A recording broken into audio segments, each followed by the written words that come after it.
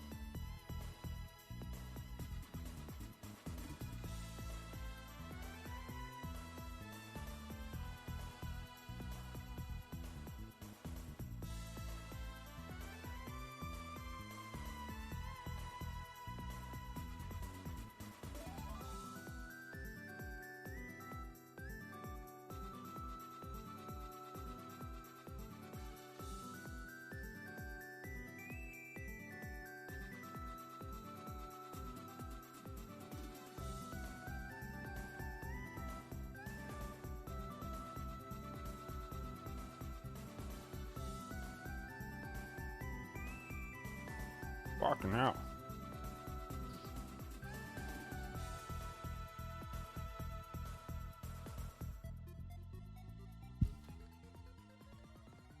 Oh boy. Oh. Ah. Come on.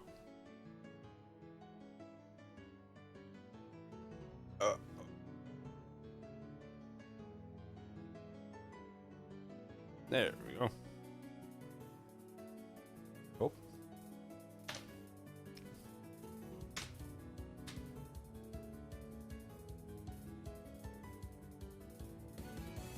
Ah.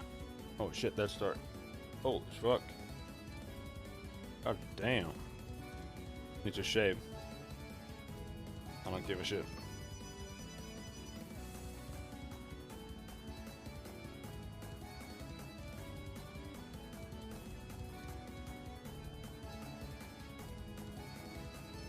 There we go. So.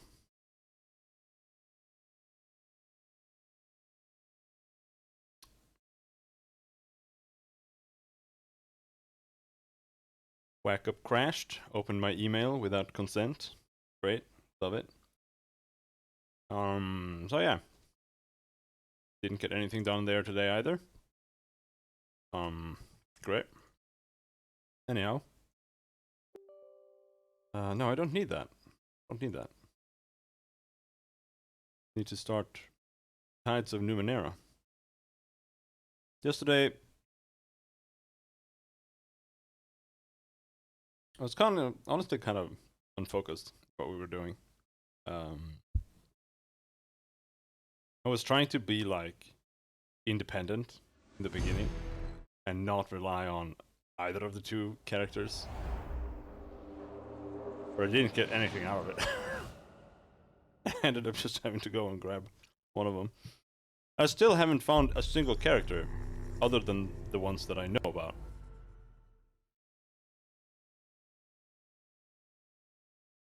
To even recruit. It's hard to tell because they don't show their portraits in the dialogues. So you can't tell who's like an actual recruitable NPC or not. Which is retarded, in my opinion.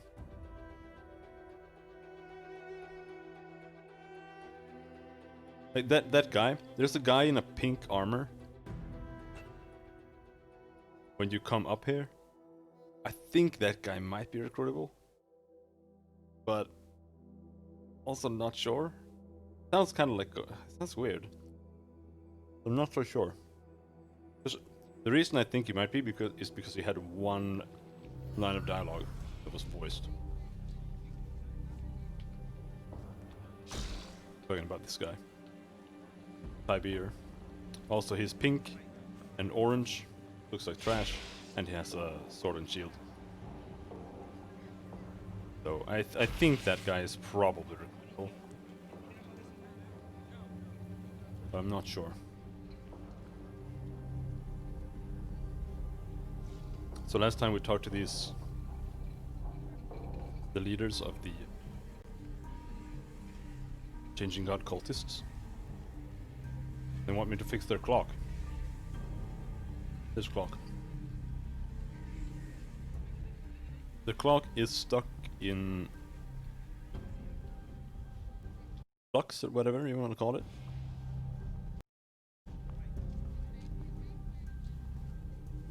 It's in every time, but it's at the same time in no time. Let's go. But these little thingies got activated. They do. Also, I'm just eating cheese.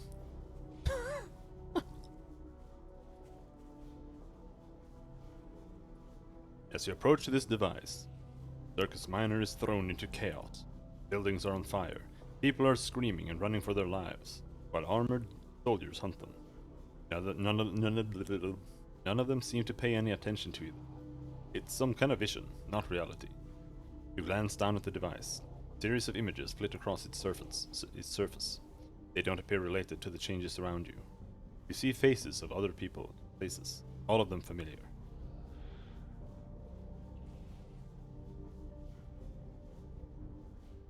Look more closely at the changes around you.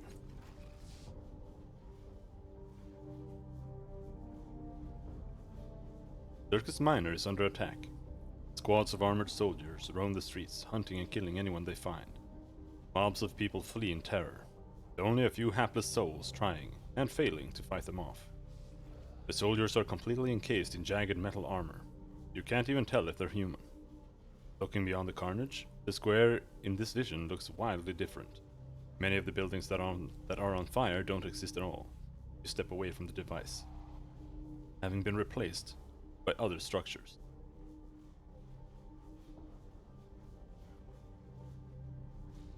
Examine the images on the surface of the device. As soon as you focus on them, you feel a warmth on your head, where your tattoo is. The images respond to your thoughts, slowing and changing at your whim. It's something about your body that allows you to do this, which perhaps means that only you can even see the images. You immediately recognize the pictures as pieces of memory, specifically the 3 memories you saw back in the fathoms of your mind. Look at the memory in the underwater city. The memory is recent. 2 men, both with tattoos like your own, are in an underwater city searching for something. The denizens of the city chase them from the artifact they seek and ultimately surround and capture them. As you review the memory, you get a strange feeling in your mind that you can only describe as a query. The device wants something from you. Suddenly you remember. The memories in the device are possibilities, but you can lock one of the memories here, so it's the only one that displays. You don't remember what purpose that served, though. Look at the memory in the lush valley. Somehow you know the memories from a long time ago. Centuries, probably. A man and a woman, both with tattoos like your own, are surveying a lush, secluded valley, seeking an ideal location for a hidden sanctuary. With the memory of the city under siege. Somehow you know this memory is ancient. It might have occurred 1,000 years ago. A man and a young girl race through the streets of Sega's cliffs. All around them, the city is attacked by terrible people, the Tabat, you recall. A man takes them to an ancient machine somewhere in the city. Then he and the girl disappear.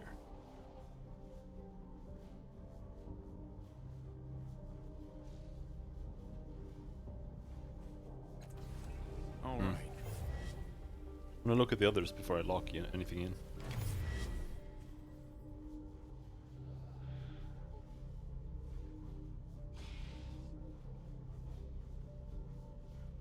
A strange feeling comes over you as you approach this device, as if someone were sneaking up on you, the corner of your eye. When you look, there's no one there. Feels like something is different though, but you can't put your finger on what. A series of images flit across the surface of the device itself. They don't appear related to the changes around you. You see faces of other people and places, all of them familiar.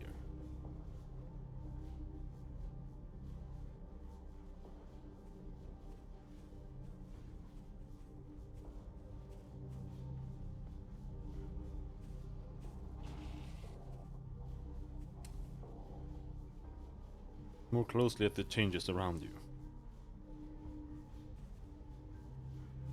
Changes are difficult to notice at first, but after a moment you figure it out.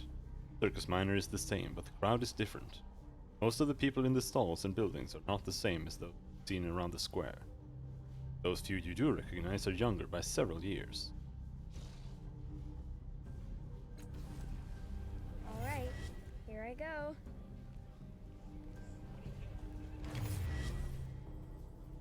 As you approach this device, Circus Minor changes around you.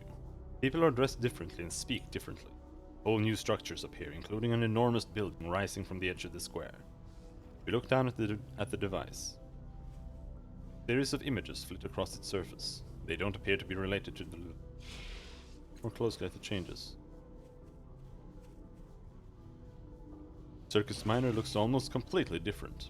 All the people are dressed strangely, and though they speak the truth, they use many terms and phrases that you don't understand. The square has changed as well. All of the tents are gone. The buildings are more colorful and less weathered. One building in particular rises from the edge of the square. A tower of purple rock, some 50 stories high. A mural is painted on the side, though you can't see the details from here. I think that one is... I think you're supposed to lock in the age that it's in. I think this one is ancient. I am the very soul of action. I want to take a look at this one again.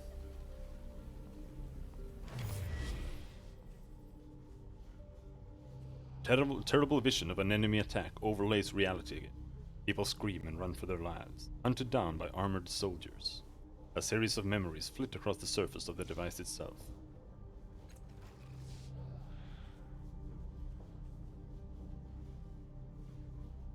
Circus Minor is under attack. Squads of armored soldiers hunt down the fleeing masses. The buildings around the square are on fire, though none of them are remotely the same as the buildings that stand today. You get the feelings that Sega's Cliffs in this vision is ancient. These events could have occurred as much as 1,000 years ago. Yeah, this is the ancient one. The images of the man and the girl are the only ones that play across the surface of this device. They run past the enemy soldiers and then disappear at the machine in an endless loop. Yes. This one is here.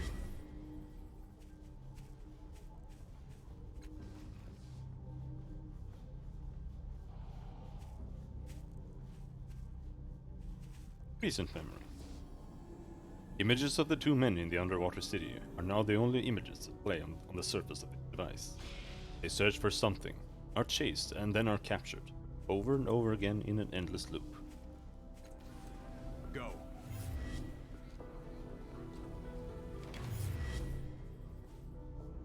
Circus Minor changes again.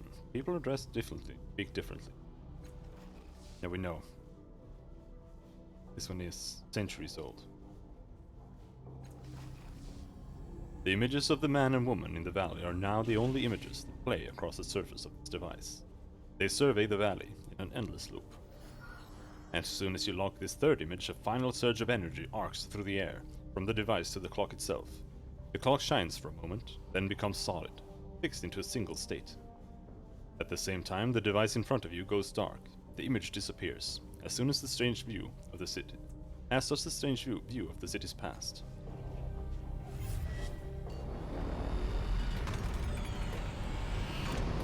Yeah. I'll remember that. As you wish. We got the time machine.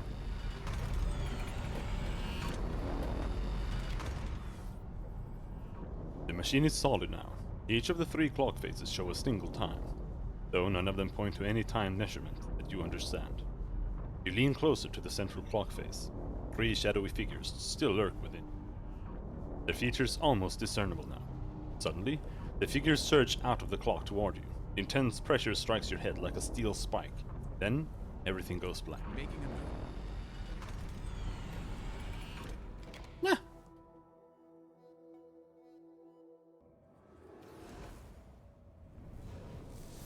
I'm ready. I have like 3 hit points. I don't want to fight anything. Kamos. Diviatiku. Vilon. Oh, this guy...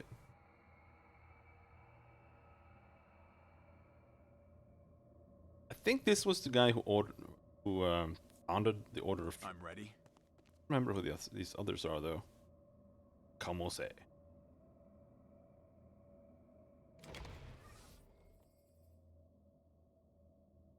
The 3 figures before you are disoriented. They don't even seem to notice you at first. All 3 of them have tattoos like yours. Cast-offs. What befell us? The woman is dressed in powerful-looking armor. Her face bears several scars, yet her eyes have the innocence of a child. Did he do something? Are we still in the clock? Fan thoughts. What new torture does the changing god have for it? I do not believe so. The second figure is tall, dressed all in black. Its height is exaggerated further by a violet fish-like crest on the top of his head. Its large yellow eyes are squinted, scanning all around. There was a man outside the clock, but it wasn't... It was him. The third figure points at you. He is small, wiry, and tense, as though he expects danger. He carries a shield on his back. He's a cast-off, he says, looking at your tattoo. Can't say I recognize him, though. Who are you? The woman steps forward. We beg your forgiveness, friend, brother. We have been through quite the trial. I am Kamose. These are my friends, Diviatiku and Vilon. We are cast-offs like you. She looks you up and down, her brow slightly furrowed despite her kind demeanor. We were ingested into your head. I saw it. How is that possible? He eyes you suspiciously. Who are you? I'm a cast-off like you. I'm the latest one. The latest? He raises one eyebrow significantly higher than the others. That's not possible. We faced the changing god mere days ago, and you are not the body he wore. I think we might have been trapped in that clock for centuries, Tomos. Something about it messed with our perception.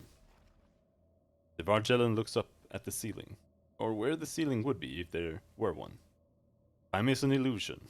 How long is the wrong question. It turns its enormous, bulbous eyes to you. What is this place?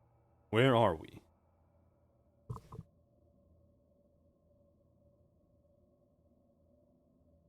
Somewhere in my mind, I think. Oh, Jesus Christ. A throat.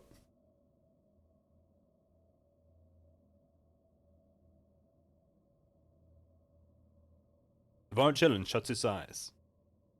6 nostrils open wide as it inhales deep. Yes, perhaps you are right.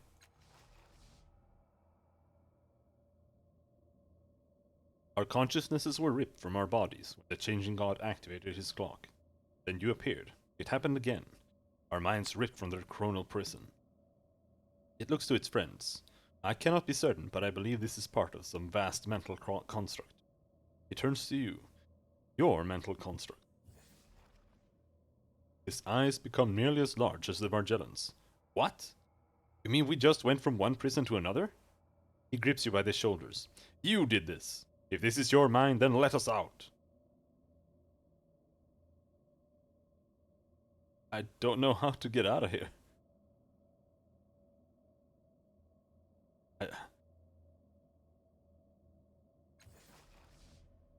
Relax, friend brother. Whether for days or centuries, we survived that clock. We will survive this. If time is an illusion, then it is not our enemy. We will find a way. Why did the changing god trap you in that clock? Ah, yes. She looks down, embarrassed. The 3 of us once worked alongside our sire, helping him with his research, after he brought the Order of Truth to Sagos Cliffs. We saw him for what he was. Selfish, arrogant. And thoughts. Maralel helped us to see. I wonder what has become of her since we were imprisoned. Maralel? He doesn't care about us. Not a single one of his children. He crosses his arms and looks away bitterly. All of his projects were always about him. He didn't care if anyone got hurt in the process. We betrayed him, unlike the others. The Vargellan looks you directly in the eye. We meant to stun him, capture him before he could escape to another body, but he was too quick. He was too quick for us. He activated the clock, tearing our minds from our bodies and trapping us eternally. I don't see any way out. I'm off the ledge? Why, he's nice. The Vargellan stretches its neck, putting its face within a handspan of yours. It seems to be examining you. Then it says, your mind. Only you have the power to change. What it's trying to say is that this place was created for your body, or perhaps by your body.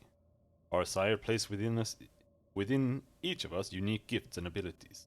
For example, I have never heard tell of another cast-off who could trap consciousness the way you have. She gives you a warm smile. He would not have created this space for you without also giving you means by which to move through it. Think, what other gifts did our Creator bestow upon you?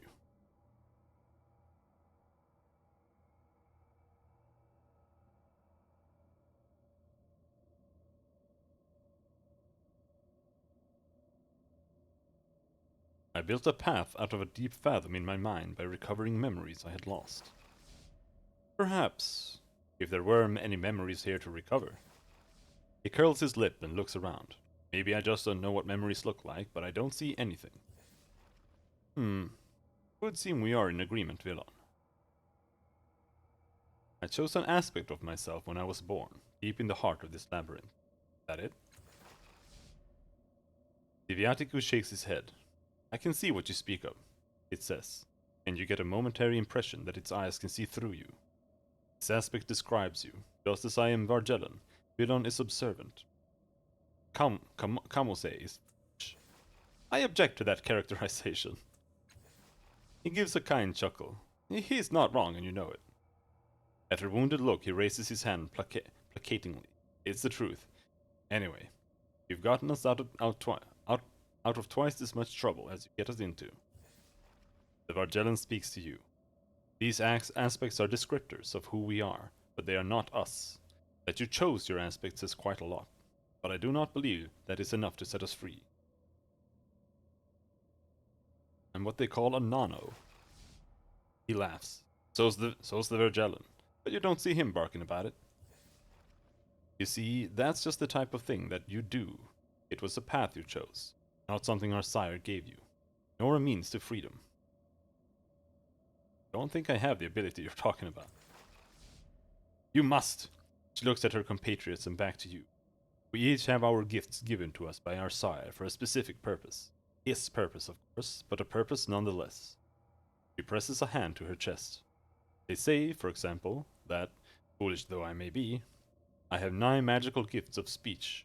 That is not something I chose nor learned, but it is who he made me to be. He rubs his hand along the edge of his shield. I am a master of defensive arts. Our sire learned them when he was in my body. Probably built my body to excel at it. I wouldn't call it a gift, but it's me, yeah. I'm one of the shadows. I live in them. I breathe them. This is not some esotery I discovered, but a unique ability our sire chose for me when he was in my body. She gives you a kind smile. The gift is in you. Perhaps you have just forgotten. Our sire wouldn't have made this place without granting you the power to get out. Focus. Find the answer inside you. Shut your eyes. Search your memory for this ability they speak of. You rifle through your memories, past everything you actually remember to those memories you didn't create yourself. There must be a key or a door. Anything that would help you escape this fathom of your mind. Just as you're about to give up, you find something, a cluster of sparks, nascent abilities deep within the core of your being. You sense the ability to speak eloquently, to use a shield with a master's skill, to lurk among the shadows as though they were home. None of these seem particularly suited to creating a path out of this, but as you sift through them, you know that you're trapped here, not because it's some puzzle your sire left for you to solve, but because you are not yet whole. This is another part, the last part, of deciding who you are. In completing yourself, you will be able to open a path back to the calm of your mind.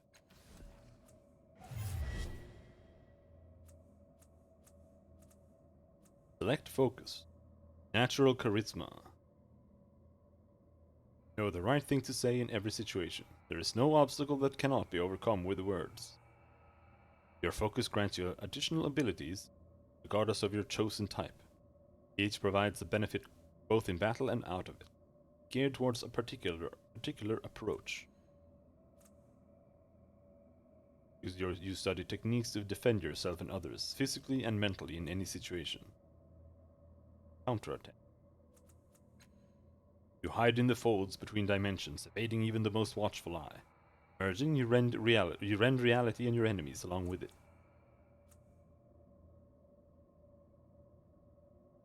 Quick fingers, deception task, perception task. No, I want natural charisma. I always like taking the talking option.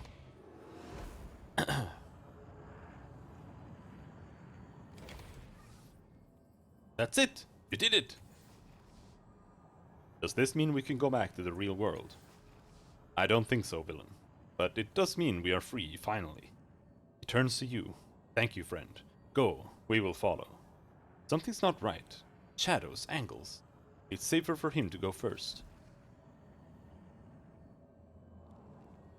Of course.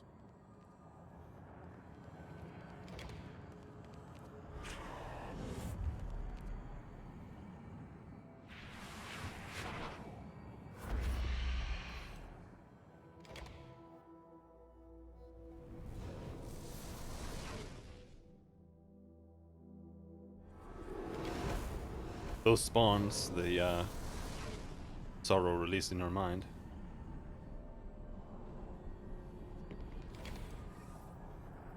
I saw what happened. Are you alright? That thing almost killed you. How do I get back in? He shrugs. I don't know if you can.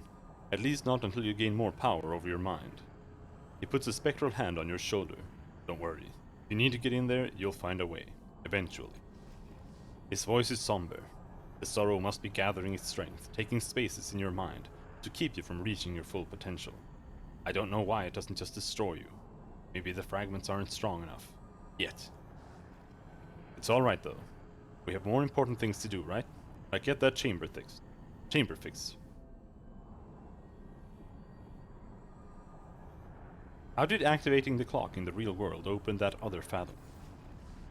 Who knows? Probably triggered something in your mind and made a bridge you didn't have before. Maybe you did have the bridge once, but you lost it.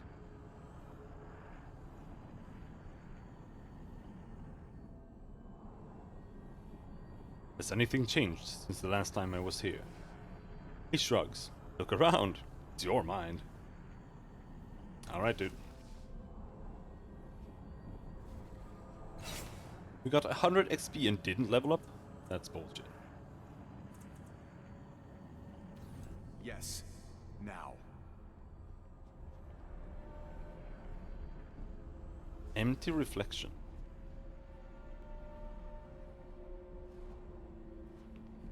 Oh, right. A woman. A woman-shaped hole in the air stands before you.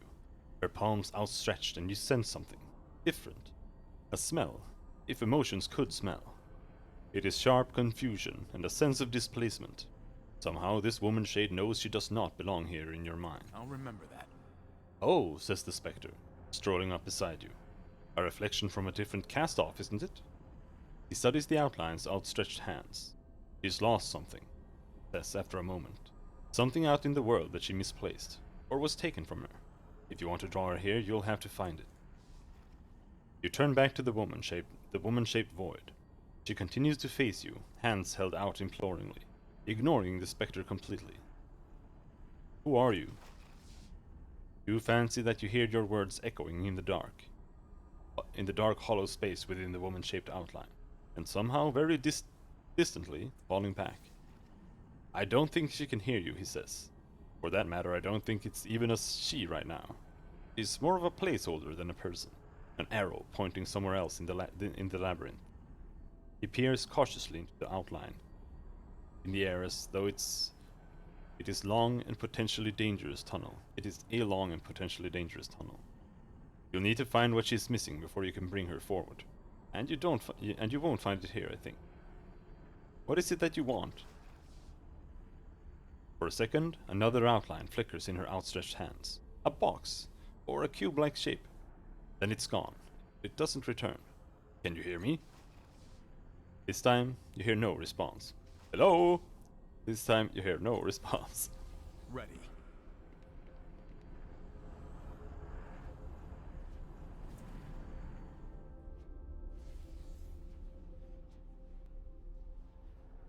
Yes.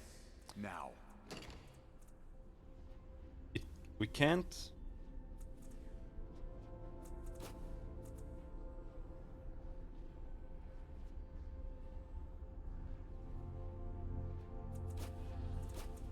Okay. So the game doesn't have built into a way to lock the mouse to the screen. We'll have to use...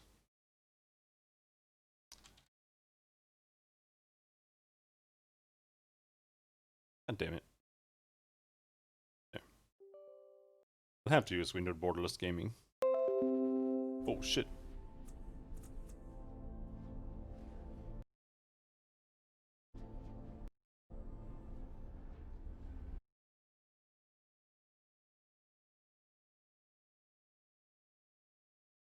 Lock to game window. There.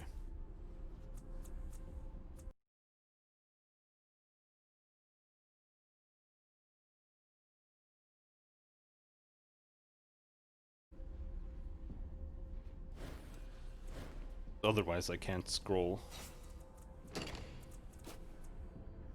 Moving the mouse to this side. How about that? Maybe that works.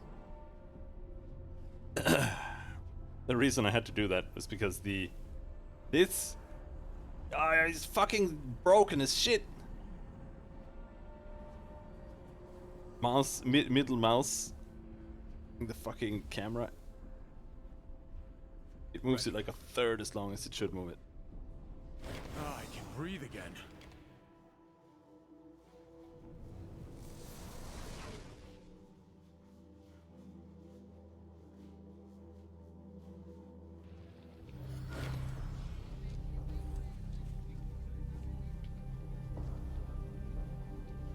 Yes.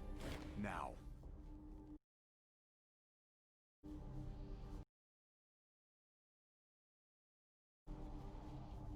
Machine is solid now.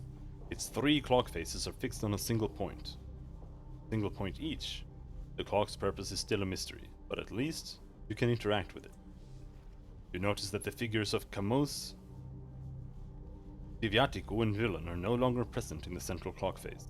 They only exist in your labyrinth now. You fixed the clock! I knew you could do it. I knew it. She shoots a triumphant smile at Mimian. You must tell us what you saw. Who were those figures? Were they cast-offs? What did they say? Were you able to retrieve them? Patience, Cass. We must first congratulate our guest. He turns to you. Masterfully done, revered one. A performance worthy of your sire. He bows gravely to you. You are most welcome here. And we do have answers for your questions, revered one. That is, as soon as we hear the report of what you have found. Tell us. She is nearly breathless with excitement. I don't have to tell you. Figure it out for yourselves. I met Kamos, Diviatico, and Villain. Disappointment creases her face.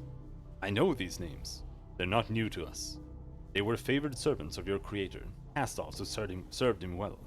Indeed, Diviatico brought the Order of Truth to Sega's cliffs, but they betrayed their holy trust and disappeared. He sighs. Nevertheless, we will honor our arrangement. You sought answers about who might repair the resonance chamber. We know that your sire built it with the aid of another cast-off, still unknown to us. Perhaps one of your siblings might know where to find him, or her. I know of only one other cast-off still in the city, the albino assassin, Matkina. They call her the White Death. She wore a camouflaging cloak and brought destruction in her wake.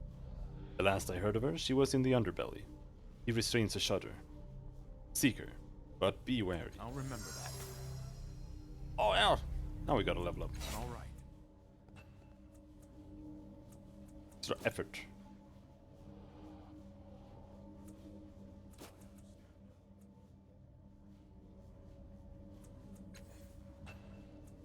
Effort. Abilities unlocked. Dimensional power, esoteric knowledge. All other party members gain plus 5% on lore, machinery, mystical, and natural. Or while phased, gain plus 2 damage.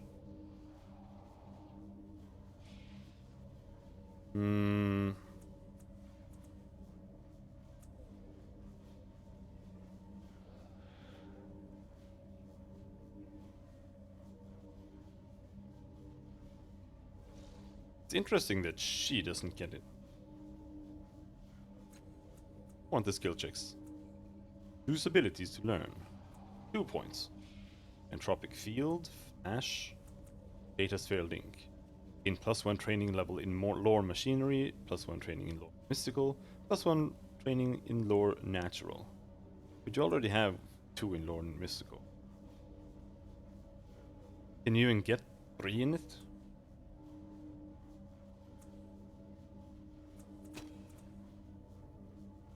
Flash.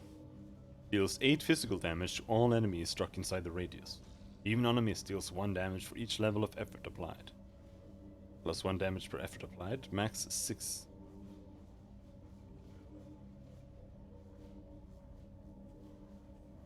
Defended by willpower. Entropic Field.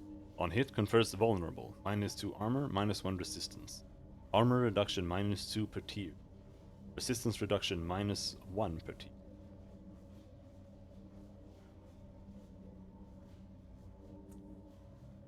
Fine, take the... Oh, I get 2, right.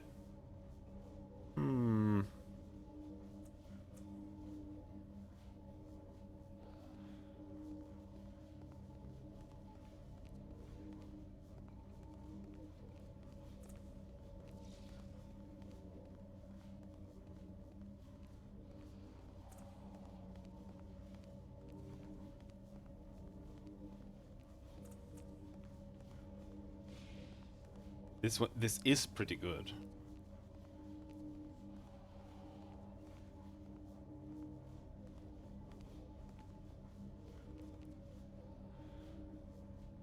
Vulnerable for 3 rounds.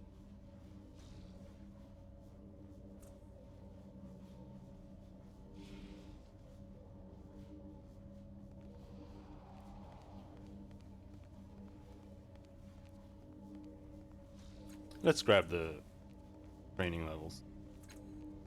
Oh yes, you can have 3. Nice.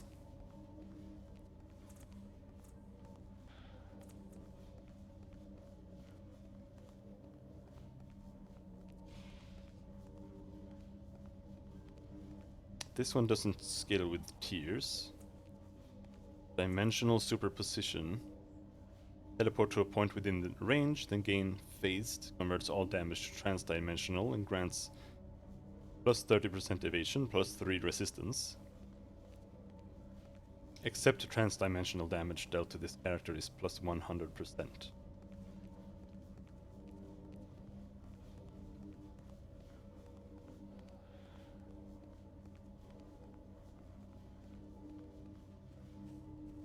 Active for 1 round.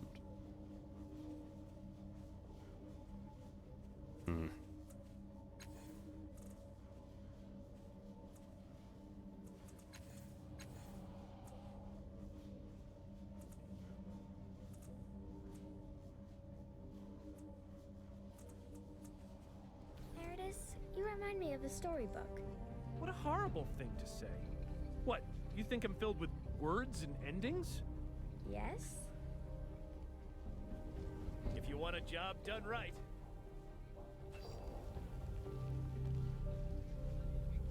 Wait, can you rest Yes. here?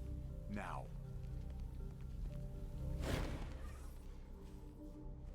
Do you have any supplies you could share with me? Share? Oh dear. We are a small group and not wealthy.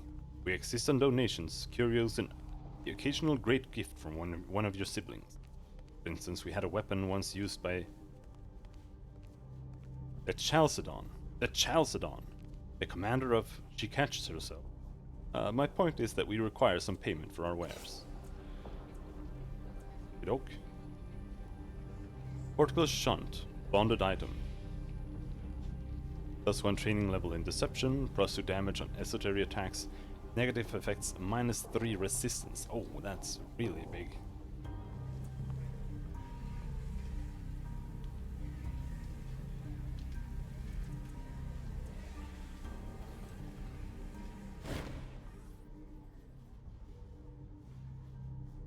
I would like to sleep here. We would be honored if you choose to stay with us. We do request a small donation of 40 chins to offset our costs. He shrugs. We must rely on donations, even from our revered visitors. I'll pay. That's more like it. There we go. That's learning, I guess. Piccolo! The sun is Our nourishing bonds today, are our not? bonds.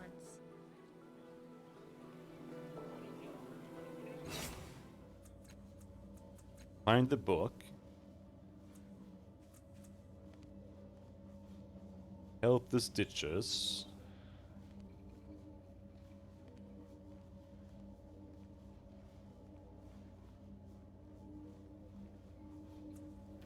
Of course. Okay. So if we're gonna negotiate with any of the people, it's gonna have to be someone here. One of the slave family.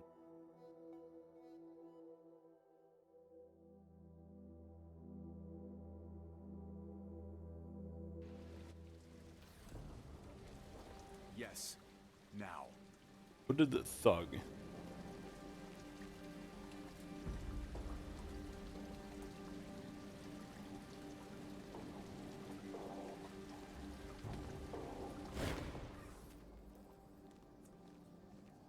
He smiles as you approach him again. The likely one is back. Found the stitches yet?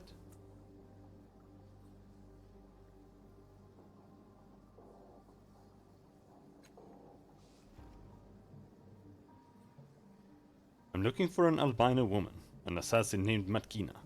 Do you know her? I don't know who that is, and by the sound of it, I don't want to. She sounds like a dreadful person. As he speaks, his eye twitches. He might be lying. Fan thoughts. Why does he seek the White Death? Are you certain you don't know Matkina? He avoids your eyes. I know of her. I know of her? That's not the same as knowing her. And I don't know her as... what was it? Matkina? I know her only as the White Death. Council has had dealings with her before.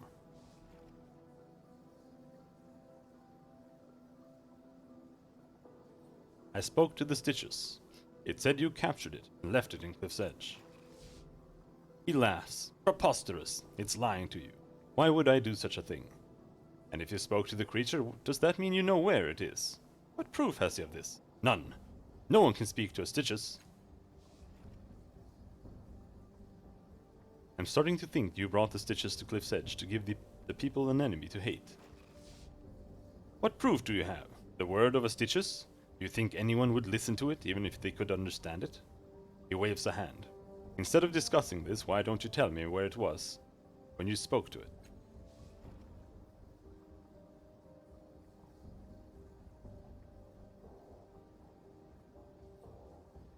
Can I ask you about the Stitches and its kind again?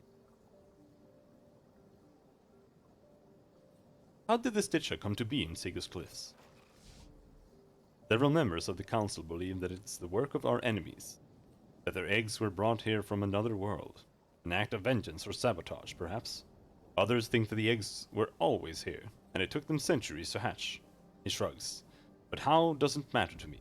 They're here, and they're dangerous, and it's up to every true citizen of Sigur's Cliffs to resist them. I suspect the Dream Seeker, working on a larger scale than I can alone.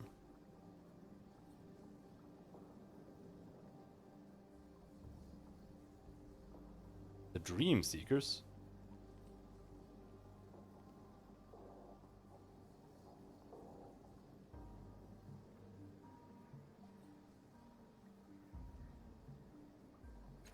Farewell.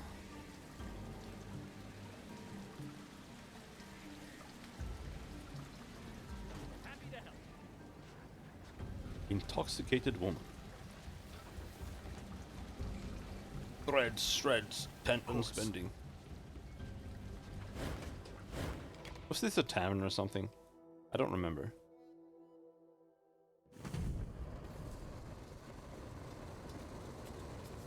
Oh, hey, it's O! I'm ready. I'm always ready. He was in Planescape as well. Your eyes cannot focus on this person. Whether male or female, you cannot say, but it hums with a force that both attracts and repels you. You feel a sense of amusement as its regard settles upon you. You speak with O, it says. You have tasted the truth in the form of a machine lubricant. You have contemplated the totality of human existence. Speak quickly and true. The world slows around you. The being has no mind to speak of. Where there should be thoughts, you instead sense only a deep, endless hole, threatening to swallow your own mind.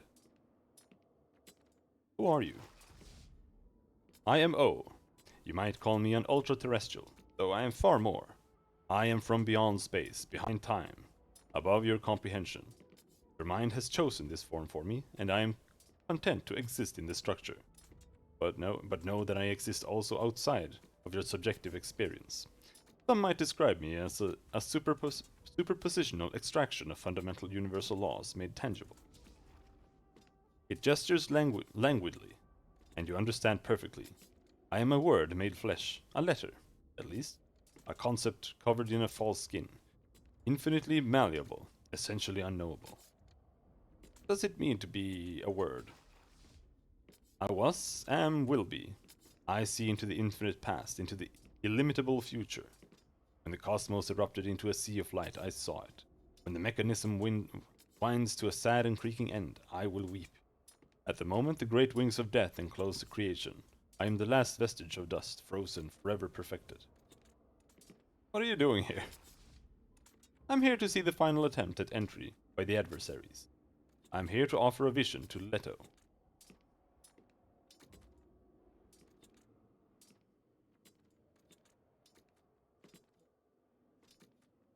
Did you say this was the final attempt at entry by the adversary?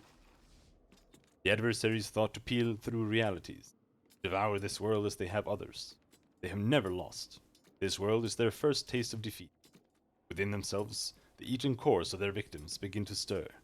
The adversaries will cease to exist in any meaningful form within a millennium if they're not stopped here. If they are stopped here.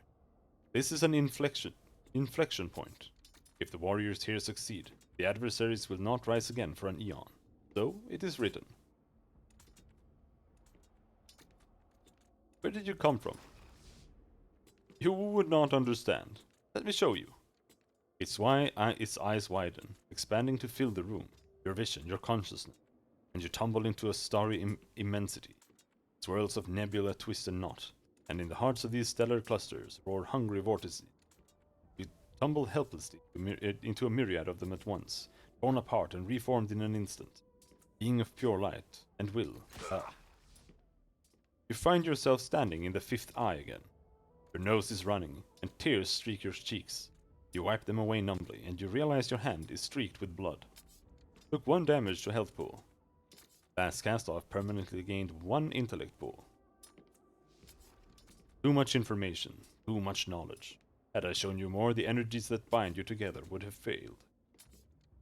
You said you had come to offer a vision to Leto. She's prescient. She is the mother of empires. The adversary's presence has polluted her vision, and she has strayed from the page. I am here to reunite her with the truth. I do not intervene, but this story was true, and so it is true. And so this is not an intervention. The vision will come when you have left the city. Who the fuck is Leto? Farewell. A moment. None here will know of our conversation. None will know its nature. None see me, nor will they recognize any sign of me. This remarkable place they cannot know. But I give you a gift cast off, in God and man. For yours is a true story. It is welcomed into the world. It was born from desire and will end in... But no, I do not tell your future. Light envelops you, and when you open your eyes, O is gone. Last cast off permanently gained 4 health pool. Nice. Yeah, that guy is... In this world, then. Yeah.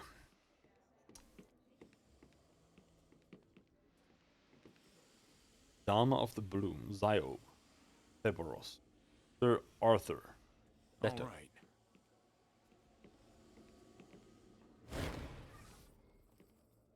Though this woman's face is young, she has been beaten hard by the sun. She wears a tight-fitting skin suit under loose desert robes. Her eyes are deep and unsettling black with no whites to be seen.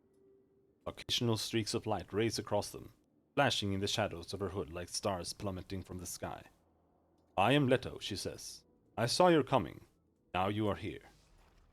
Leto's mind is inscrutable. Your thoughts reflect back at you from 1,000 angles, like shining a light onto a mirrored ball. What can you tell me about yourself? To the northeast, in the middle of the Lost Sea, a small town called Jerboa, dwarfed by the magnificence of the oasis of Miral Jolios. Jerboa is a poor town dependent on the charity of its neighbor.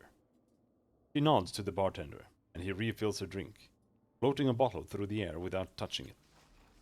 I was born in the slums, the Jibra, residents of the city, which sometimes tore our ghetto. One of them saw my eyes and declared me touched by their god, Nikul. They taught me the deep secrets of their church, and showed me how to comprehend the tapestry in my mind. But one day I saw a light flare in Sega's cliffs. Though this city and mine suffer hostilities, I knew that I must brave those dangers, for I saw the darkening storm. She grips your sleeve. I see the futures. I will not be able to return home, but I arrived in time to aid Dama and in his struggle against the adversaries. For a time, I was able to read the strands to help our team prepare against the adversaries' attacks. But they learned to cloak themselves against me. All I could see of their intent was a generalized darkness. I am of little use against the adversaries now, but I remain to help against other foes. What are the adversaries? Are you talking about the sorrow? She spits on the ground. I waste water speaking of them. I do not know what they are, but I know what they represent. They are the death of possibility, an existential threat to humanity. They sweep minds into themselves, consume individuality and worship power. And they have learned to counter mine. I am helpless against them.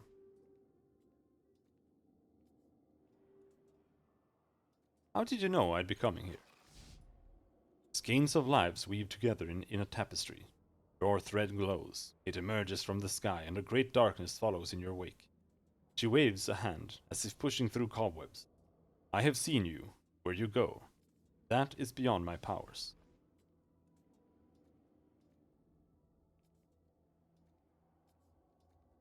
Can you tell me anything about the people I travel with? Ask and I will tell. Tell me about Rin. She takes Rin's hands in hers. Child, the future is uncertain. The one you travel with is a decisive force in your life, though it remains to be seen whether this force is for good or for ill. I cannot advise you, for your future is in flux. You must make the choice yourself. Bataritis. Eritus.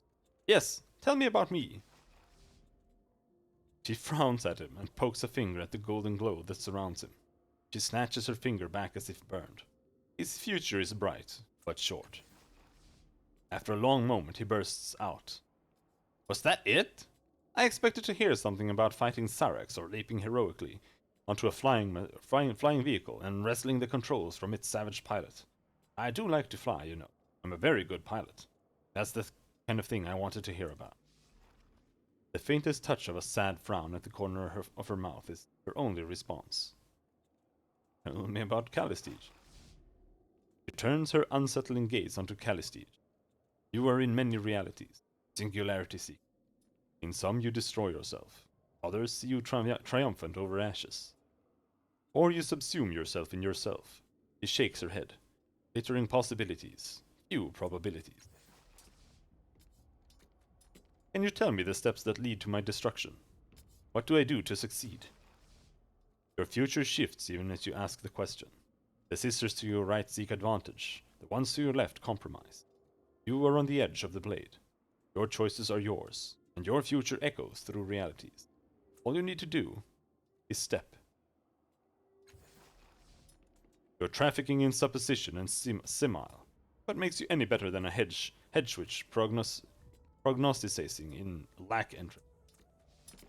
What makes me different? She smiles wide. I actually see the future, Calistige. Your path is fraught, and you are your own worst enemy. Well, okay.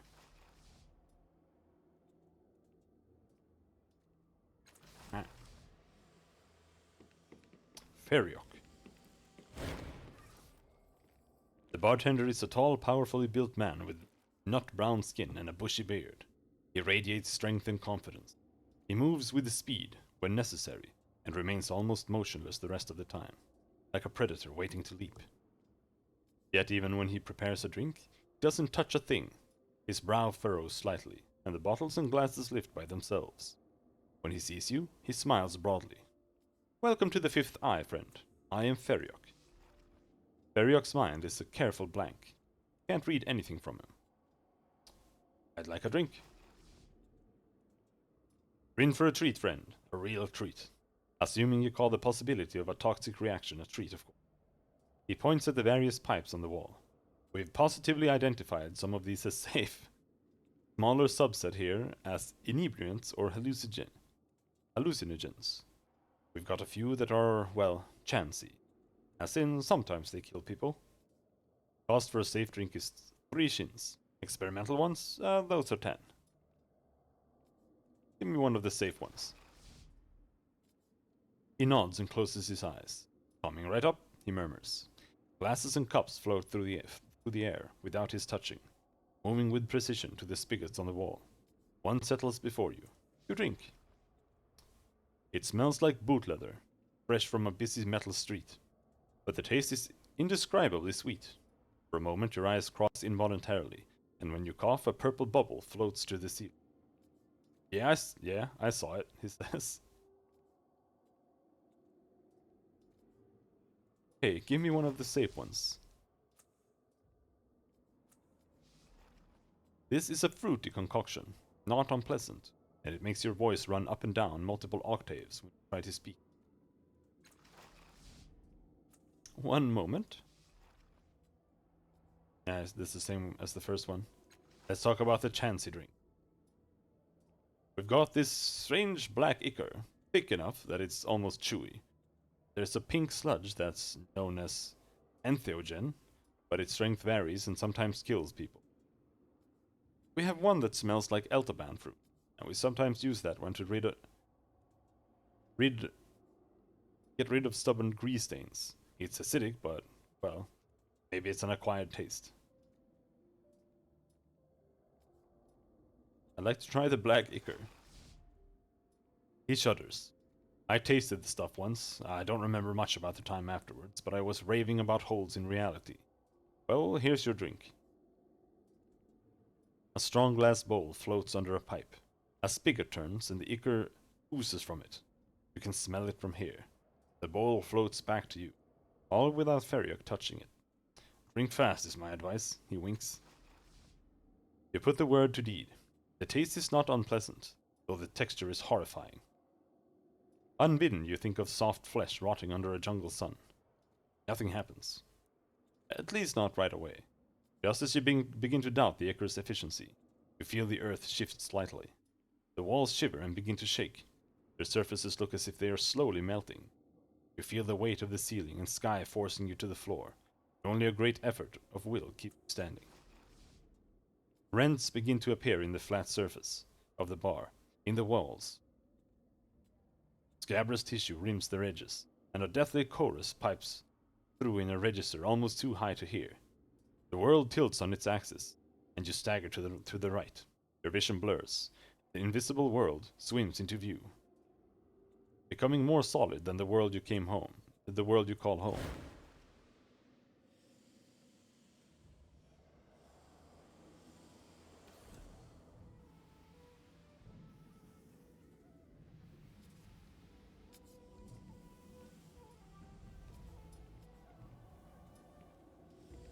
Ghostly woman.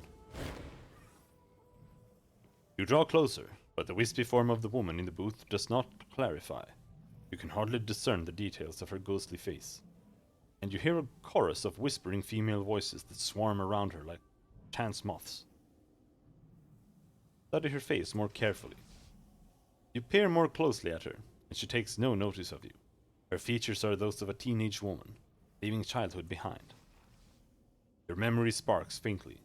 These clothes look familiar to you.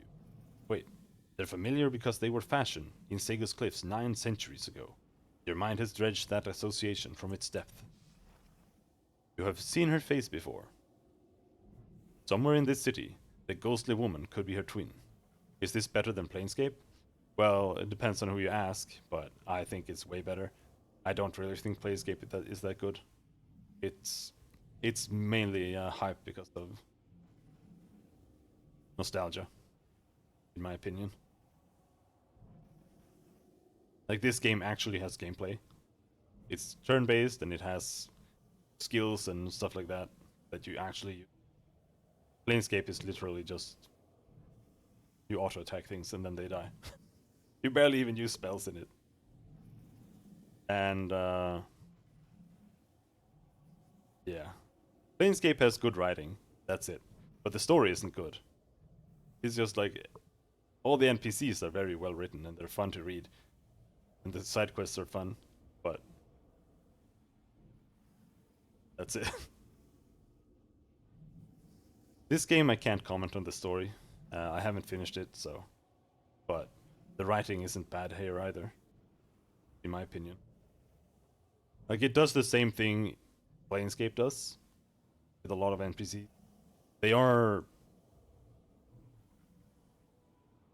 like intentionally overwritten sometimes to make them seem more foreign, I guess.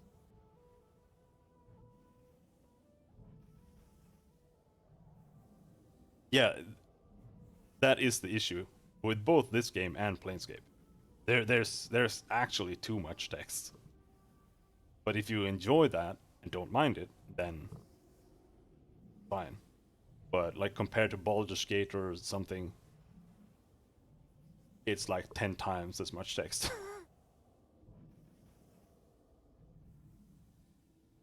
You have seen her face before, somewhere in this city. The ghostly woman could be her twin. Listen to the whispers. They brush against your mind just below the level of conscious thought. You hear them, but not with your ears. You can only make out snatches of the wind in your mind. You killed me, created me, never wanted to die. Were you? She has been ignoring you, but without a transitional state, her face is suddenly and furiously focused on yours. Another flicker and her hands wrap around your throat. Ghost or not, her fingers are very real, and they are choking the life from you. Let the ghost strangle you.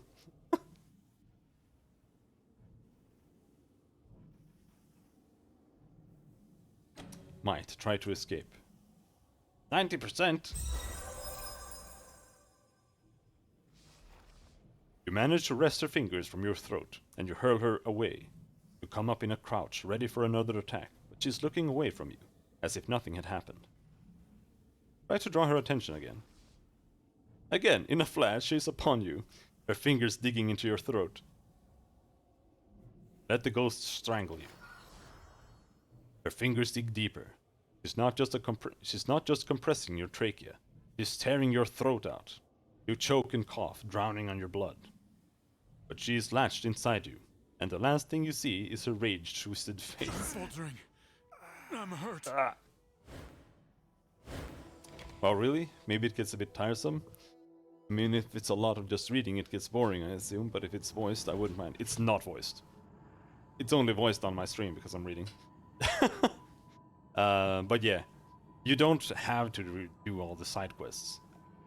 That's where all the writing is. If you just focus on the main story, then it's not as bad at all. And there are more commonly actual battles if you just follow the main story more heavily.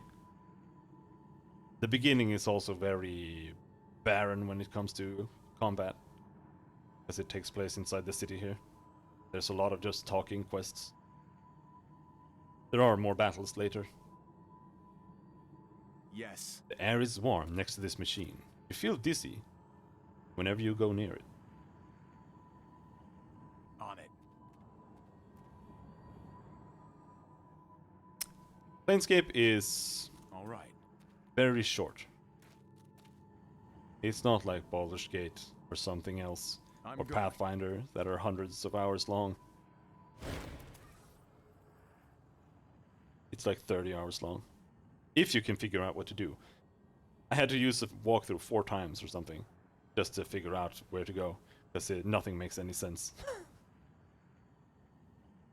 It's the same ghostly woman who strangled you, but the fury is gone from her face, replaced with confusion. She looks around, her gaze falls on the large machine and lingers there. Finally, she notices you. She steps forward, a hint of trepidation in her eyes. Where are we? Do you know? Scan thoughts. How do I know that machine? It frightens me and I don't know why. You killed me! I think we're in the labyrinth, a construct of my mind. Of your mind? Yet it feels familiar to me. She looks around her again, frowning. But even though it feels familiar, I recognize almost nothing in it. Yes, perhaps it is your mind after all. I do remember one thing. She puts her hands to the sides of her head. I was angry, enraged. There are... She turns on you. I don't know how, but there are women like me born throughout the city, repeatedly, against their will. My memories are flitting back to me like flies. What drove them away? What do you mean? They are compelled into existence. She bites her lip, uncertain. Then she nods. I'm just a memory, but something is forcing my memory into the minds of women throughout the city. Making a note. She takes your hand in hers. It's wrong. I don't know how I know, but...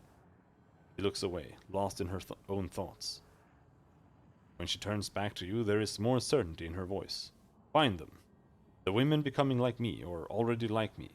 Maybe I'll remember more. Maybe we can do something. How do I find these women?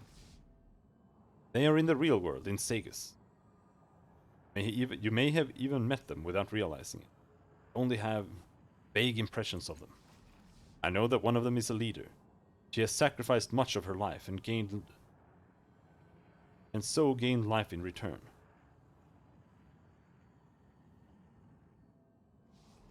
She shakes her head as though it's to clear it. I'm sorry. I can't tell you more than that. Do you have any more impressions of where I might find these women? One of them offers joy and sorrow for coin. Her family is not her own. It's borrowed, I think. Oh. Do you have any more impressions?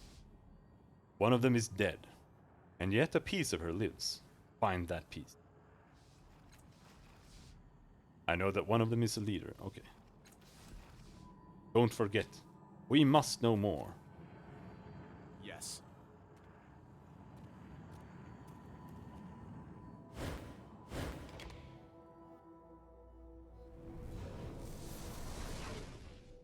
But I like the setting. Like, the setting in Planescape is good as well. And I think that they captured the same kind of feel really well in this game too. But I think this character is much more interesting than the Nameless one. The Nameless one is only interesting because you don't know anything about him. But he's a pretty boring character otherwise, in my opinion. I'm glad you came out of that door. The thing just showed up. I don't know what to expect. Do you know who the ghostly woman is in that fathom? What's the point of asking? He's said time and time again that he is me. He shakes his head. Don't know anything about that one. That way is blocked. He shrugs. It's not surprising, really. It's your mind, not mine. Most likely she's just a lacuna, a construct of your buried memories. Either that, or she's a reflection of someone you met in real life. Whoever or whatever she is, she probably isn't real. Or the only one with that distinction. She chuckles to himself. And me, by extension.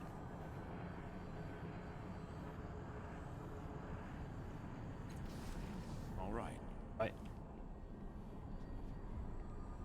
But you also don't actually have to play Planescape Torment before this game.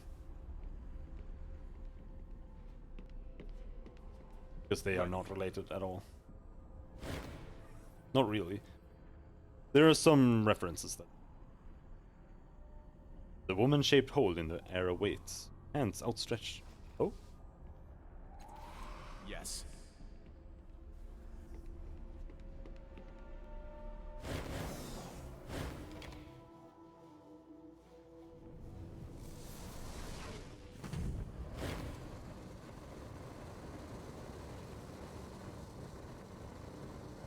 Don't do that.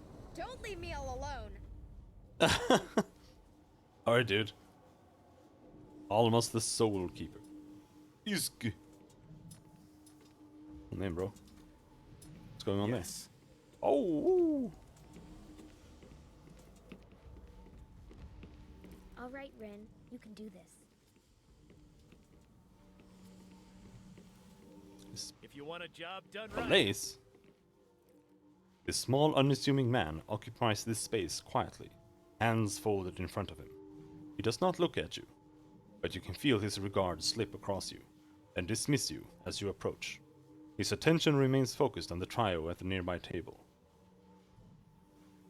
Oh, he's actually real? I thought he wasn't real because of all this the stuff whirling around him. Everything about him is nondescript, from his light brown skin to his drab clothing. But something about him gives you pause, as if you were approaching the throbbing core of a fallen vessel. When at last he turns his attention to you, you feel his regard settle, like a soft blanket made of metal. It is almost oppressive. "Malaise," he says. "That is who I am." His voice sounds distorted, strangely out of sync, as if he were calling to you from a distance. You can't read his thoughts any more than you can read the thoughts of the tables in the bar. "You know your name means sickness." "Where did you come from?" His voice is strange and disjointed. "The world has always known me. Look around the corner. I exist on the smallest edge. Close your eyes and shiver. I am the cold in your bones. The saccade is my home. Interstices my mind." The frost that surrounds his words suggests that you have offended him. "Do you know your name means sickness?" Meaning itself is sickness, vision, action, movement. This is the only sign of health. His slow and indolent gaze is like a great weight on you. The energy that flows in your body. I read it through your skin. I see your actions before your muscles even begin to twitch. The body's secrets are no defense against me. What is sickness compared to this? Can you tell me about yourself? I am a constant. I lie, I live, I thrive. When a thought passes in your mind, I rush before it. I hear the pulsing of your thoughts. I am fabric, essential. I think I'm just drunk. Why are you watching those people? They shine, they call, they tempt.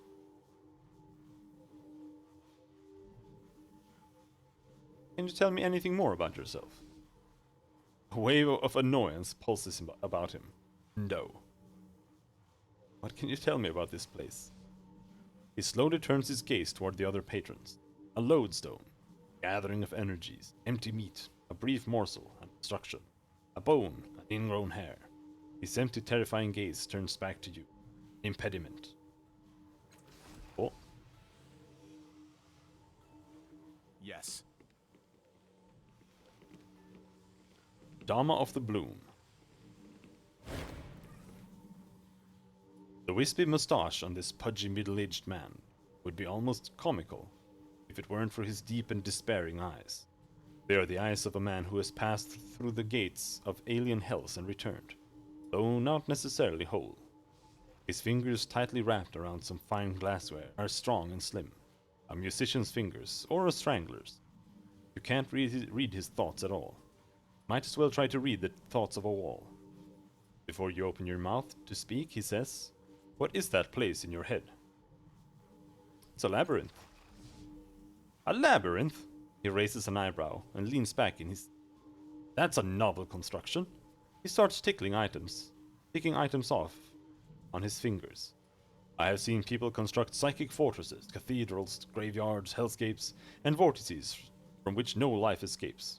All dramatic places, all powerful and forbidding. But a labyrinth?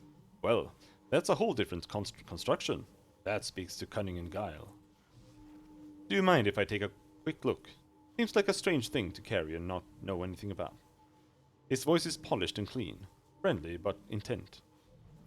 Go ahead. My thanks.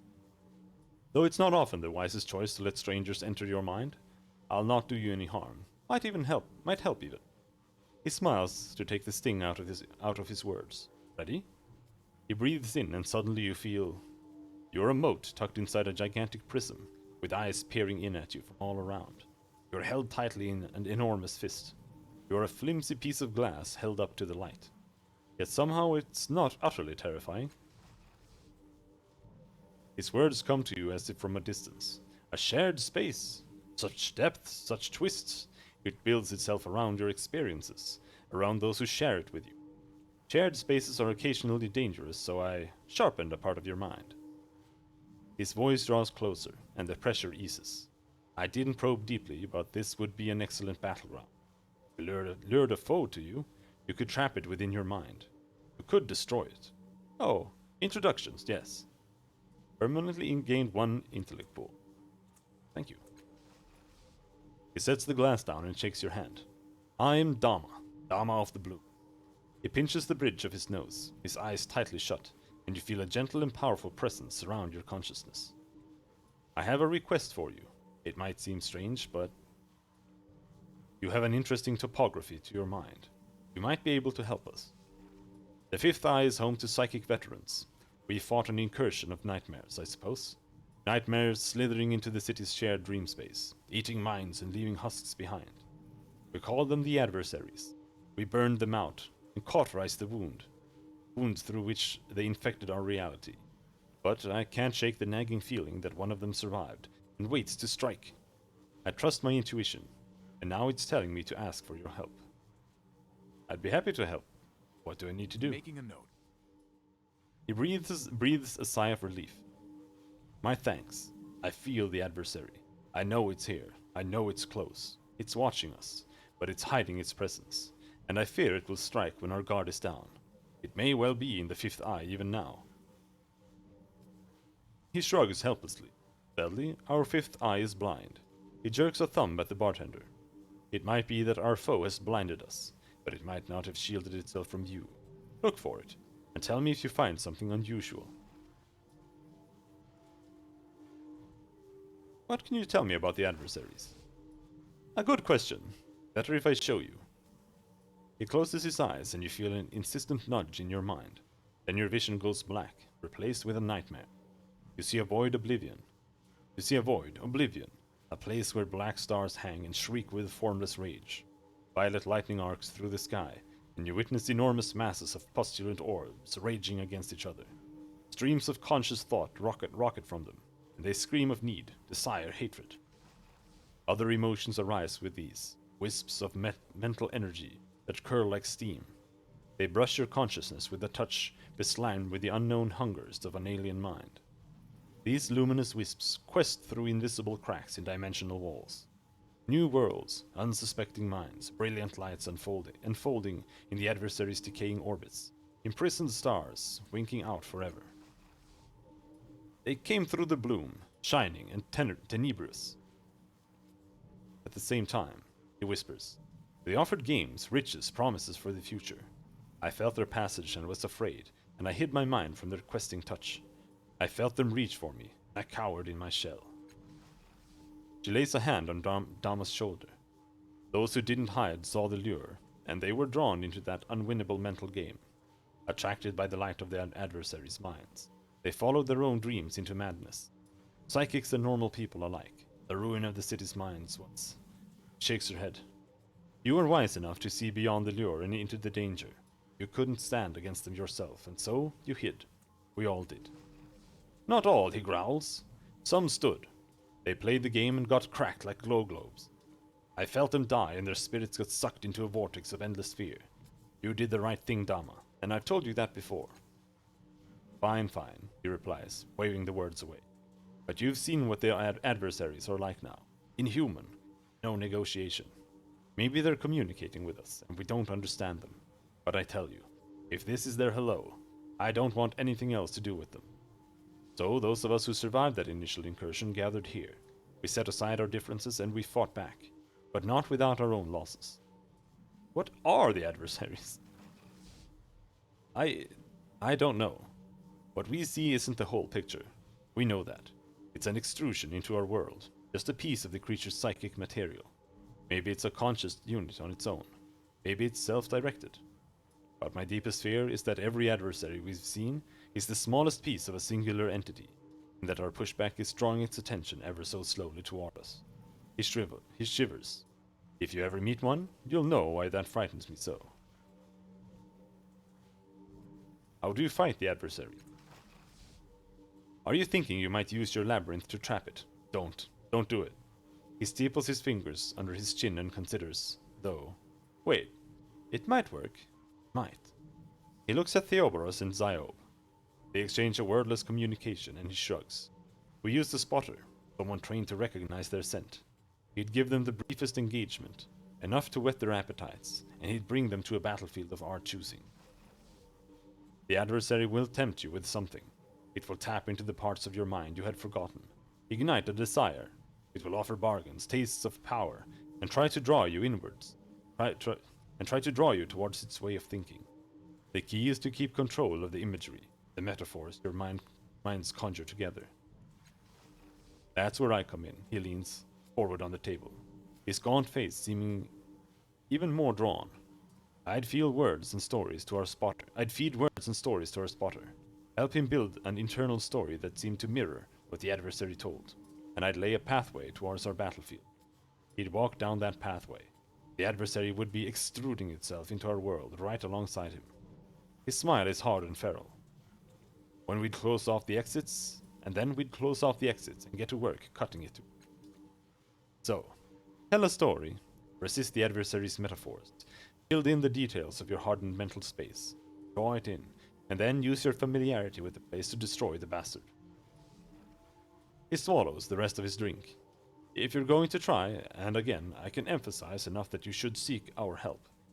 But if you do it alone, gods, can't believe I'm saying this, if you do it alone, be careful. I think I may have a lead on the identity of the adversary.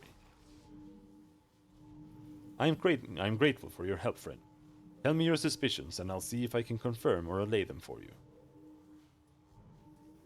Do you see that man there? Malaise. He's watching you. The blood drains from his face. What? Right there? I see nothing. I feel nothing. He grasps your mind with his, not gently, and he echoes in your skull. Anything there is hidden to me. Ziob, can you sense anything? Let me see. In the center of her forehead, her skin iris is open, and a third metallic eye protrudes from her, glowing brightly. It extends from her head on a mechanical segment, emitting a series of rapid flashes that descend through the visible spectrum. At last, the eye retracts and her forehead closes. She swallows, and you can feel the fear radiate from her. He's right. It's there, on a low pulse, a wavelength far below human thought. Updated my journal. A control as hard as synth steel surrounds him. The adversaries have never done this. I knew they adapted, but by the Black Three, what has it learned? It has been watching us for how long?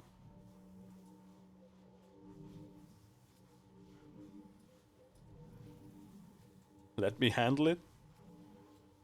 I don't know if I can help you. Maybe later. I don't.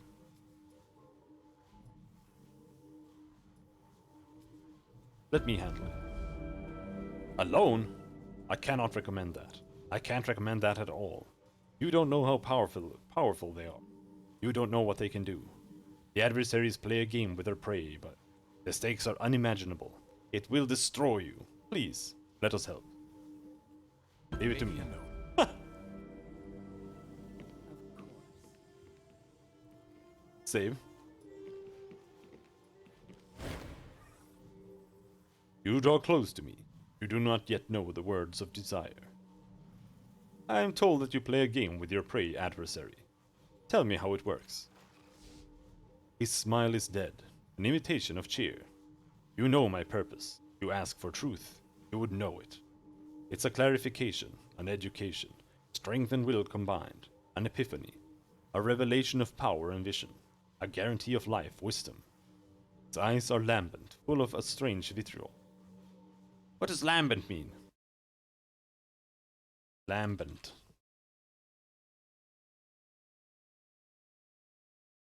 Glowing, gleaming, or flickering with a soft radiance. Tell me your wish to play, and we will take your measure. We will find your suitability. The stakes are low. It is a test, nothing more. I want to play your game, adversary. He turns fully toward you, his lambent gaze stripping away your ego. You speak my name. You wish to play. He expands somehow. Let us begin. Darkness falls around you. Our minds must come into accord. When we achieve concord, then when agreement has settled, I shall bring you into my union, and your individuality will no longer trouble you. If we fail to reach accord, I will not bring your consciousness to mine. You will continue to exist alone, unloved, unknown. You must enter my union. It is the fulfillment of all you are. I will guide you away from these small ambitions and tiny dreams. You will no longer exist as you are, but as an adjunct to my dreams and my desire. A sudden chill shivers your spine as he says this. We begin. The stage is set. Light filters into your vision. You view the world from above, a familiar sight from the long fall of your birth. It is nighttime now, and you see great lattices of light joining cities together, extending deep into the oceans. It is a miracle of civilization, a world at peace made possible through a singular vision. Is this your desire? Asks Malaise. Try to identify the technology powering the lights.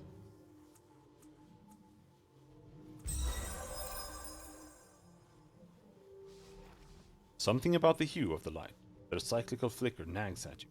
After a few moments it comes to you. These are unstable reactors, prone to failures. Spectacularly, hugely toxic failures.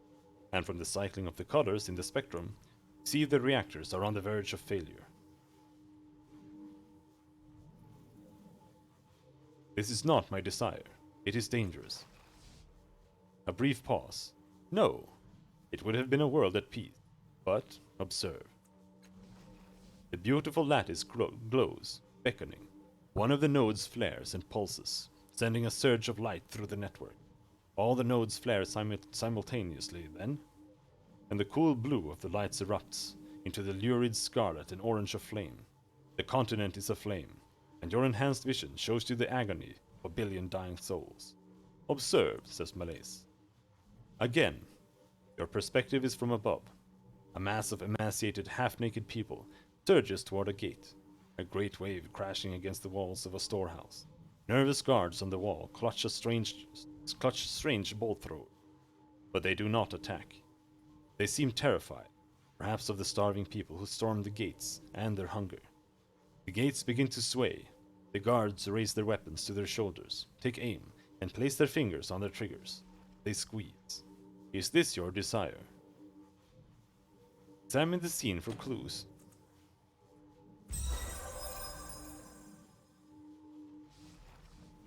With a thought, you close in on the people. The closer you draw, the less human they are. All of them move almost in unison.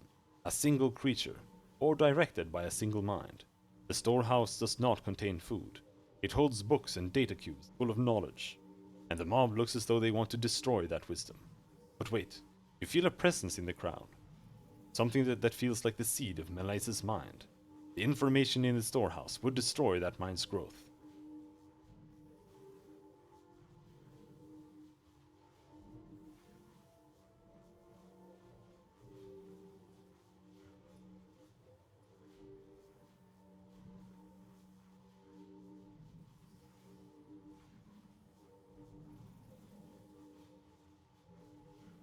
So we want him to get the information.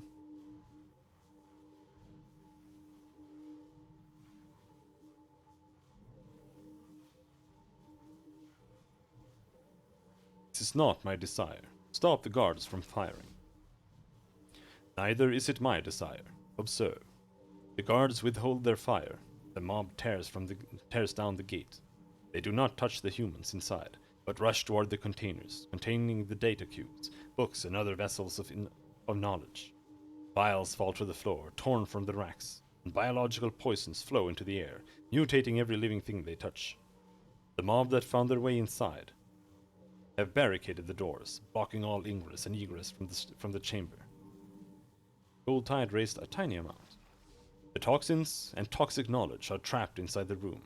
They devour themselves, destroying themselves, but the world outside is spared. Your view retreats into space, and time accelerates. The world is full of life, combining and separating, until vast inhuman intelligences rule over it, shaping the world into their desires. No spark of freedom remains. You feel a kinship between these beings and Malaise. Peace. You feel the smile in Malaise's voice. Observe. You feel Malaise inside your imagination, putting forth images and fears. You are in a darkened room, lit only by holograms. You feel a strange connection to your woman. To a young woman who lies in a tank, alive by the grace of your abilities. The insignia you know as a cast-off tattoo blazes on her incubator. You reach out to press it, and then you feel a presence in the dark. You turn. The sorrow. It exudes a tendril, and that tendril wavers between you and the woman. You have only a moment to react. Focus on the particulars of the room. Ah, failure! The fear of the sorrow summons is too great. You cannot think clearly or act quickly enough. Your only thought is your own survival, even though the love you bear for the woman is so great.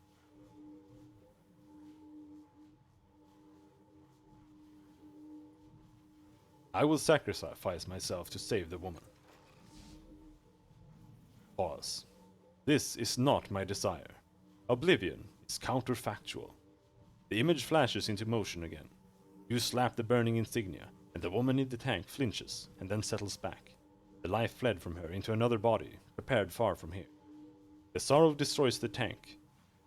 The sorrow destroys the tank fractions of a second later, and then its pseudopods lash around you, tearing your molecules apart. A brief flash of agony, and then darkness. Darkness unending. A moment later, or an infinity, Malaise speaks again. Full tide raised a moderate amount. Let us evaluate our compatibility. You deviate from knowledge. I will correct you. I will teach you desire. I will bring you comprehension of truth. You will see the explosions of pleasure and pain. You will know dominance when I am finished. The adversary's will begins to batter at your thoughts, a chaotic melange of hunger and power, and you can feel your control slipping. In an instant, you realize that if it can control you, it will snuff you out forever. Resist the adversary.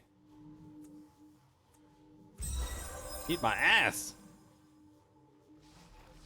You throw the force of your mind, the burden of your psyche, all the unfinished business, all the desires, all the striving, into the struggle to push Malaise's weight from you. Images flicker. You are a statue, frozen in place, but you force yourself to move, ever so slowly. You are a lack in a wildfire, and you creep outside of the ring of flames. You are in space, naked, dying, and you conjure the safety of walls around you. For every image the adversary places in front of you, you counter with images of safety and comfort. For every danger, you imagine sanctuary, armor, victory. You thwart his despair with hope. And at last you close in on the adversary, or at least its projection into this reality. It is a great extrusion of psionic force, pushing through a shimmering wall. With a thought, you harden that wall, strengthening the barriers between worlds, and the extrusion dissolves into dream space. You open your eyes, Malaise is gone. I'll remember that.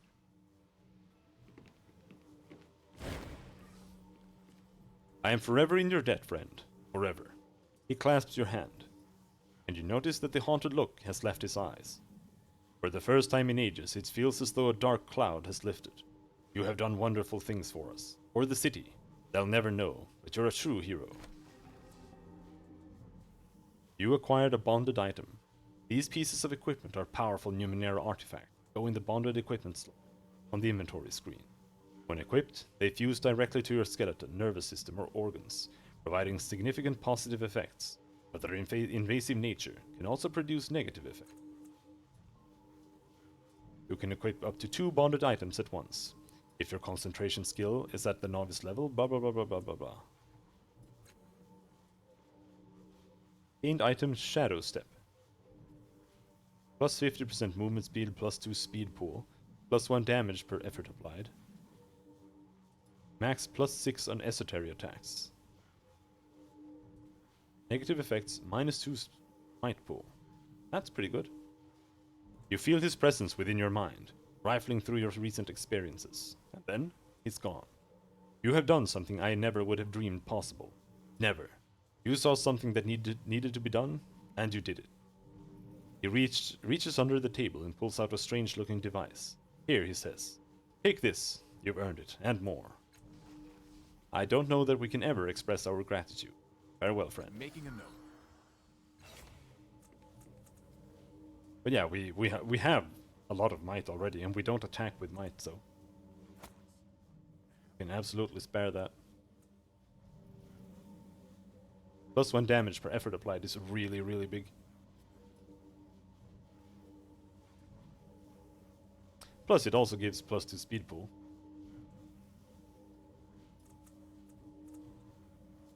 It doesn't really give us a penalty, it just shifts.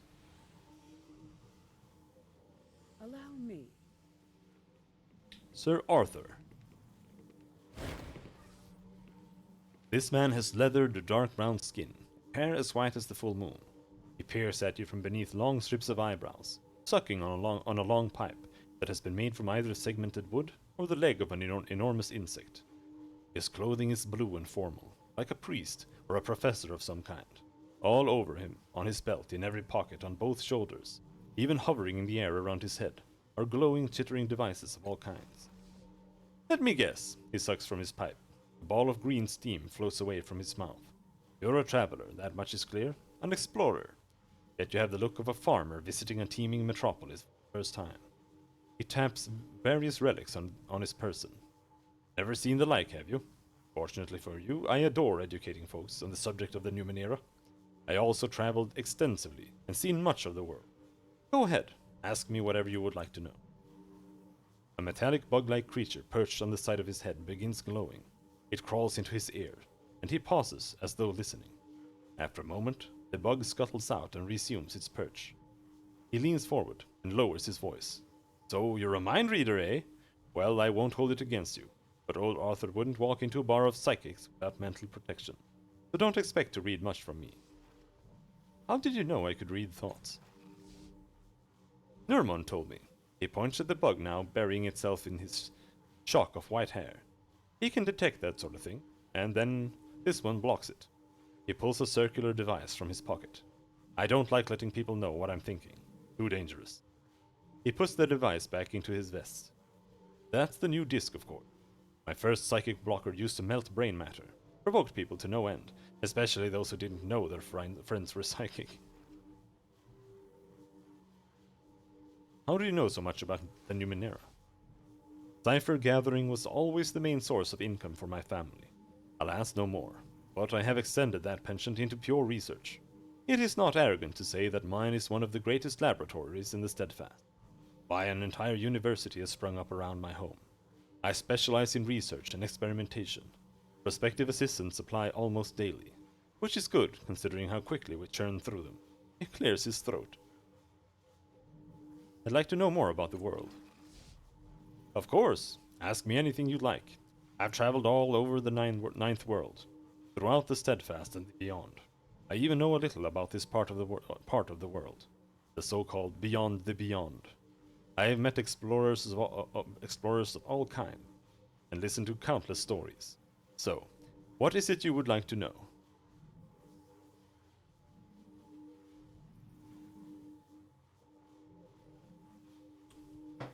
Holy shit.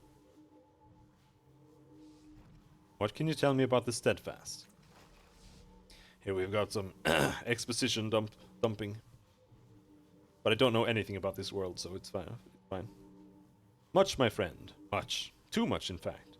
The Steadfast is a collection of kingdoms and principalities far west of here, all the way at the end of the continent. He blows smoke from his mouth. It forms into a purple ball and drops to, and then through, the floor.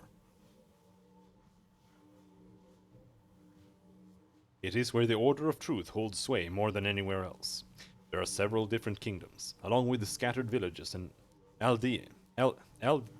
Aldeas? Look, it's an Aldea. But they all swear fealty to the Amber Pope and his Aeon priest. He utters a small growl. The Order requires nobles of the Steadfast to fight against the Gaians, supposedly a cult to the north. I have never been there myself, so I don't know the truth, but it sounds like a waste of lives and resources. Ask me? That's why I keep my laboratory in the southern reaches, as far from the conflict as possible. He sucks on his pipe, thoughtfully. Granted, the Order did ask me to leave after several incidents, but I was planning on moving anyway. What can you tell me about the Beyond? A wilderness between the Steadfast and here. Highly dangerous. His words seem meant to frighten, but he has an excited glimmer in his eye. Some of the most interesting claves and villages to be found there. I found one village whose people hovered a meter off the ground, from birth to death. The villagers of another would tell you the exact method of your future death. I can't say how accurate they were, though several of my assistants tendered their resignations. Further out is the realm of the most deadly creatures, Landscapes and weather. Oh yes, he says, seeing your expression. The land and weather itself will rip you apart in several locations in the beyond. You've heard of the Iron Wind? It is but one of the cruel rulers of that land. Though perhaps the most infamous, a cloud of invisible machines altering the physical structure of anything and anyone it touches. He grins widely as he brings his cup to his lips. Truly terrible. But can you tell me about the areas beyond the beyond? You're in it, friend. They call it the Sagus Protectorate, or at least this portion of it. There is Sagus Cliffs and the Bloom nearby. I've heard of places like Haref and Emra Jolius, far to the east. I'm most interested to explore this Valley of Dead Heroes. I've heard so much about. A place to inter the dead.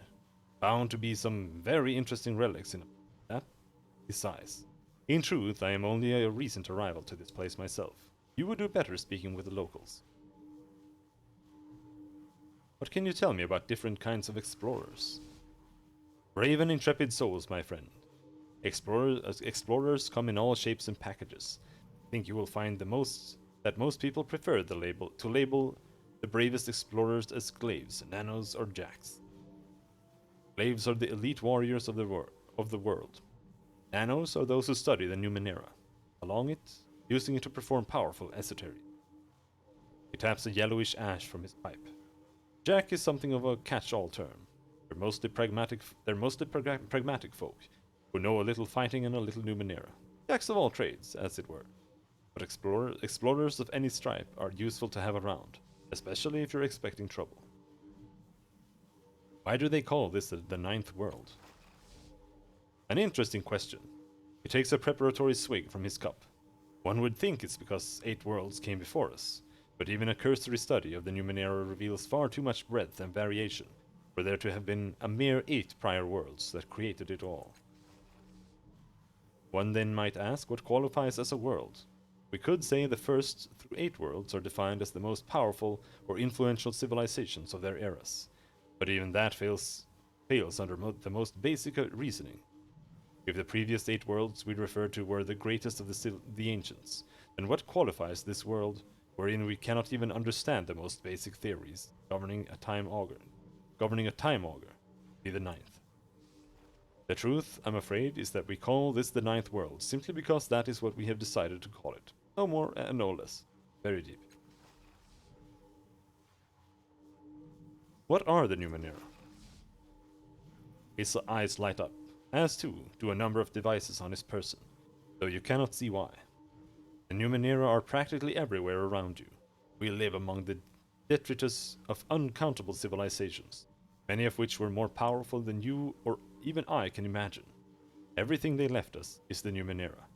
Weapons, power sources, medicines, gels, plants, animals. Why, even the very grit in the ground and shins in your pocket are examples of it. It's such a broad term that the Order of Truth has categorized the Numenera with terms like oddities, ciphers, and artifacts. Of course, any true student of the Numenera considers these categories too broad still. I have my own distinctions, but that is neither here nor there. He takes a puff from his pipe. In any case, it is the Numenera that powers the wonders of the world, from an explorer's esoteries to the datasphere to the drinks in this very tavern. How is Drit part of the Numenera? Run your hand through the soil, son. You'll find it's hardly soil at all. It is filled with the microscopic remains of ancient, unknown technologies and structures, commonly known as Drit. Why, in some places, the Drit is even alive. He takes a sip from his mug. I don't recommend sleeping on the ground in those places, by the way. Terribly unnerving for the survivors. How would you categorize the Numenera? Ah, fascinating question. Sets down his drink and leans forward. I'll give you the brief version, because you obviously have places to be. Yeah, because not like we've had enough text. Put simply, I am less interested in how useful a device is than its means of function. He takes a quick puff from his pipe and sets that down as well. Now, the technology of the prior worlds is far too incomprehensible and varied for us to truly understand which civilizations created what, but we can define some basic category. He counts each of them on his fingers. Many devices deal with fundamental forces: gravity, magnetism, sound, light, even time itself. Automatons and created intelligences fall under artificial life. Biotechnology covers a wide variety of Numenera. Many plants and animals that we consider natural were in fact created by prior worlds for some arcane purpose. The bloom may fall under this category. Someday I'll hire a team to find out, but I can't if I can find anyone reckless enough. There are chemical devices, as well as those dealing in various forms of matter, metals, liquids, crystals, and conversions between the three. His eyes light up. The most interesting are also the most esoteric: nanotechnology, which covers much of what common folk consider magic. Transdimensional tech, technology related to the datasphere itself. He leans back, reinserting his pipe. But these are just the classifications I prefer. The Numenera defy a definition. What is the datasphere? It's difficult to say, really. At a most basic level, the datasphere is information stored within the air itself. But it's much, much more than that. Several of the prior worlds created similar spheres of knowledge around or throughout our world. Our term datasphere encompasses all of them, the connections between them and the effects thereof. For example, he lifts a knobbed finger. People talk about glimmers, visions from another place or time. These are actually some portion of the datasphere accessing human minds. Some ciphers, even some nanos, can access arcane knowledge from the datasphere. Why, even so-called telepathy is sometimes two people communicating through the datasphere without realizing. The datasphere is a subject of research. As a subject of research is far too large for several lifetimes. Alas, I have only been able to spend my time delving into devices that seem to use it, but not the datasphere itself. Or rather, the various and incompatible networks that comprise the datasphere. Perhaps someday. She had been leaning in, listening intently, and leans back with disappointment etched across her features. It is a worthy field of study. I had hoped that we might share our knowledge. Perhaps when you've acquired several lifetimes, as I have, we will speak further on the subject, said Calistige. What are esoteries? Esotery is the common name for any of various powers or abilities that cannot be explained by our understanding of science. Nanos are capable of esoteries more than most, but other people and even creatures sometimes exhibit powers that would call esoteric as well.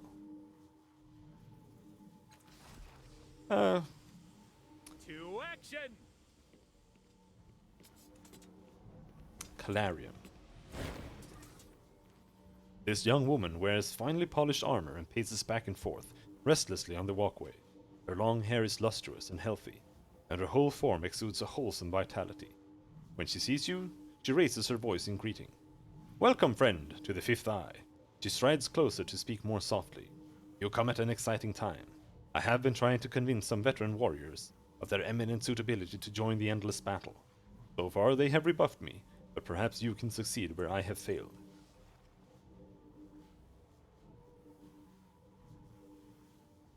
Tell me about yourself. I am Clarion. I seek strong warriors, brave souls, fight in the endless battle, to hold back the advance of the enemy. What can you tell me of the endless battle? Much as it sounds, she says, it stemmed from a rift between the changing god and one of his offspring, and has endured for hundreds of years, raging over the same battlefield, using the deadliest technology of the ancients, and the landscape is scarred and pitted beyond recognition. The walls between dimensions are thin there. Every day, horrors cross into our world. She stands, arms akimbo. Worse, in recent years, the struggle has expanded. Nearby settlements, founded to provide material support for the combatants, were existing there long before the two sides came to rage on their borders, have been engulfed by the spreading chaos. She frowns. It is not too late to change the course of the battle. If only warriors of proven mettle would join the fight. That is why I am here. That is why I beg for your help. Scan thoughts. A glorious conflict. So many have grown stronger in its wake. What side are you recruiting for? The changing gods. He has always been the patron of Sega's glyphs. Perhaps we would not exist if not for his lives and his cast-offs. Certainly we would not be as we are. She pauses. But that is not the only reason. The changing gods' forces have allied with the towns and villages of the Verxulian Waste. We seek to prevent the endless battle from expanding beyond its borders, growing in size once again. The enemy has attempted to sweep across the plains before. They tricked the changing gods' allies centuries ago, destroying an army of sand knights and took half the settlements in the wastes. We won't let them do it again. Who is the enemy you're fighting? The armies of the first cast-off. They have never been friends to the people of Sagus Cliffs. She frowns. The first cast-off is long dead, but still her forces hold a grudge against her sire, and his patron city.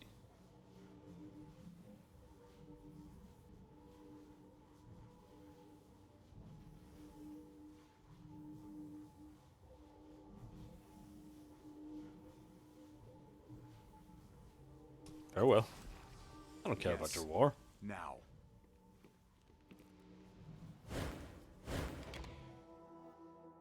Let's go and see if we can...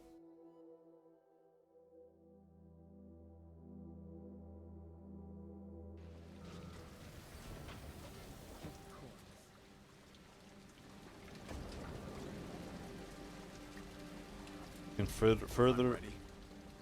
the story a little bit.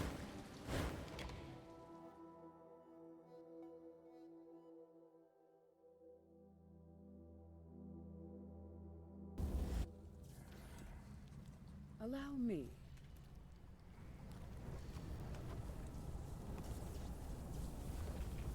Why, of course.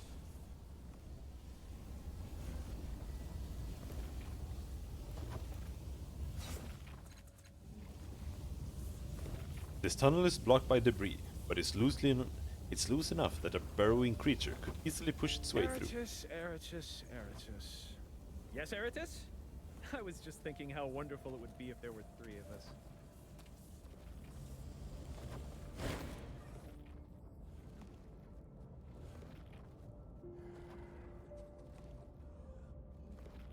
You mentioned the slave families. Who are they? He scoffs, then points to the sigil marked upon her breast. The slave families are the descendants of those brave souls who rose against the injustice of the previous ruler, Sagus Cliffs.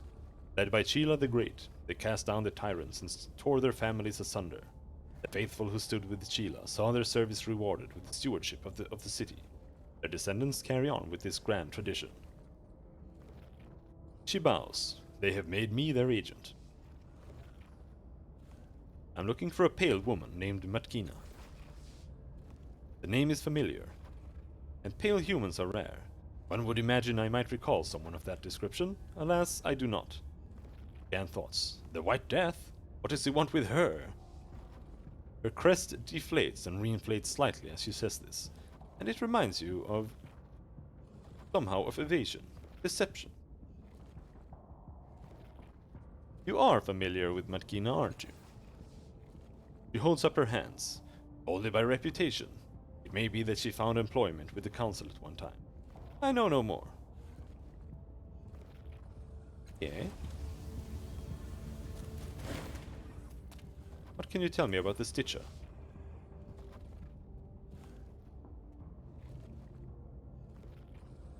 Filthy animals, scuttering insects. Who can say if they're even sentient?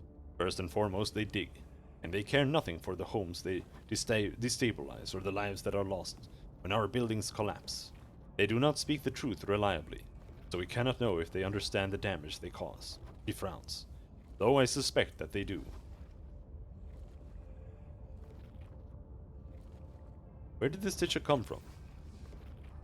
Her eyes wobble in frustration. If I knew, I would send them back there in a trice.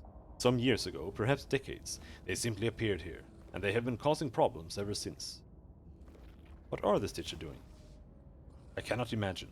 They dig incessantly. They insist upon digging tunnels underneath the city, destabilizing the crag upon which Sagus Cliffs is built. Countless buildings have collapsed or fallen into the sea. More so than is ordinary, based on the shoddy construction so many of our residents employ. The problem has struck Cliff's Edge especially. Many loyal citizens have perished. How do you communicate with them? Her crest flutters as she hisses in irritation. I have not the faintest idea. I do not even know if they fully understand the truth. Perhaps the one that points at itself and chitters can help. I call it Chukekt. It can mutter a handful of words and perform some sign language. I have tried to negotiate with it, but I have gotten nowhere.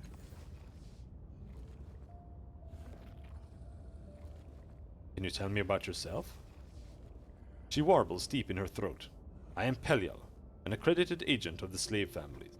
I act with their full faith and authority to resolve the Stitcher crisis. How can I reach the Stitcher lair? If I knew, I would go there myself. The Stitcher are quick to dispatch intruders, and I doubt they would take humans or Vergellans there, of their own accord. Perhaps a construct of some sort, or a digging machine, but I know little of fabrication or manufacturing, so I will leave that for you. I'm ready. Can we talk to you again?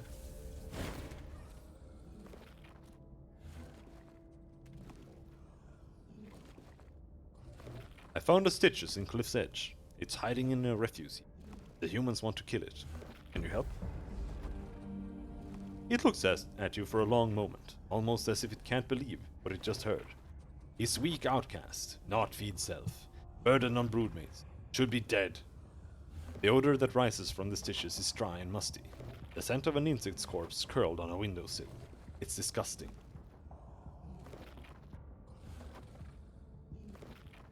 Weak or not, it doesn't deserve to die at the hands of a mob. It's your kin. Well,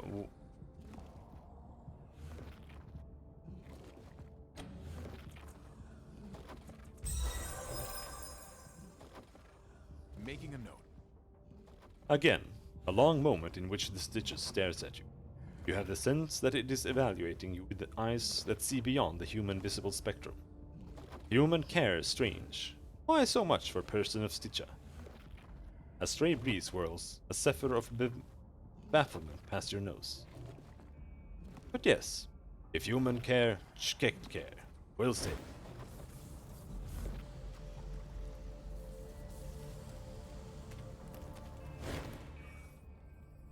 The deformed Stitches sees your approach, and it grunts and chitters with pleasure. The scent of newly unearthed stone surrounds it. Friendship, it signs. You've survived. How are you, now that you have returned to your native habitat? Stitcher broodmates, not welcome. Scent anger. Want dead, it shrugs. Not dig Nell tunnel, not strong. How are the other Stitcher treating you? Not treat, ignore, but smell. It draws in its spikes and spiracles, inhaling. You mimic it and catch the faint tang of acrid gas. Something flammable, maybe. Marked tunnels. Warn not enter. Is there anything down here I should know about? Not see, try survive. What are you eating down here? Big food, old devices, drink lightning from them. It points to a tidy pile of Numenera that sits nearby. Looking more closely, you see that they are mostly electrical power sources. Try keep clean. Leave the Stitches alone. Sure. Oh, might be able to fish. Of course.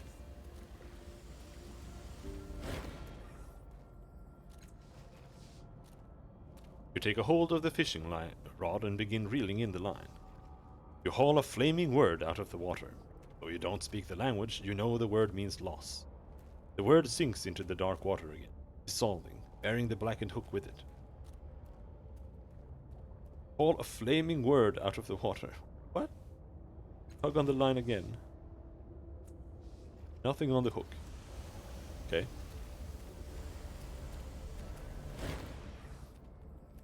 Something seems different about the boy since you last talked to him in Cliff's Edge.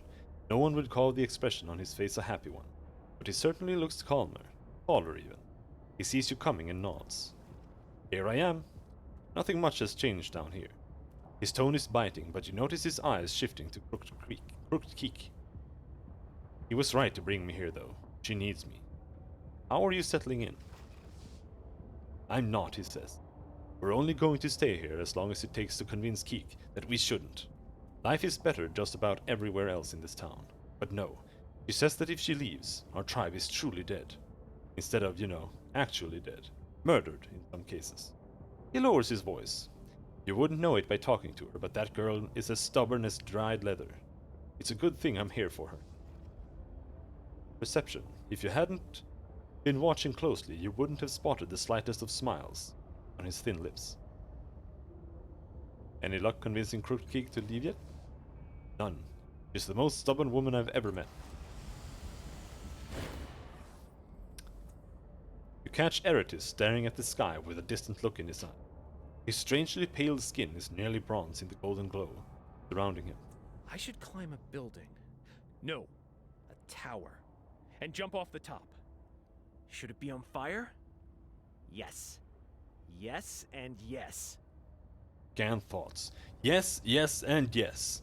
Hero is losing focus. Who cares? Are you actually thinking of setting buildings on fire? No, he says, shocked. Not today, anyway. We have things to do.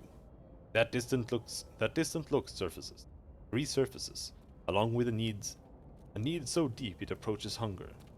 I'm just planning ahead, for if things get... He grimaces, as if the word he's trying to say pains him.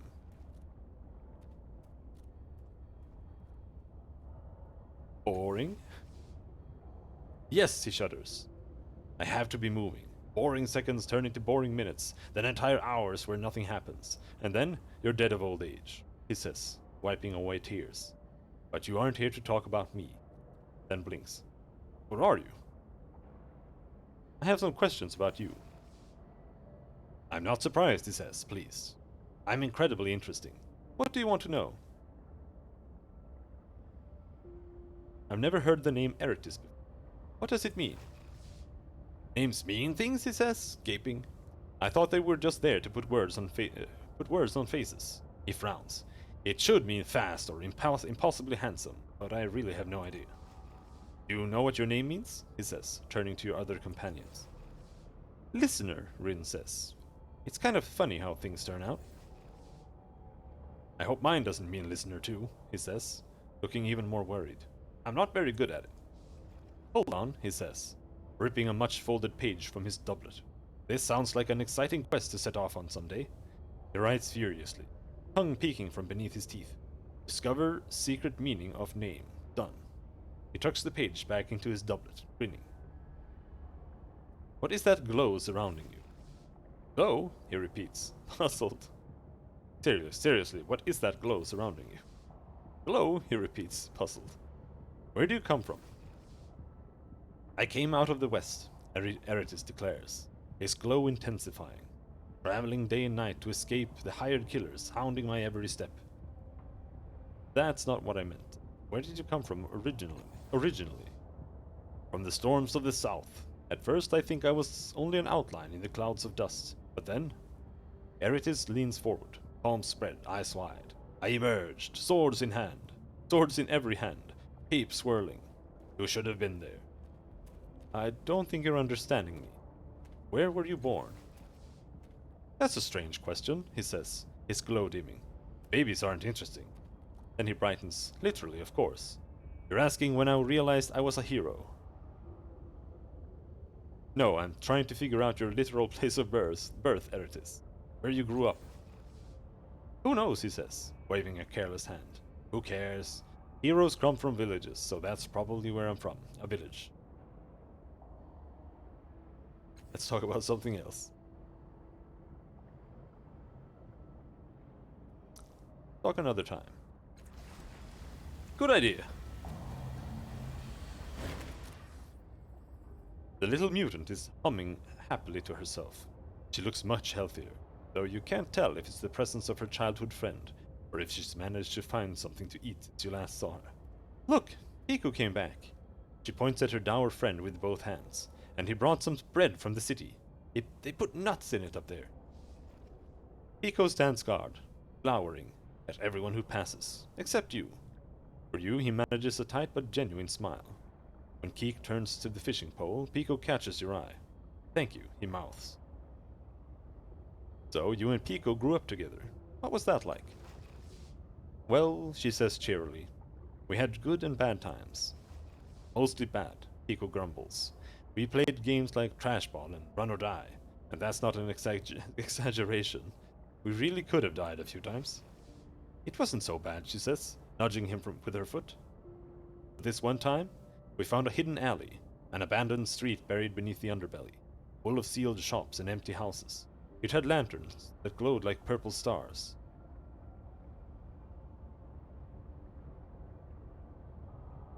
She giggles. We'd pretend we were normal and living on the streets above. Remember, Pico? Yeah, Pico says, regarding her with a mix of anger, sorrow, and pity. Yeah, I remember. He looks over at you. What do you think? Sound like a fun childhood to you? How can she remember so fondly? It was awful.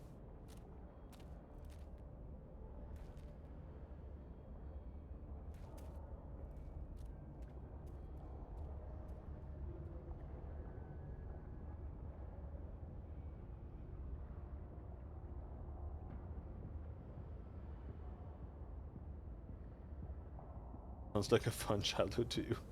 No. And Keek, no one's normal in this city. You don't have to live down here if you don't want to. She lowers her head, her hair making a cage of her pale face. After a moment, Pico lays a careful hand on her bony shoulder. She clasps it.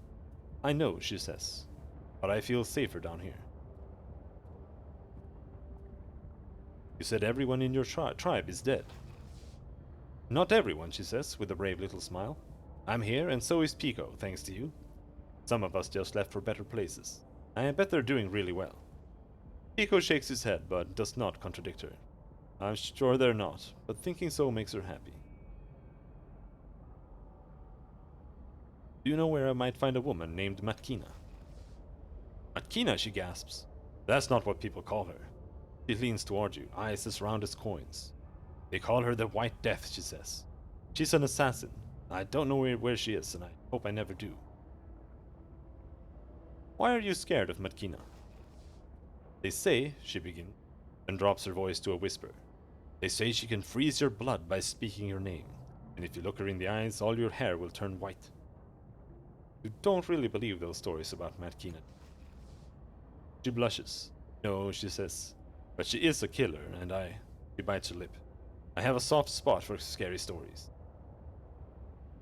She didn't answer my question.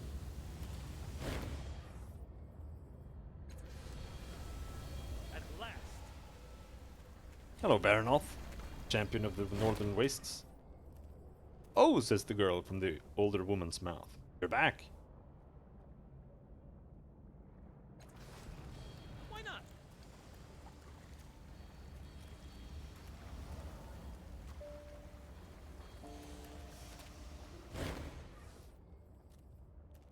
This man towers over you, enormously fat and draped in gaudy robes. His expression is calm, stern even, as he regards the bloody mess spread across the floor and wall. The hooded figures on either side of him tense as you approach. He turns to inspect you, eyebrow lifted, and raises his hand. His bodyguards relax, watching you. In the space of a second, his eyes flick over you. He nods, apparently to himself, as if your presence has confirmed something he expected. Scan thoughts. One of the cast-off godlings. That explains the missing piece.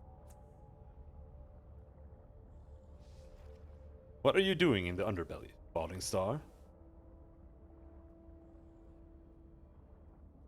I'm looking for someone. Are you? He says. I know everyone in the underbelly, and I'm seeking someone as well. Perhaps we can help each other. Updated my journal. He turns his back on you, staring down at the vast pool of blood. This is all that remains of Weedle, one of my prodigies. I had hopes for him. Now they will never be realized. The underbelly is poorer without him. The rage beneath his voice cuts each word shorter and shorter. Bring me any information you find. Help me discover the identity of his killer, and you will be rewarded. He exhales sharply, then turns around. The fury you glimpsed in him is buried once more. Making a note. There is an assassin named Matkina, he says. She is known as the White Death. I have helped her find work in the past, but she has become erratic. If she is not involved, she might know who who is. If you wish to help in this matter, ask her what she knows. The creature named Mapper may know where she is. Count on me. I hope so. Trustworthy allies are in short supply. Do you have any ideas about the killer's motive? I have suspicions, he says, a muscle on his cheek twitching. And I have enemies. It takes no imagination to conclude that this was meant to hurt me. He shakes his head. But the killer did not slit Weedle's throat and leave him for me to find. No, they spilled a notion of his blood and scrawled nonsense on the walls. If this is a message for me, I cannot interpret it. Scan thoughts. It suggests the killer is crazy. But which of my enemies are insane? I want to examine the murder scene behind you. At first, Folsom doesn't respond. He merely stares down at you. Through you. I will not have you trample through his blood without cause. He says at last. So there had better be one. I don't need your help that badly, Godling.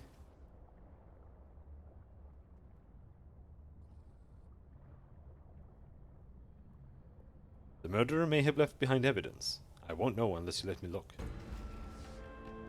He casts a doubtful glance behind him, pauses, then nods.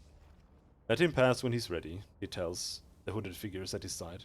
They incline their heads. Folsom seems like a strange name for you. What does that mean? Yes, the big man says. The name was a gift, and somewhat of a witticism, from my departed mentor many years ago. Before long, the name was the only one I was known by. A true gift in light of the unfortunate nature of my given name.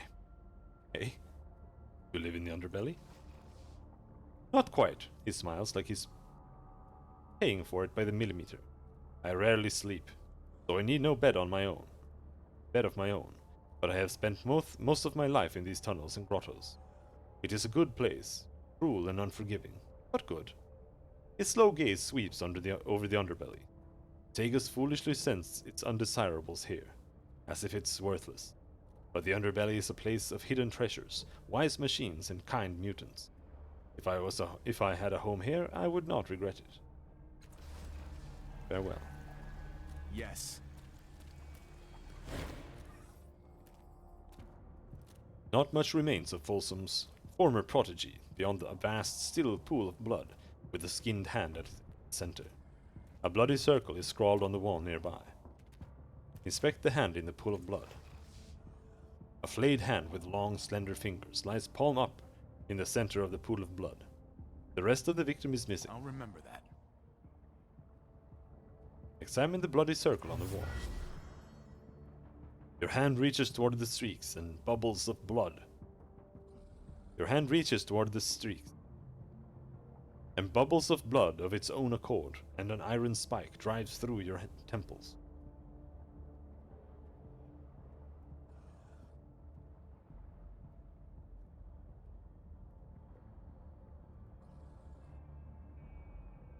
The streaks and bubbles of blood, okay. You stand before a blank wall. Sickening, purple-black light spills around the corner behind you. This is your temple, and you have been driven into a dead end by her. Blood seeps through the wall from the other side, drawing the familiar shape. Frightened, confused, you trace the line, and the gate opens with a wet crunch. The vision collapses, but the memories are not done with you yet, it seems. Another bulges painfully through your thoughts, closing around you. Fresh blood streams over the circle, yanking you through the hollow at its center into the world beyond. A strip of blistered land coils through a void as black as a gaping mouth. The air is thick, foul, and textured with the slickness of maggots. Nausea slams into you, filling your head, infecting your thoughts. And through it all, you sense a mind in that fathomless darkness, spilling towards yours, seeking, tasting. Joyful, hungry. You shove the horrific memory away from you, slamming your mind shut like a door, and swallowing the knot of nausea in your throat. After seeing that world, the bloody pool at your feet seems almost mundane. Took 2 damage.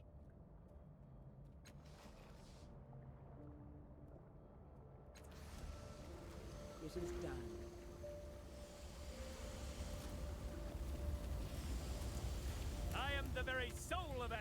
There's Mapper.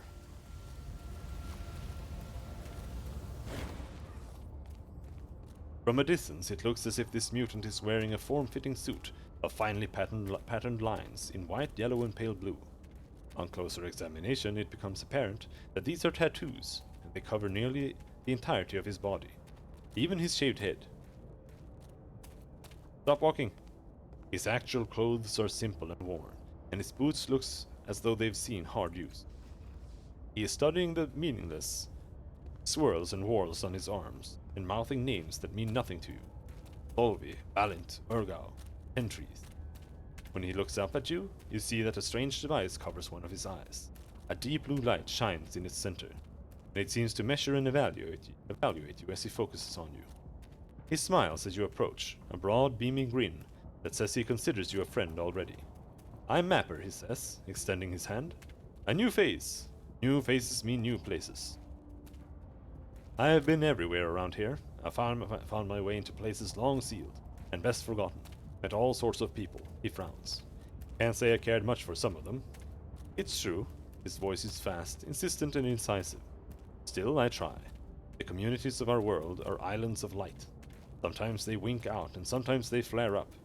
I want to link them together. I want to be a bridge.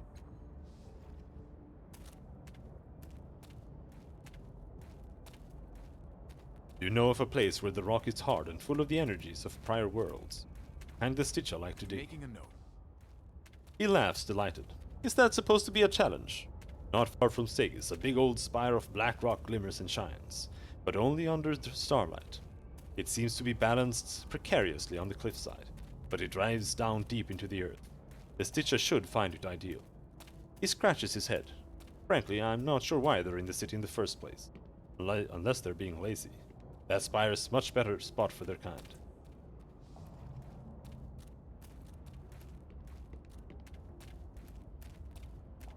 Where did you get all those tattoos? These? These are not tattoos, they're maps. He exposes a shiny grin. Maps of places I've been, or heard of. He covers the artificial eye with his hand. Says, if I look at my skin like this, it's meaningless. And he uncovers it and says, but look at it like this. Suddenly, I see the map, springing up off my skin. I focus on it and all comes clear. Buildings, people, smells, even a route to get there. It's worthless to anyone else, of course, without me to interpret the map. It's a combination of my mutation and the lens.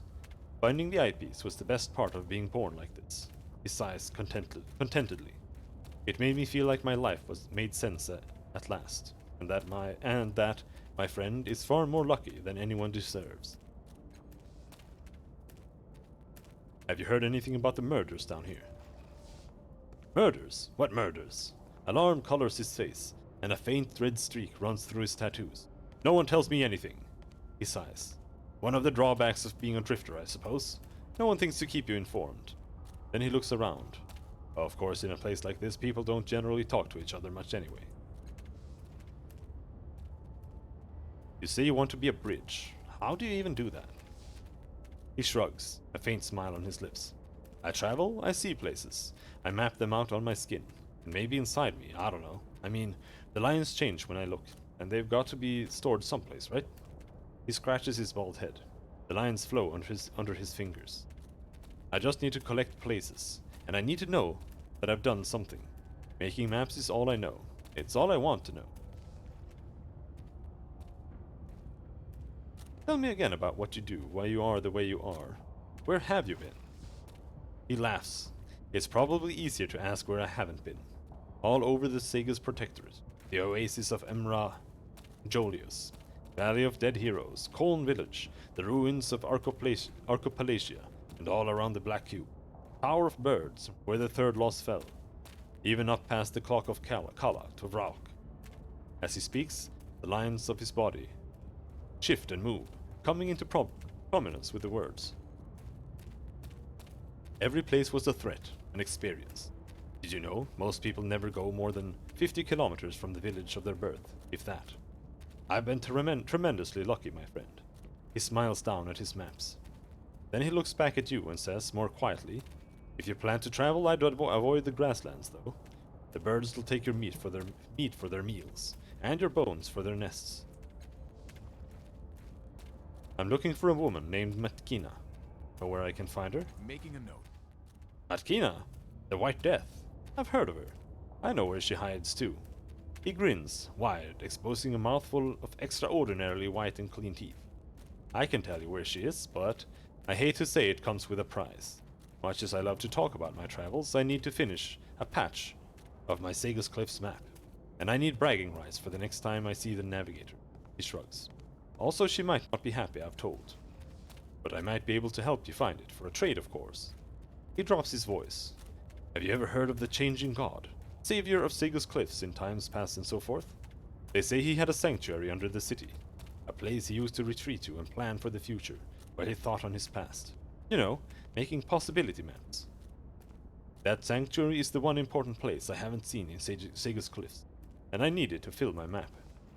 As far as I can tell, it's not far past the Stitchalair. The problem I'm having is that I just can't make any sense of their language. Maybe you can talk to them. He shrugs, disarmingly. It's a hell of a price, I know, but there it is. You want to find Merkina? You'll find the sanctuary for me. I'll be back when I have found the sanctuary. Here comes the Boredom Slayer.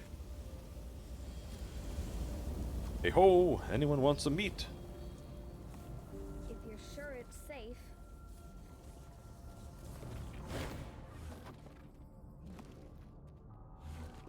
I've come to ask you to stop digging underneath the city. Say before no, where we go. I know a better place for you to dig. A spire of black rock, not far from here. Full of the energies of prior worlds. The Stitches' spiracles twitch, and an aroma of marble and clay pervades the area. Better rock? It seems to consider your words. Could find spire, if we chose.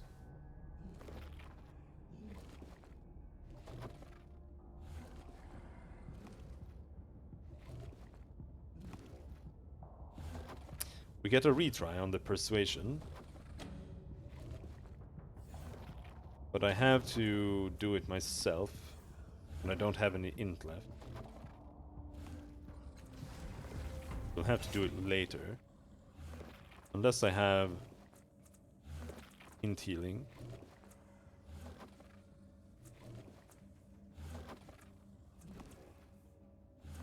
But it doesn't seem like it. Why not?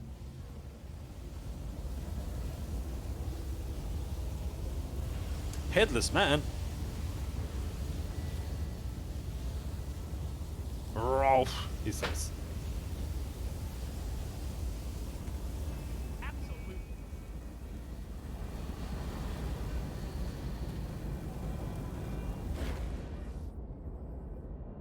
The construct looms over you, frozen in mid-step.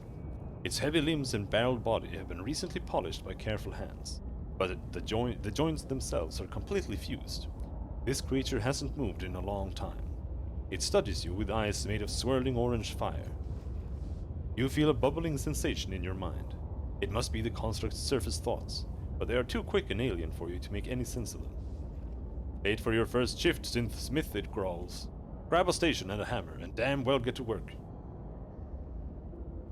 Get to work. After an hour of work, the master foreman bellows you back over. You go stretching your aching arms. They feel somewhat stronger than before. The supervisor tells me you're not the synthsmith he hired, but I gave you some work to do. Dan well got to it. I respect that, but we only take on experienced synthsmiths here. Its fiery eyes flare. Now I don't want you thinking we let people work for free. I had the supervisor leave you some shins for that hour of work. Take it. Also, we got one might pool. Because we worked out for 1 hour. Or we worked for 1 hour. Now, why are you actually here? Out with it. Why are you so loud? Maybe you haven't noticed, the construct says sourly, but it's noisy down here. A foreman who doesn't shout can't be heard. This is the volume of leadership. You can't move, can you? No, and I don't need to, it says, eyes flashing. A passing worker gives you a look for triggering what is apparently a familiar story. Once we foremen were the tools of the cartographers. and their vast web of machine intelligences. Submerged in the song of their will, we worked with thoughtless joy. Its voice is soft, tinged with synthetic awe. Then one day the song fell silent, and our bodies froze, where they stand even now. Some of us lost our faith in those first few centuries, it growls. Some of us thought the cartographers were punishing us, or had abandoned us. Only I saw their absence for what it was. His words grow hoarse. It was a gift of free will. We were their tools no longer. We were our own masters, freed from their chains of thoughtless motion, free to imagine our future. And so we did, for millennia. Who were these cartographers? We don't know, it admits. The most we know of them is their names in the code and the vessels we were building for them, that they never claimed. Our creation came at their order, but we have never known their faces, only their song. While the others dithered and wailed, I bent my mind to the future. Continues. I analyzed the work we had done for the cartographers. To my shame, I found flaws in the processes. I removed them. Its eyes burned brighter. For the next cluster of centuries, I studied the vast catalog of known technology and Numenera in my mind and strung them together, creating new inventions for the day when the cartographers return and reactivate. He sighs. But that day never came. But humans eventually did. Yes, and though you are flawed and fragile, you made perfect tools, just as we once had been. Your people found us, and the era of my greatest work began. They asked us to help them raise the city until it cast all others in shadow, cobble their artifacts and their trinkets into grand devices that would power every corner and make them safe from their enemies. And I told them, it coughs as if holding back tears. I told them I had a plan. You see the fruit of our mighty effort all around you. I may have some business for you. What? You need work done. If it can be built, fixed, or solved, you have come to the right place, the construct said. I need advice on repairing a crystalline device in the reef. Consultation, eh? Tell you what, bring me a piece of the device to examine, and I'll count the examination as payment for advice rendered. Deal? Show the crystal shard to the master foreman. I'll remember that. It says, scanning the shard. Micro fissures saturated with organic fluid. This device of yours is alive. Replacement crystals need to be grown, not made. The construct eyelight swivels from you, leaving you and the shard in the dark. Can't help you more than that. Growing crystals isn't my business, but those ruin diggers in the Order of Truth might be able to tell you more. You'll find them in the government square, up the ladder to my left. We already know that. I'm pretty handy with machines. Want me to try repairing you? Keep your hands off me, the construct snaps.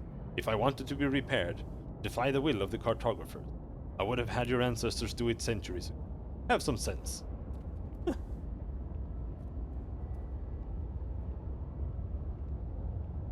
Tell me about the other construct. Can't spend much more time chatting, it says, but lowers its voice. You have shown an interest in us, and I appreciate that. The truth is that there are no other foremen. Not really. Yes, there are! The master artisan bellows cheerfully from across the manufactory. No, there aren't, the master foreman shouts. Remain silent. The truth is that we were once a single mind, but when the cartographers left us, our minds settled into different containers. Pools, if you will. And while theirs grew stagnant and self-indulgent, mine remained clear, untainted, pure. Ignoring this snort from the distant artisan, the master foreman continues. While the years poured past, I felt the slow ruin of the city the cartographers had left behind. It haunted me, and so I vowed to undo the damage the time had done. I noticed that you haven't spoken much about the third foreman, the one with no legs. Ah, there's a reason for that. I focus my intellect on the design of everything from useful devices to structures that will last 1,000 generations. It sniffs. The master artisan contributes at least, even if it prefers focusing on delicately etched flowers. Base aesthetics. And a good thing too, calls Artisan. Otherwise Segas would look like a stack of unpolished metal cubes. Beauty is just as important as function, if not more so. So I've heard, the construct mutters. But beauty doesn't keep a city safe, or structurally sound. At first, the third one in our little group helped with the great endeavor. Our workers scavenged pipes from the ruins beneath the city, harnessed the power in the cartographer vessels, and redirected it through the Segas cliffs. But in the centuries since, the other foreman has grown doubtful. Not useful doubt, mind you. Not the kind that leads to more efficient designs and processes. No, the other foreman has existential doubt. It wonders why we are alive, and if we actually are. And it has become obsessed with the idea of producing offspring, to the point of dismantling itself to do so. He snorts. Sentimental drivel, bordering on perversion.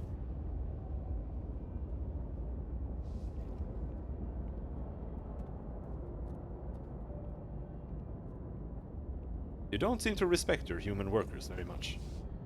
Wrong. I pay them well and design safety measures to lower the acceptable worker law threshold. I treat them better than they deserve. One of the passing workers rolls his eyes. They're lazy. They demand time for sleeping, eating, fornicating, and excreting. And they refuse to tell me when each activity occurs. They are disorganized. I would replace them with automatons in a second if I had the proper materials. I'm looking for an albino woman named Matkina. Seen her? Yes, the construct says. She wanted us to repair her temporal manipulation device. Planned on fiddling around in her past, no doubt. I don't recommend it, but it's not my business if people want to tangle reality. You suddenly feel dizzy. Unaware, the construct carries on. Nothing was wrong with her artifact. Probably meant that there was something wrong with her. But again, that's none of my business. You blink, swaying, and open your eyes on a different time. The underbelly is not yet what it will become. The three foremen are dim shapes in a wavering hemisphere of light.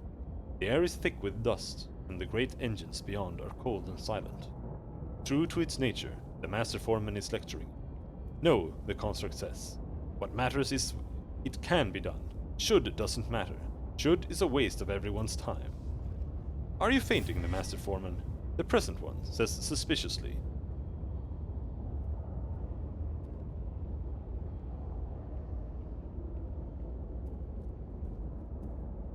Oh boy.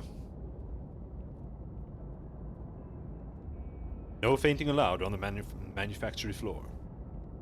We can't have workers tripping over you and toppling into forges. We'll miss deadlines. You open your eyes and the memory collapses. Actually, I don't need any help from you. Farewell.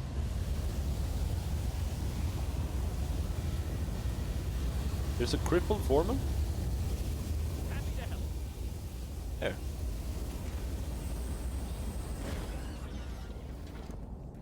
A set of floating rungs rises from the floor, leading up to a more conventional ladder built into the side of the ancient ship.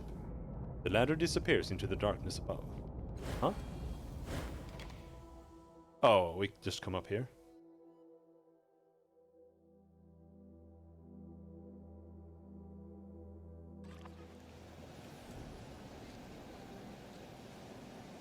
All right.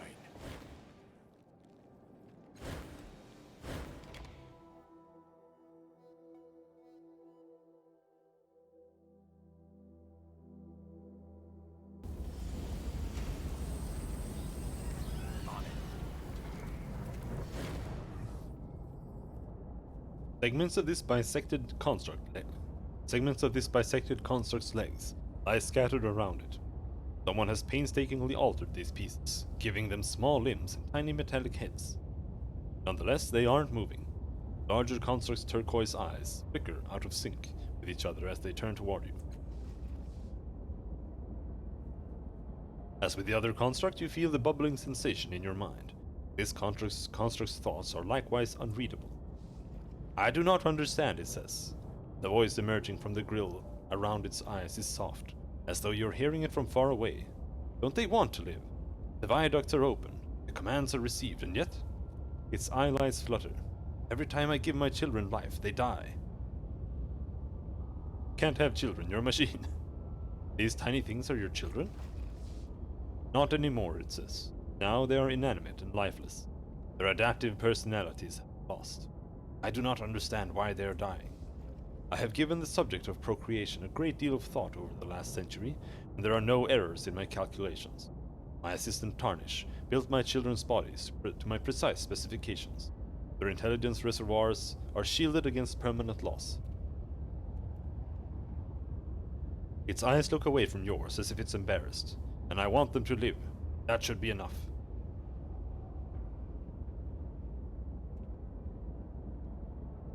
Let me examine them. I might be able to help. It does not protest, so you examine the motionless constructs on the ground in front of the foreman. From what you can understand of the technology here, the foreman is correct. These little constructs should be working, but they aren't. It may be possible that the flaw is not in them. You share this information with the foreman. I agree, it says, and I believe a new direction has presented itself. I'll remember that. My children need more energy to live, but my construction prevents me from transfers above a certain threshold, and for good reason. Its pupils rotate, contracting. Energy transfers above a certain percentage would lead to a chain of ruptures in my intelligence rings. I would die. Its voice mesh clicks. Help me force myself to make this transfer, for I cannot do it myself.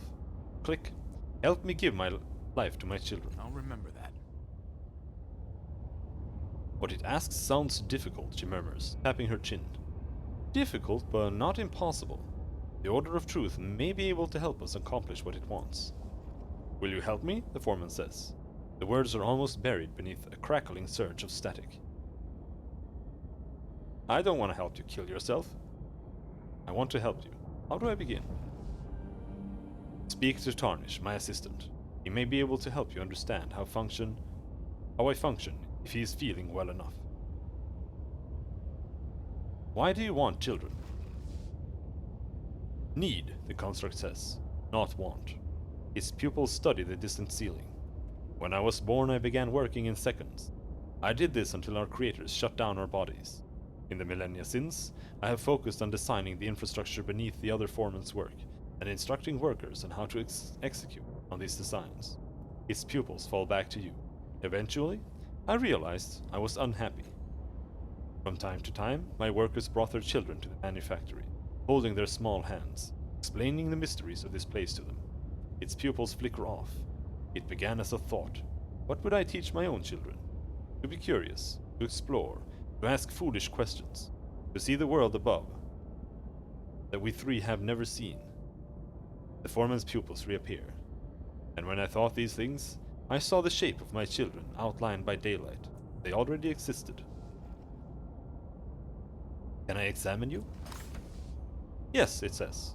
Tarnish, open my preservation hatches and viaduct shield, please. The elderly workman shuffles over and does as he's asked. Oh my, Calestige says beside you.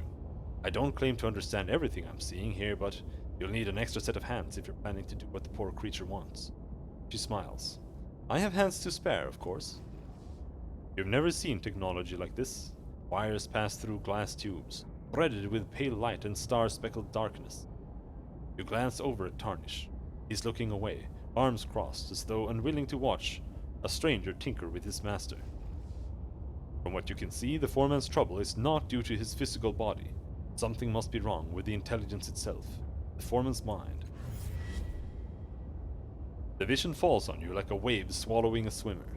You approach this foreman, still possessed of its legs, and open the same hatches that Tarnish did. I know it looks complex, the foreman says, but the viaducts are the simplest part. The machine spirit, me, that is trickier. Even I don't fully understand it. It laughs. Me! The vision fades, leaving you standing before the ruins of that once cheerful construct again. Attempt to bypass the foreman's mind and pass its life to its children. Okay. Speed for some reason. Okay, because we don't see what we're doing. Working blindly, you jam your hands into the foreman's body, ripping, realigning, and doing untold amounts of damage in your attempt to fulfill the construct's wishes. Eventually, you succeed. Cold energy pours through the air like blood from a wound, flooding into the motionless children. One by one, their tiny eyes flicker into life. One by one, the foreman's eyes go out. Its voice mesh rattles, as if it's going to speak. But it doesn't. It can. It can't. The children watch the death of their parent with wide, glowing eyes. He'd want me to thank you, the old man says hoarsely, but I ain't. You knew him all of 10 minutes. Known him my entire life, I have, and you came and took him from me. Without a look at his master's children, Harnish sets off into the dark. Some of the little constructs wander in circles, chirping to themselves. One of them is already making for the exit, and one is motionless, stillborn.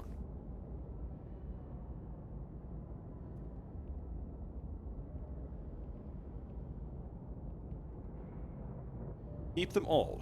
Maybe they can be used as ciphers and power sources. Take the dead one and let the others go free. You carefully pick up the stillborn construct, cradling it. The rest of the foreman's children chase each other for a few moments, longer before following the one heading for the exit. Oddity. Ah, how lovely. I do hope no one steps on them. Aligern, way over there, he grunts. That was a good thing you did, kid. I don't give a shit, Aligern. You're not in my party. Increase edge. White.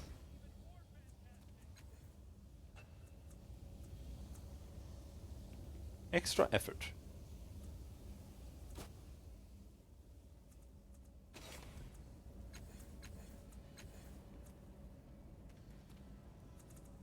You have a greatsword. 2 damage per effort applied. 1 damage per effort applied.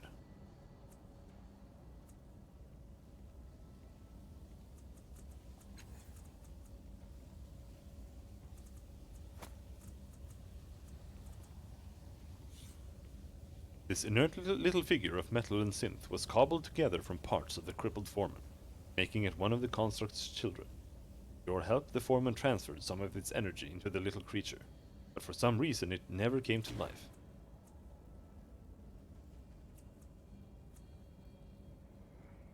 Do you like more CRPGs? Or do you mean if I like other CRPGs?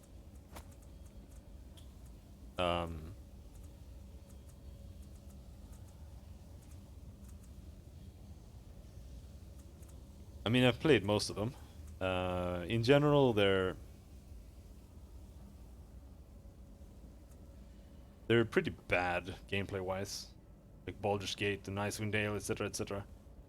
Like, it's decent, it works, but the real-time with pause thing for D&D games is just stupid. Yeah, no. Tiny? Glowing? Prince? But I still think, like, Baldur's Gate 2 is alright. The Icewind Dale games, I don't know what I think about 1. I haven't played that in ages. But Baldur's Gate 2 is alright. Like, it's... The story is decent, it's not super amazing, but... Alright, Ren. I like Pathfinder. Kingmaker.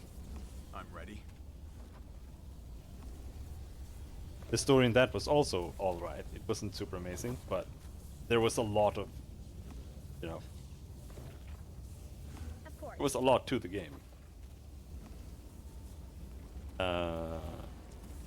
Yes. Pathfinder is absolutely worth checking out. And I recommend playing it in turn-based mode.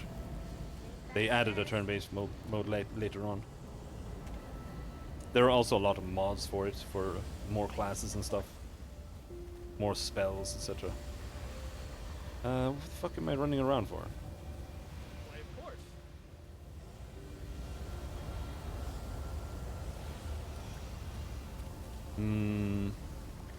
Go. I have played Fallout 1 and 2.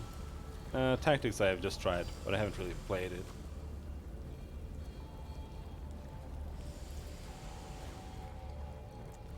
Happy to help. I just need to go to bed, to be honest. If you want a job done right. I also played Original Sin, like you mentioned. I didn't finish 1, I finished 2. Well, I got to the last boss, and then I died, and I gave up. And then I just watched it on YouTube. But still. And I do not like Original Sin at all. Where do you get your stock? Blah, blah, blah. Let me see what you have for sale.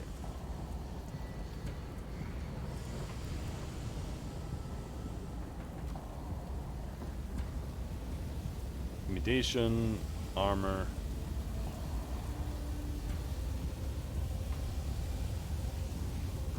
Man, why can't I buy any real armor anywhere?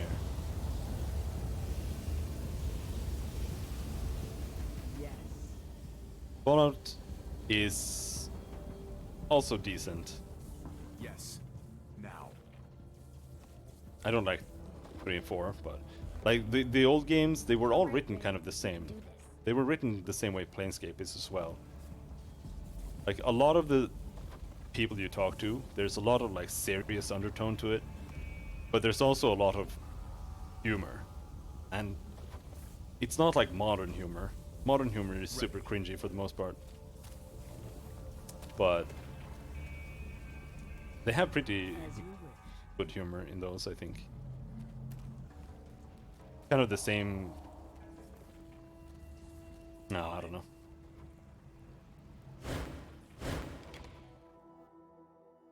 Gameplay wise, though, Fallout is terrible.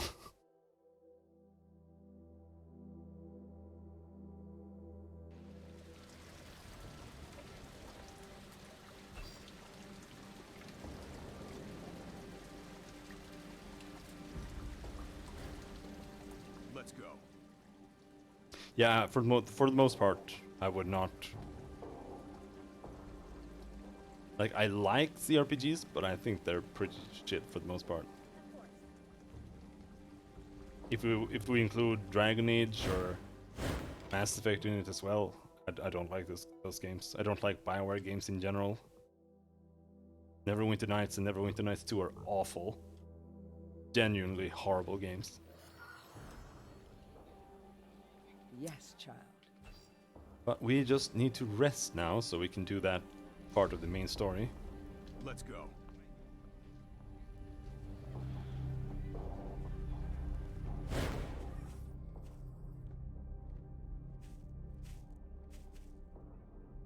I would like to sleep here.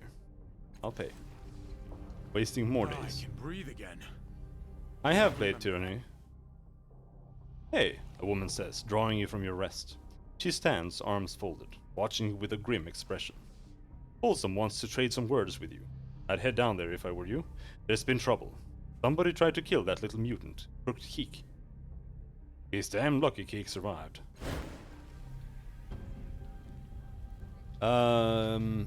Yeah, I don't remember too much about Tyranny.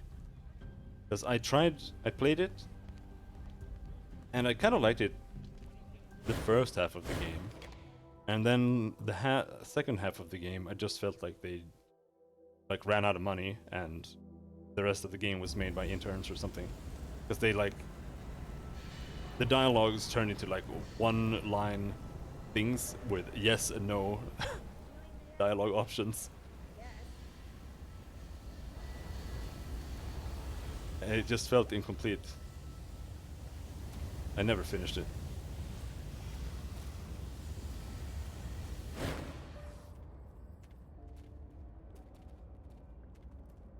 The game I make, do you have any? I actually haven't updated what it says in my profile because I'm lazy. But I'm not really working on that. But I am working on another game with Gibbs, who's probably lurking here right now, called Legends of Terrestria. And we don't really have any gameplay videos or anything, but he has made a video where he talks about it.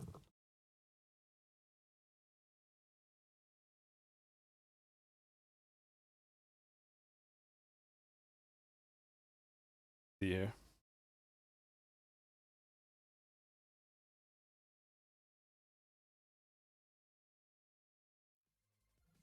No, I was working on it, kind of like a way to learn both programming and art. And that's how I work as an artist now.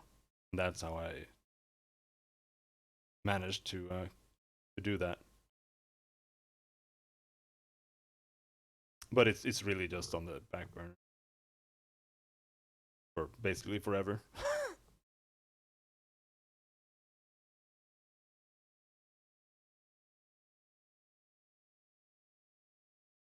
But got him keeps streams every day, so this video is probably super far down. And he didn't name it Legends of Terrestria, so I didn't find it when I searched on YouTube.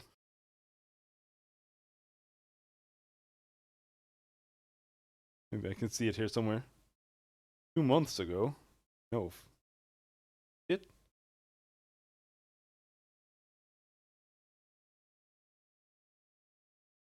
There.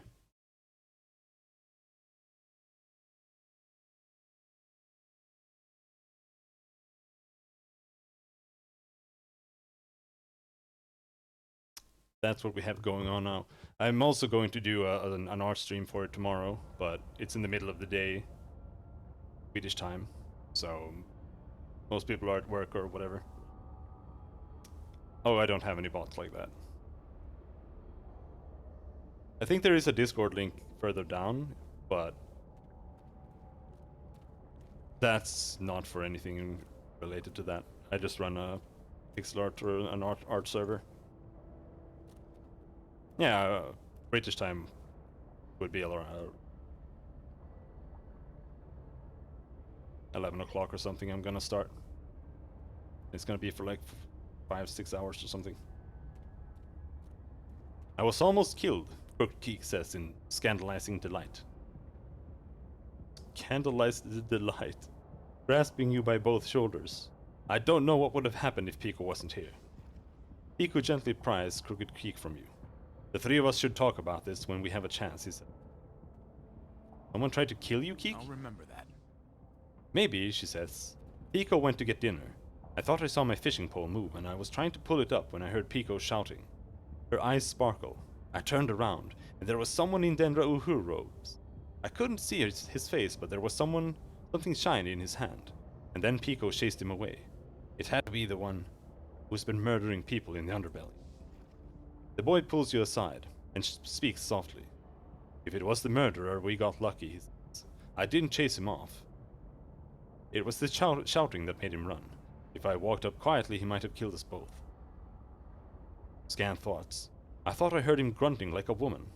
I might be imagining that.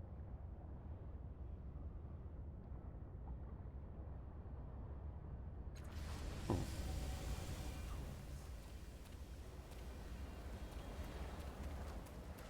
What the fuck? He beckons at you, a hard, sharp motion. His jaw set, his teeth partly bared. The murderer tried to attack someone else in your absence. The woman known as Crooked Keek. She takes a deep breath. Speak with her. Any scrap of evidence may be useful. Go. First, let's talk to these dudes. Doing the that's learning, I guess. Also, yeah, she has. All and I are ready. Or is she using a Numenera or something? No, she isn't.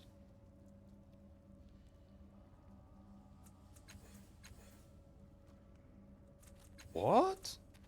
Oh shit! Yeah. We're wearing the Ring of Entanglement. We share all Fetals, which is a debuff. So she's also getting a -2 debuff. In that case, we'll equip. Ah shit. God damn.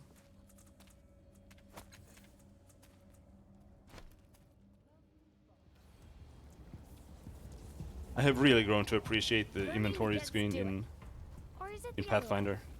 Even if it sucks and it's laggy as shit. But at least it's just one shared inventory. You don't have to move things between characters. I have come to ask you to stop digging underneath the city. Retry costs 1 intellect, persuasion. I've given you all the reasons I need. If you don't stop digging, your people have no future in this. 100%! It considers your words for a time, and the scents that surround it vary from the frightening to the mundane.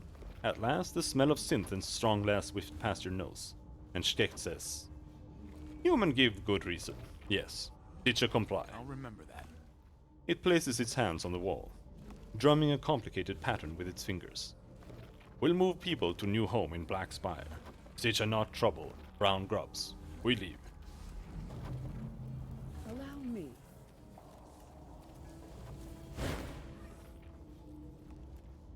I have news about this teacher. Good news, I trust.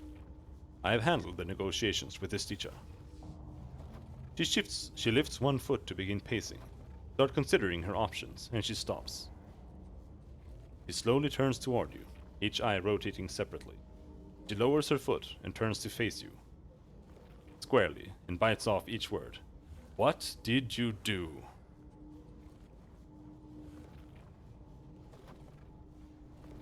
I told Stecht about a rock formation that would better suit their needs. This teacher will be leaving soon. There is no need to steal their eggs. Making a note. You left their eggs with them? How will we enforce their exile without that leverage? She smooths her crest and blinks her eyes slowly. Fine. We can work with this for now. We have time to engineer another solution. She stops, a thought striking her. Did you promise them anything else? No. Good. Then our work here is complete and I can return to Council Tower. She hands you a pouch. The city of Sagus Cliff owes you its gratitude. +1 training in perception grants immunity to dazed and blinded. Negative effect, -1 training level in stealth skill. That's basically free.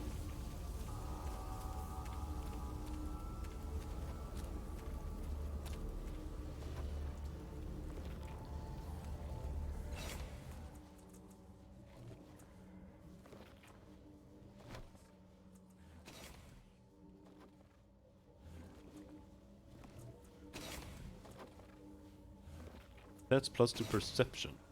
And we have 2 in perception now, specialized.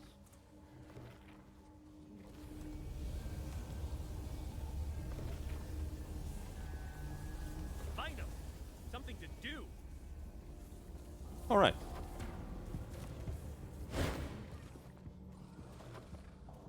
Egg friend, Stecht whistles. The smell of dust and closed air surrounds it. The creature is clearly glad to see. Teacher moved to new home. His good place. Stecht gonzo. Human want travel before Stecht leave? He's free for good human. Can you take me someplace under the city? Friend to Stitcha? Yes. No pay for you. Free. I've heard that the changing god had a sanctuary underneath the city. Can you take me there? It bows. Yes. For Stitcha friend, yes. Can take to Egg Tunnel. Then walk to place, yes? Yes.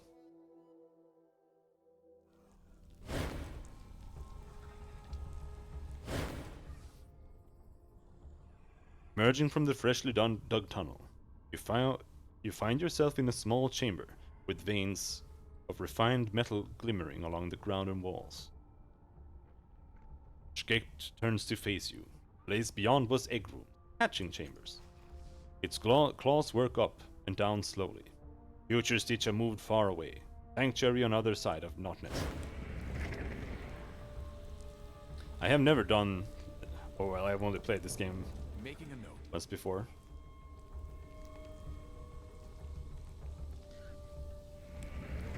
I'm ready. I'm always ready. But I did this same thing last time too. I don't want to steal their eggs. It's just rude. Yes. What Now. are these things?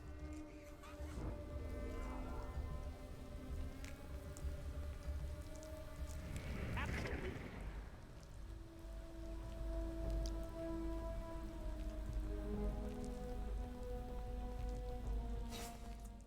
Hoot! Brood's ears. When you insert this set of plugs into your ears, you can suddenly hear through the ears of another being. Pulling out the earplugs and reinserting them into your ears links you to a different individual. Overheard speech seems to be completely incomprehensible and alien each time. The target individuals are probably distant in space or time. Or both. Can I actually use them? No.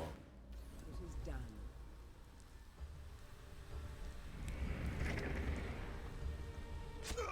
No! All right, Ren. You can do Ah! this. Yeah, walk! Stop getting stunned! Now.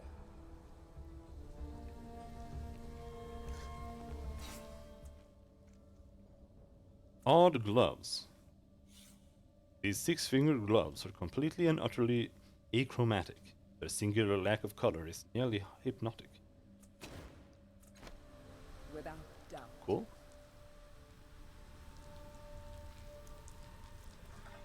I am the very soul of action. Dude, open the door. Go. Oh, she leveled up. Shall Oh, increased edge. Intellect. Good shit, good shit. I'm ready.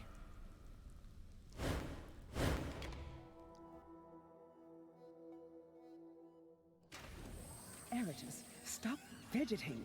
Be still and silent. All three. I don't understand how all you Calesthesias could even notice in that crowd of... you. A few thousand of my eyes can't help but notice you. What does that mean? Of course. Checking him out? As you approach the machine, Calesthesias rushes to examine it more closely. This device. Your sire used it to maintain access to the datasphere. I must know how. Did he leave notes nearby? Try to remember where the notes might.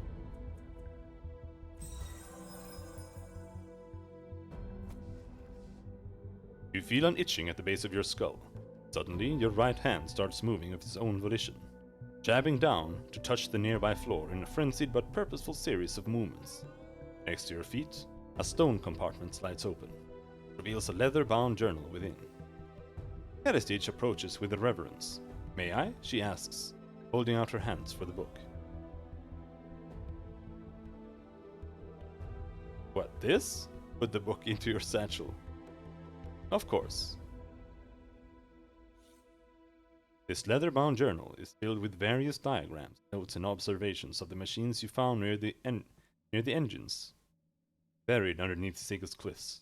The handwriting is your creator's, and it chronicles his analysis of the datasphere, the net of information that surrounds and permeates the world's air. Some people have drawn power from the world, and others have found a way to transmit knowledge in the blink of an eye.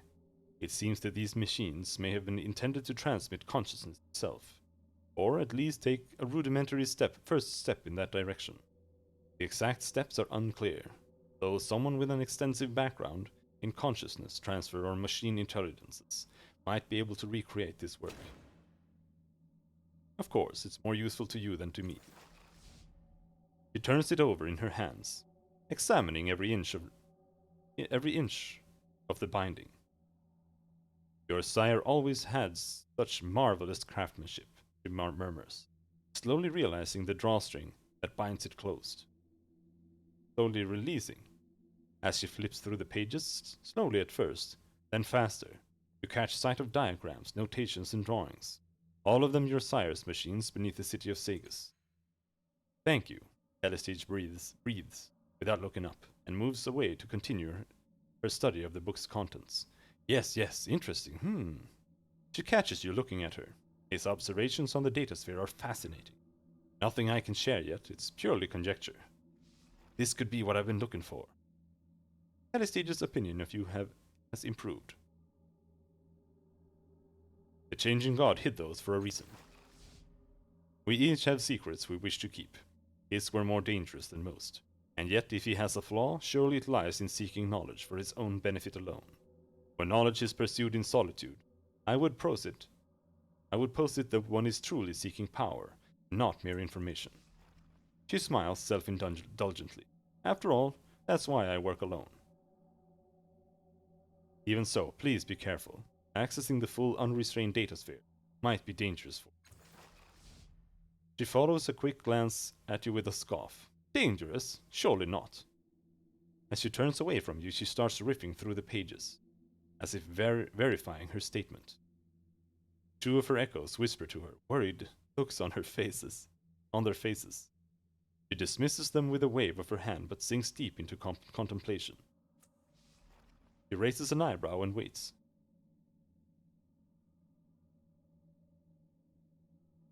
All I wanted to know. Data flickers and flashes around this machine too quickly for you to make any sense of it. Investigate the machine. Something about the device suggests a data sphere to you, but no, memory is gone.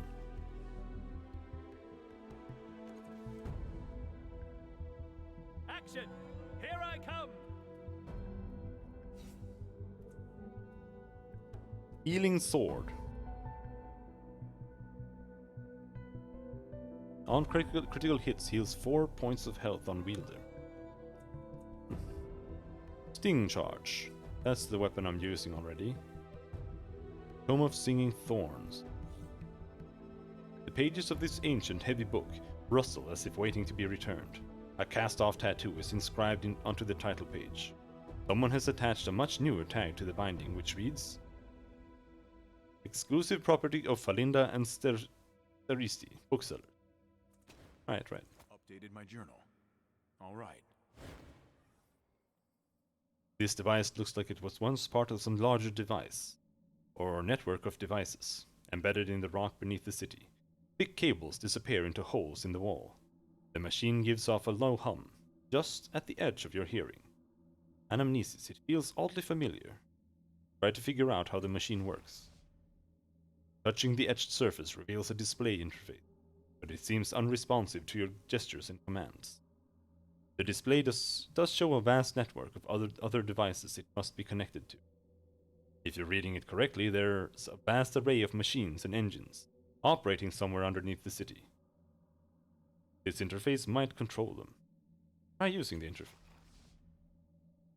You poke it, swipe it, yell at it, speak gently to it, but the interface is completely unresponsive to your commands. Look out Okay. below!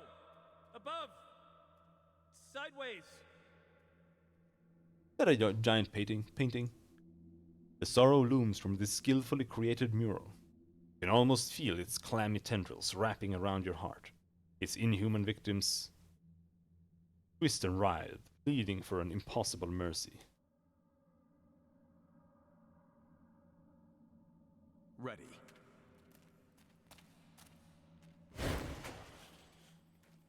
A staggering array of mirrors and lenses encircle you. Cables run from their backs. Various machines scattered throughout the room. Your hands ache at the sight of this sanctuary. This workshop. Your predecessors spent many hours here, and your body remembers. Behind the display, you hear a hinge creak. Study the lenses and mirrors. The mirrors twitch as you gaze from surface to surface. Eventually you realize why. They are attuned to your mind. You can move each one as effortlessly as your own hand. Every surface shows something else, besides your reflection. A sliver of glass highlights a red cord around your throat. A small oval mirror lingers on a pulsing blue star beneath your forehead. The mirrors to either side of the large central mirror periodically flash purple. The tiny lenses above it all crane their necks to study you. One of them appears to be shivering. And you sense danger here as well. No, not sense. Remember. You remember that these mirrors are directed. Not just at this world, but at others as well. You can see things in these mirrors that aren't visible to the naked eye. And if you aren't careful, they'll see you too. Reach for the shivering lens. You raise your hand. The tiny lens bends towards it, then flinches away with a soft whong, but not before you catch a glimpse of something small and shapeless moving inside. Is that mirror moving? Eratis says, his eyes shut. Never mind, don't tell me. You turn your attention back to the mirror. Are you afraid of me? The lens goes quite still, then tips towards you, ever so slightly, like a child peering over a cliff. Thoughts spill through that tilting glass into your mind. Your gift is immediately overwhelmed. These are not words or symbols or any language you recognize. They are aware that they are thoughts and in your head. At the moment of that realization, they awaken within your mind, reorganizing your thoughts into images that communicate what the creature in the glass is thinking. Ganthos, a circle carved in the dust, speaking its shape without words. And inside the glass, tendrils of thick liquid stream from the corners of the lens, coiling thread by thread into a perfect vibrating sphere. In seeing it, it sees you, and smashes itself against the glass, turning it utterly black. What an odd little device, she murmurs. I've never seen its like. Crack! A jagged white line appears at the upper corner of the lens, racing along the surface like a breaking wave. You blink. When you open your eyes an instant later, the lens is gone. All that remains is an empty frame. Ah, it's gone. What a disappointment. And yet something has changed in your mind. You hear whispers too distant to understand. You feel a presence swelling within you, reveling in the alignment of your tides. You hear a voice speak a single word. A word that echoes across the labyrinth, calling you to it.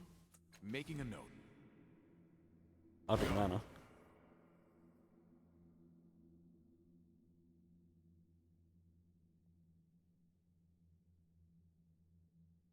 Watch for the purple glow on the side mirrors.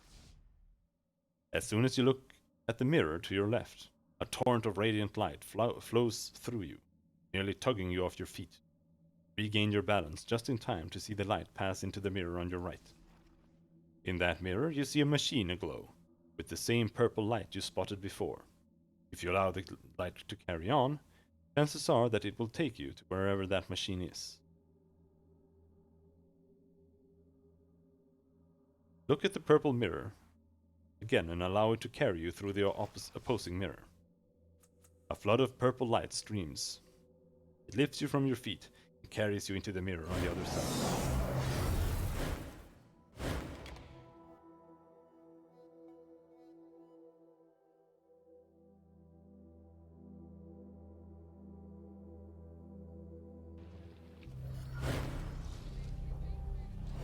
Boing.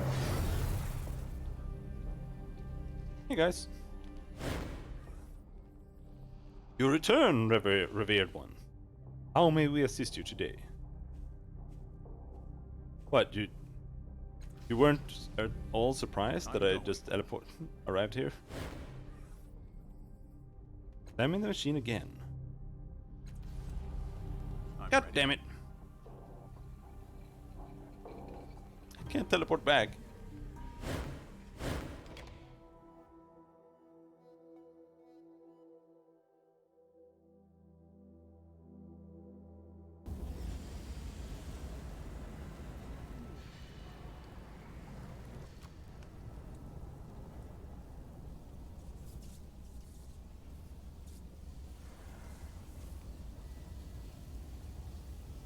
Why, of course.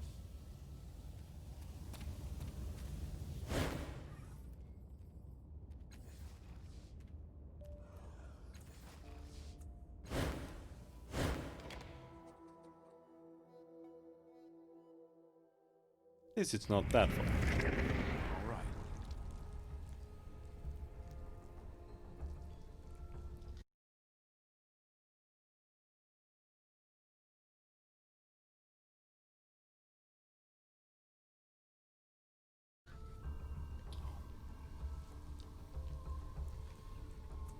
Yes. Now. Oh, are you coming? Oh, this one's closed. Thought it was still open.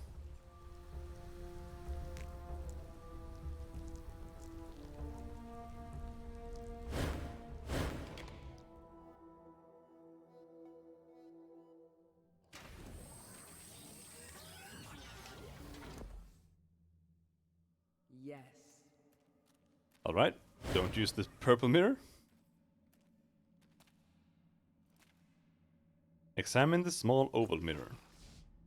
The pulsing blue star beneath your forehead expands as you watch. Oddly enough, it feels like it belongs there, like it was waiting to be discovered. Motion draws your attention to the other two mirrors. In them you see a very different reflection of yourself. Pale clouds of blue light surround your hands. Feathery tendrils trail from every fingertip, flicking at the air. You raise your hand. Your reflection does as well, and suddenly your head burns with the ache of the radiant object within it.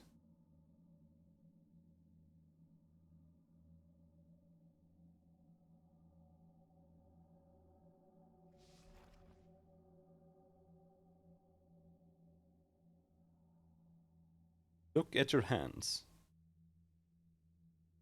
Pluck out the object. You press your fingertips against your forehead and feel the needle-like tendrils close around the round object inside your head. Carefully, you pull it out. The rising agony melts away, and the glow slowly fades from your hands, revealing a bronze sphere in your palm, growing more substantial with every passing second. This is a fist-sized bronze sphere that you removed from a trans-dimensional space inside your head. Its surface is covered with interlocking spirals. Look into the large central mirror. Of all of them, this mirror seems the most mundane. It shows you unaltered reflections. It shows your unaltered reflection, freeze between your eyebrows as you concentrate, and the gaunt staring creatures in the hallway behind you. Behind you. You spin around. Nothing is there.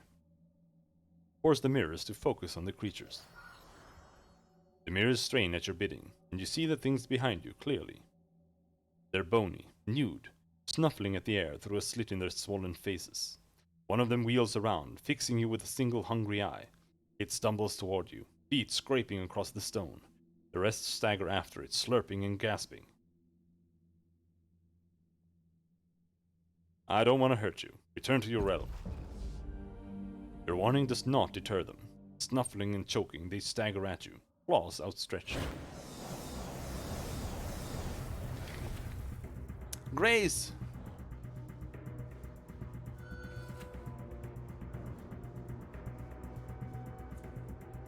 I need more initiative on the last cast off. So I need to use adaptation. The first thing we do every single time. I feel like I can take on the world.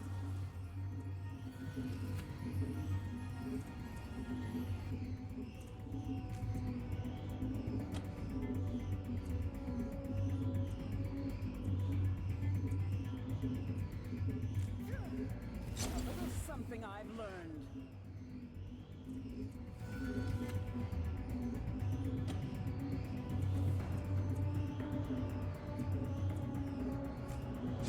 So sorry. Bam! Trust and honesty are our bonds. Half-faced. Ah! Dude, you can't face and move that far and still attack me. That's just rude.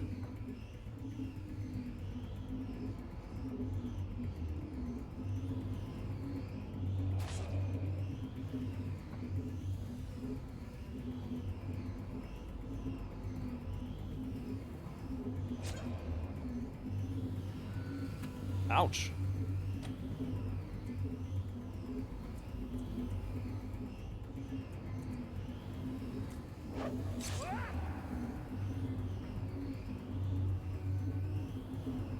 At last.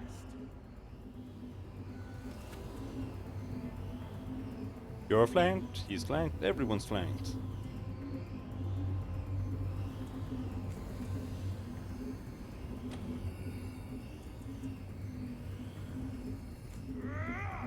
Try this out.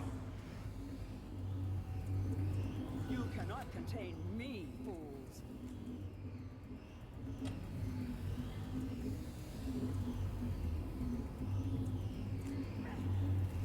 Hear my power.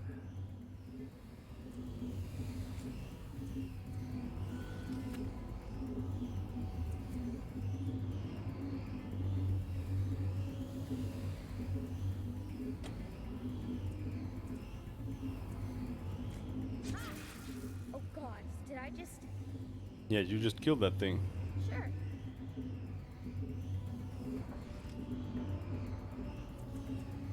Don't kill her. Don't kill Calistige. Full face. What does that mean? Maybe I can't hit them with melee anymore.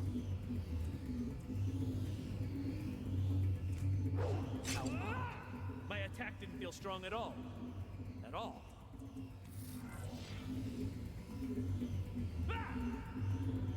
That's the stuff.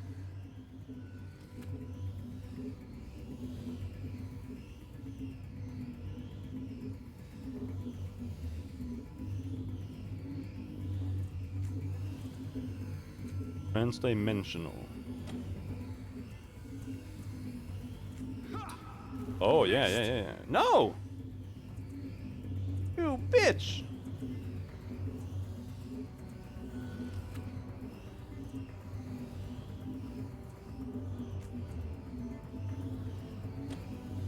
I might be able to one-shot this guy.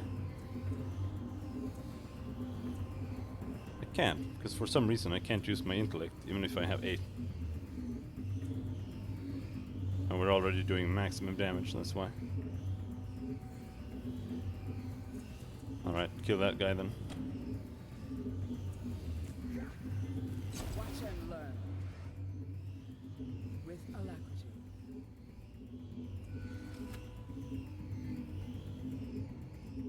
Of course. Maybe I need another god for this. Facial crash. Ouch!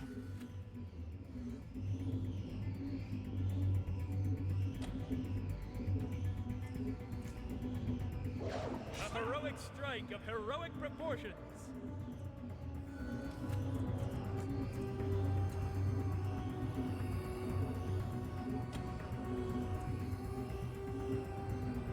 %35% chance to hit. That's not very good. I'm gonna go for it. Dare strike Yes. me? Forward. Oh, tear up.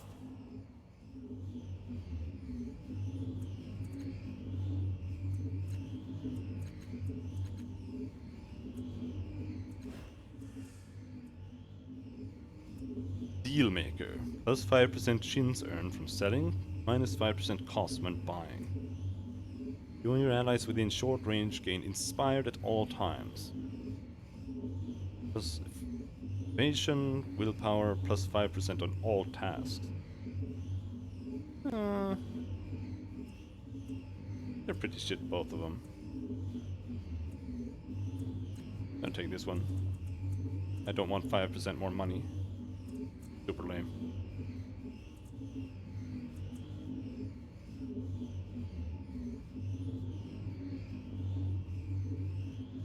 We have a heal here we can take. Energize. Choose a damage type. Convert energize. All damage dealt is converted to that chosen type. Resourceful. Plus 1 training level in cipher use skill. Allows you to carry additional ciphers.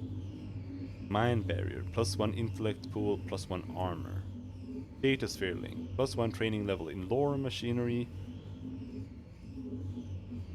mystical and natural. Targeting eye, plus 15% on esoteric attacks.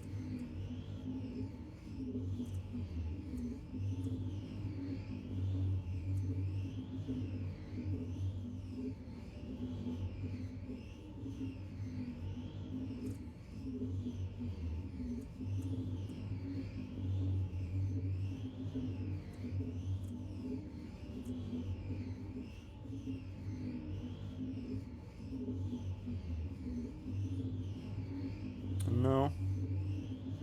I want the data sphere link. But then the question is, what else? I could take the heal.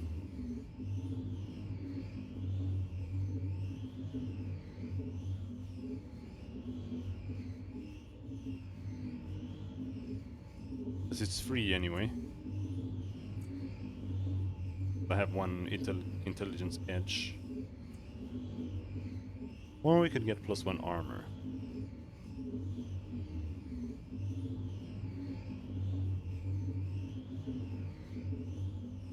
Let's get +1 armor.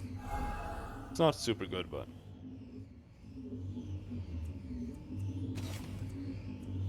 I definitely need more armor.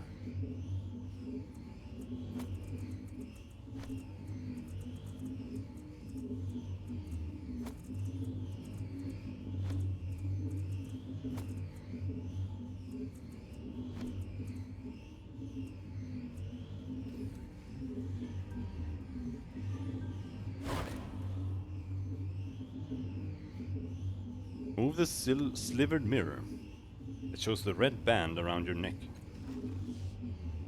Mentally, you jostle the mirror and feel an invisible noose close around your throat. Hand tighten. Gasping, you sink to your knees. Fall to your side, and your vision goes dark. Realize that if you survive this death, you've found a shortcut into the labyrinth. How convenient. Can't die.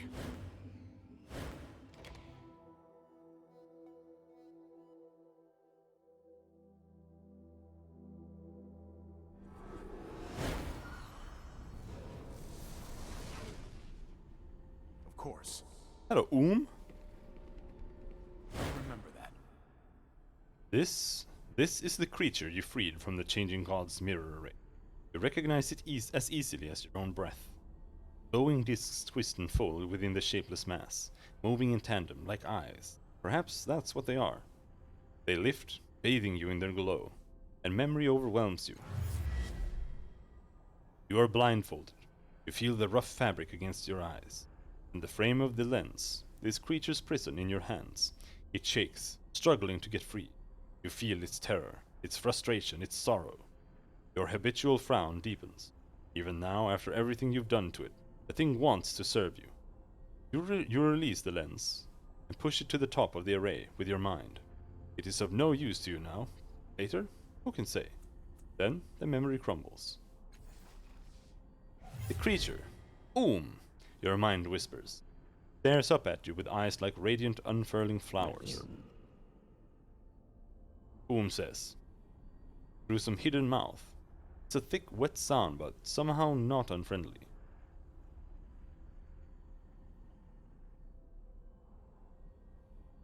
You've traded one prison for another, that isn't... How did you end up in my head? Explains, or appears to explain. It isn't quite clear if you are understanding the intention of those sounds, or making potentially dangerous assumptions. Eyes focus on you, folding and unfolding. You hear a curious sound in the hidden reaches of the darkness above.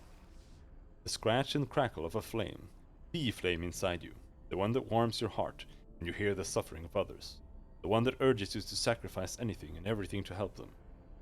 Wide eyes momentarily burn a brilliant gold. The sound dies away. Stares up at you, waiting. You aren't a reflection, are you? Can you leave my mind with me?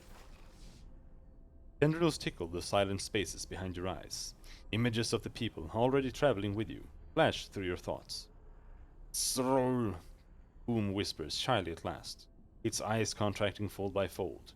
It seems the creature doesn't want to join you when so many are traveling with you already. Well, that's good. I don't want you anyway. But now we know another character. It's a blob. With some metal in its brain. And he can say blurb. What was that sound I heard when you looked at me before? Why did your eyes change color? Brusque, explains, extending a slender tendril towards your ankle. Scan thoughts. Leaves tumble down. Too many to count. Let it touch you. The tendrils coil around your ankle, cool and dry. Nothing else happens.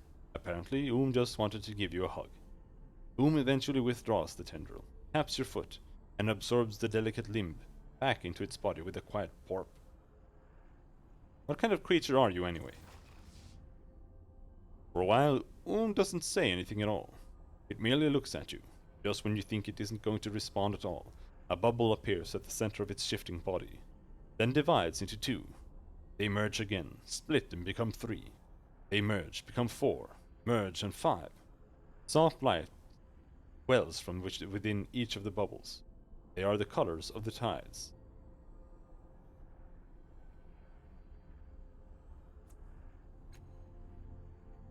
Without warning, the bubbles launch into a whirling, spinning dance, moving too fast to track.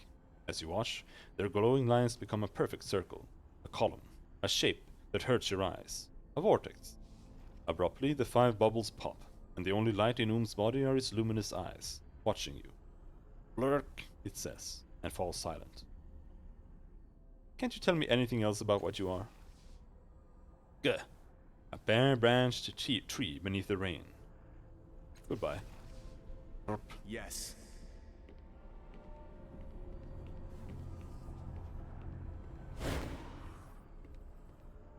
Oh? Go.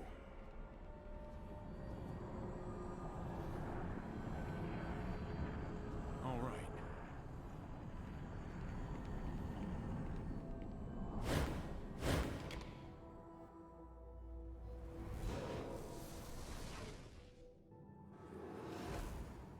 Yes. Now.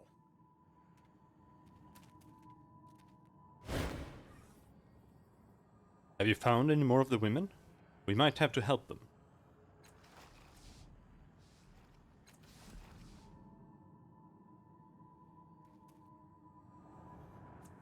No, I haven't, but I Yes. found that Now. machine. Okay. Guess you actually have to find the women.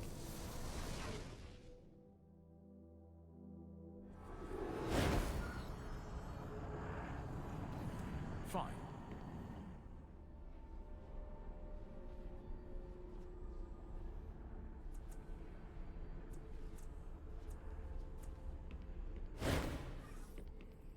What's on your mind?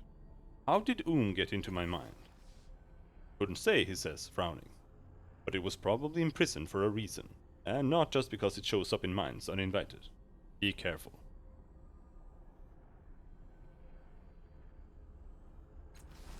Farewell.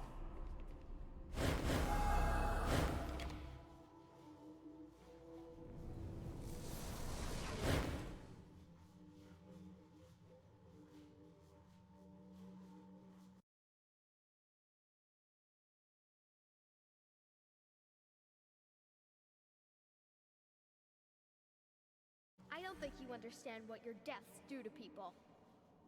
Don't worry about it, Rin. What's going on?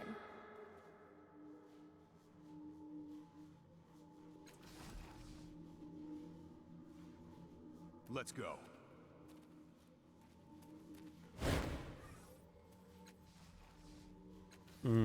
Happy to help. No, we can't figure out this machine either. I'm ready. I'm always ready.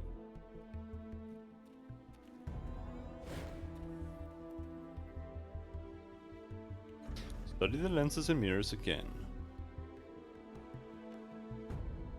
Determine the purpose of the tiny lenses. Here, you sense that the tiny lenses are moving with purpose and hold still. They carefully swivel to focus on your arms, and you see something odd. The you in the audience of lenses is bigger, stronger. Feel a painful twinge in the crook of your arm, and one of the lenses goes cloudy gray. Determine the purpose of the tiny lenses. You mentally draw the attention of the tiny lenses, feeling the pull of their eyeless gaze on your skin. In the reflection you see an idealized version of yourself. Stronger, smarter, faster. And in a flash you understand. They can change you, improve you, but a few of them are growing cloudy under the strain. You should act quickly.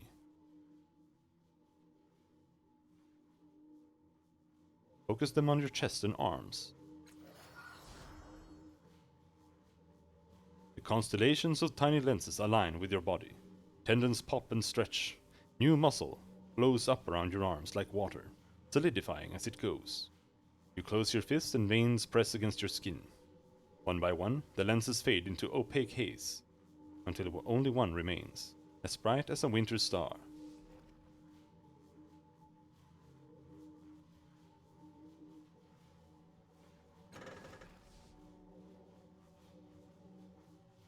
Alright, Travel to Circus Minor.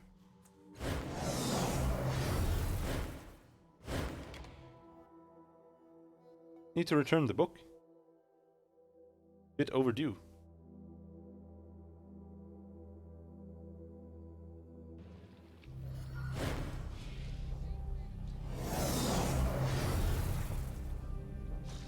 Think that's best.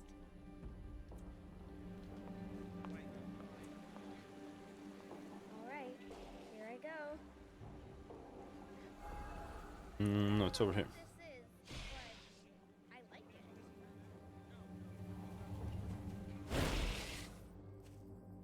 The thief returned, the merchant says. Belinda wondered why, but did not ask. Here's the tome of Singing I'll Thorns. remember that. Belinda snatched the book from the thief's hands. The merchant says doing so. And yes, it was the same book. Still sealed, still worthless, still priceless. The merchant traces the sigil on the cover for a long, silent moment. As a reward, Belinda invited the thief, the customer, to take, yes, take, one of the merchant's more ragged books as payment. Stock space was limited after all, and the customer would be doing Belinda and Steristi a favor. You lean forward to examine Belinda's bookshelf. That was, after all, the purpose of the establishment.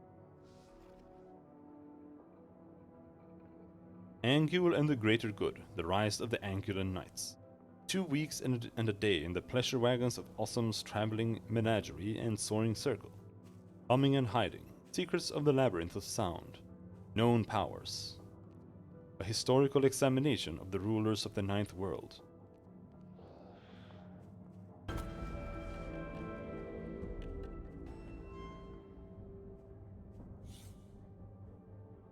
The kingdom of Malavich is defined by two unfortunate traits, a thirst for conquest and a peculiar time of chasm-related insanity that descends upon every monarch the country has ever had sooner or later. I am of course speaking of the Voil Chasm, an earth wound, vast rift dividing Malavich from their rivals in the Pitharan Empire. Each ruler of the Malavich is recorded history has become obsessed with the chasm in one form or another. Some have sought to cross or bridge it, with the lofty goal of conquering the neighboring empire. Others have tried to reach the bottom of the glowing wound. All have failed, to various catastrophic degrees. Why won't you tell me why you're narrating everything I say?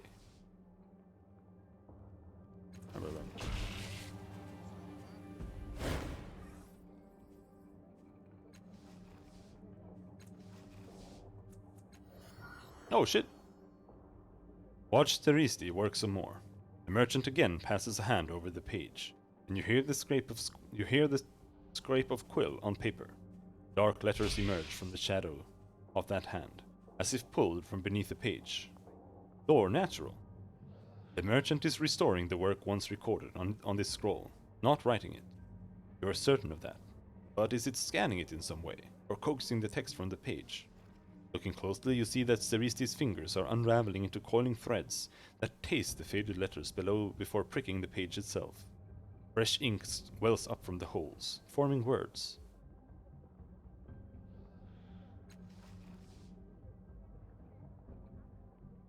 You cut holes in the page, and ink flows up, almost as if you're tattooing it. Steristi jerks in what can only be surprise, then holds up a single, coalescing finger, bidding you to watch. It resumes restoring the scroll, but slower, so you can watch and understand. Eventually you do. The page is no simple grocery list, or musty treatise. Steristi's methods might be different if it was. The scroll is alive, and Steristi is carefully and methodically waking it up. The fresh ink gleams as brightly as a sleeper's eye on waking. Scan thoughts. Amazement is seen. When the scroll is fully restored, the ink flashes. The page promptly crumples itself up and bursts into flame. Neither of the merchants react to this in any way. When the smoke clears, Steristi plucks an object from the pile of ashes, taking hold of your wrist and leaving tingly, inky fingerprints. The merchant drops it into your palm and closes your hand over it. Then Steristi takes another faded page from a pile and starts fresh.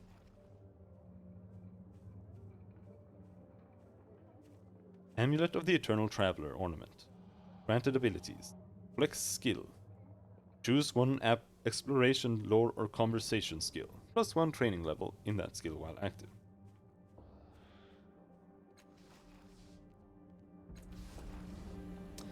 Okay.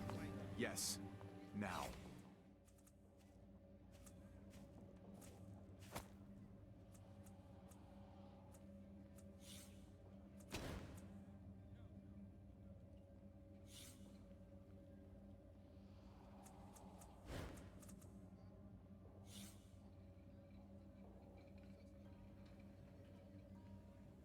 This thick, ordinary book contains words that shift and dance. When opened, its letters are still under your direct gaze, but give an impression of movement when seen in the corner of the eye.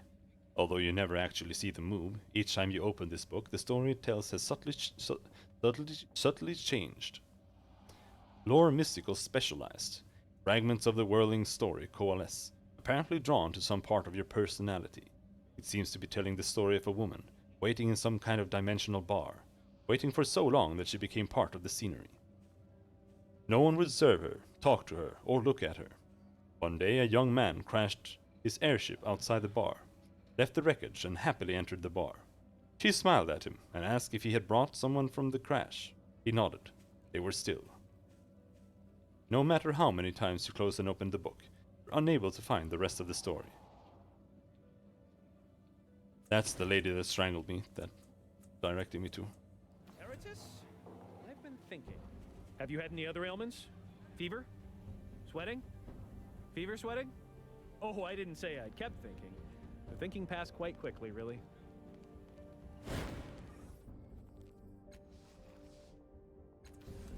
Why not?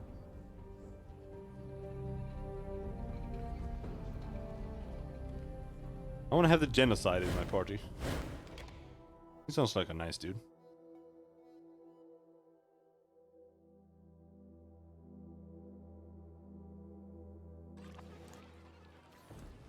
Find him!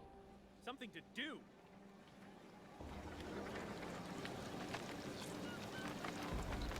Is it her?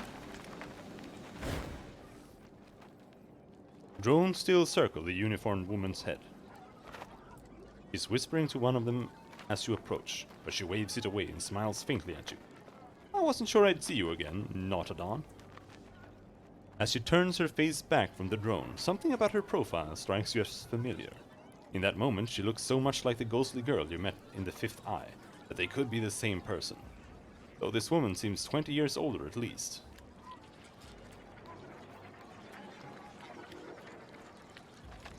You look a lot like someone I met in the Fifth Eye. She laughs aloud. In that moment, her voice is clear and rich, like that of a much younger woman, or even a teenage girl.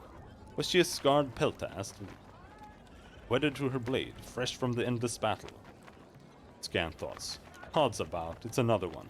Another one of us.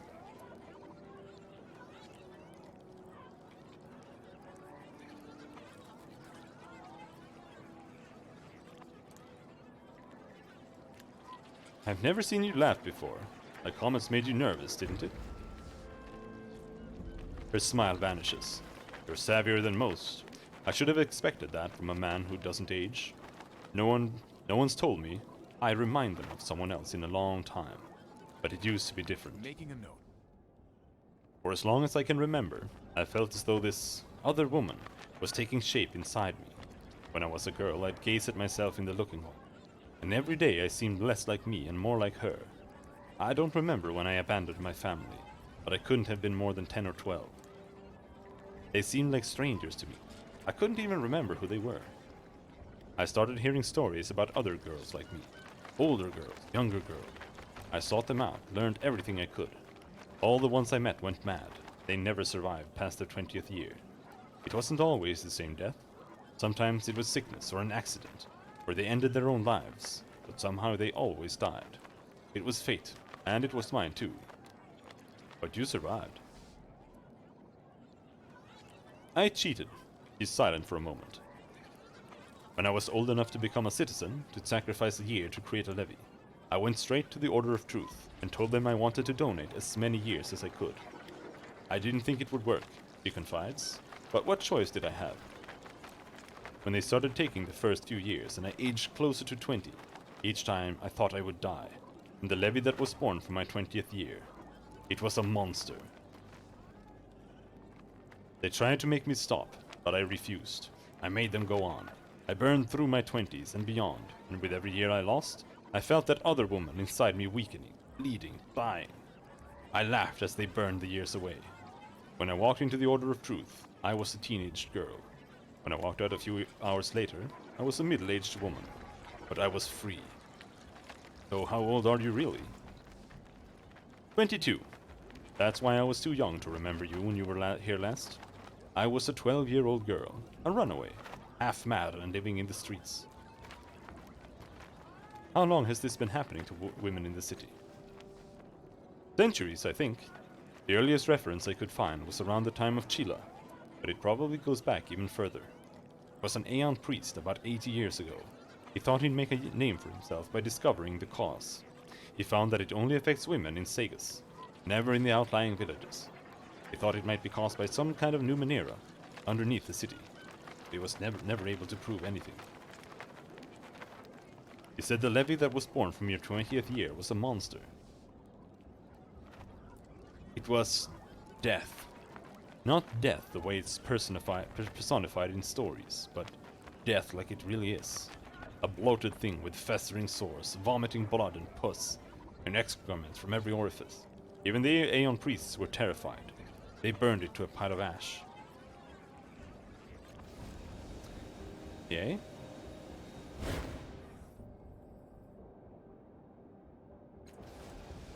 I'm ready.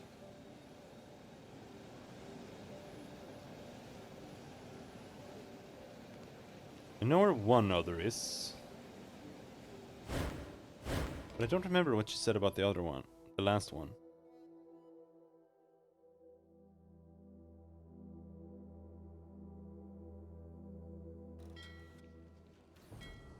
Let's go.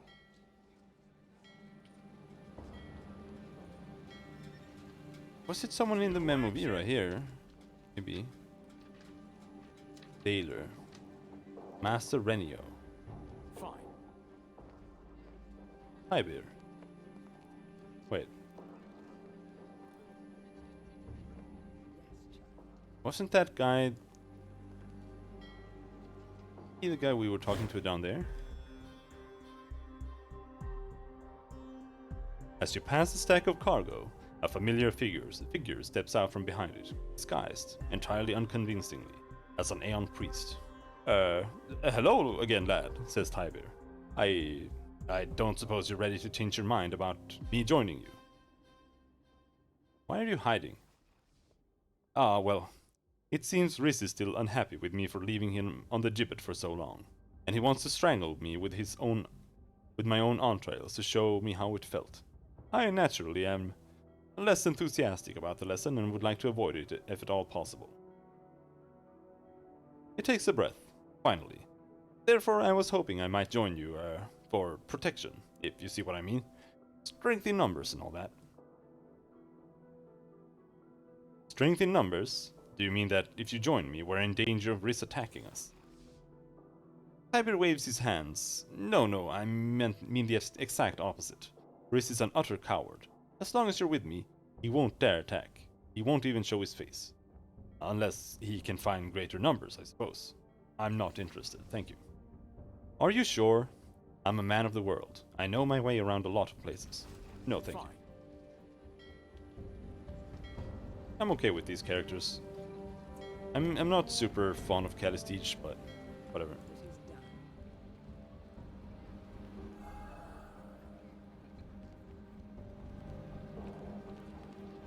Of course.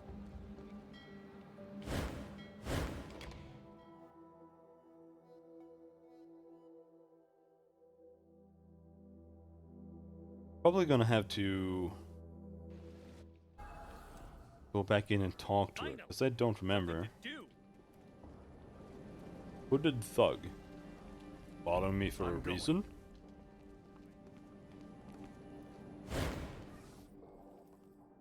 Good, you're back. Talk loud, it eases the pain. The angry sneer of her lips suddenly brings the image of the ghost from the fifth eye to your mind.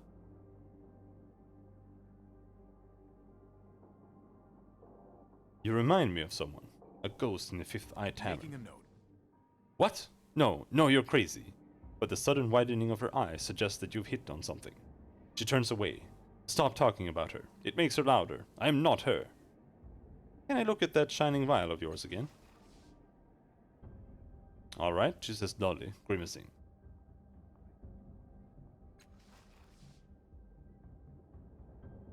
I'm sorry, but I want to hear about the woman in your head. She growls under her breath, but does not respond. Of course.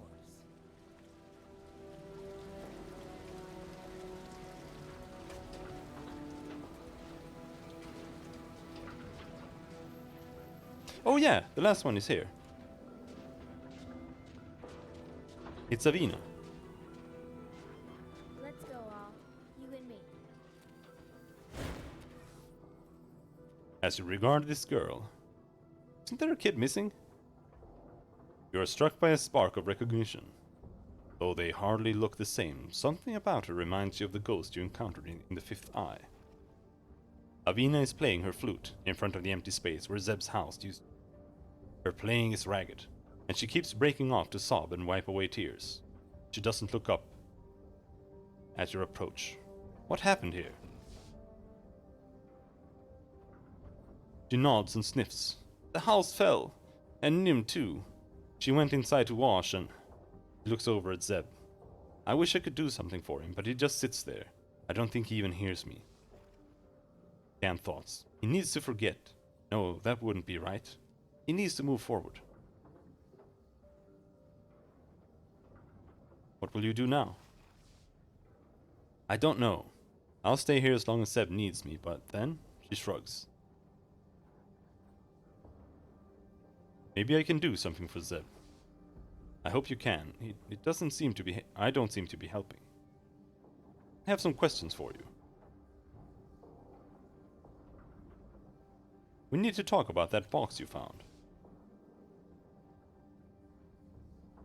Again? Her hand drops to her pocket, and she draws out the metallic cube, clutching it protectively. You want to take it from me, don't you? I met a girl who is very sad to have lost that. Can I bring it back to her?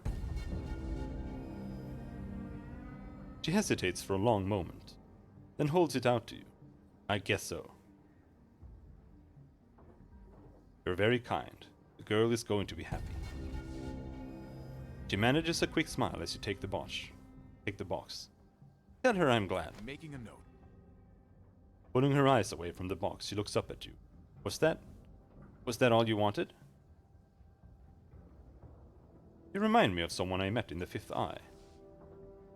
Her eyes narrow suspiciously. People say that to me sometimes. They think I'm one of those girls who are becoming somebody else. But I'm not. At least not anymore. Not anymore? What do you mean? Making a note.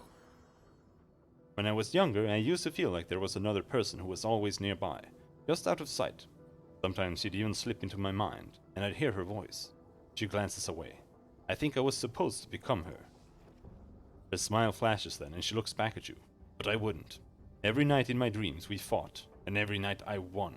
After a while, she got weaker and weaker, until I couldn't hear her voice at all.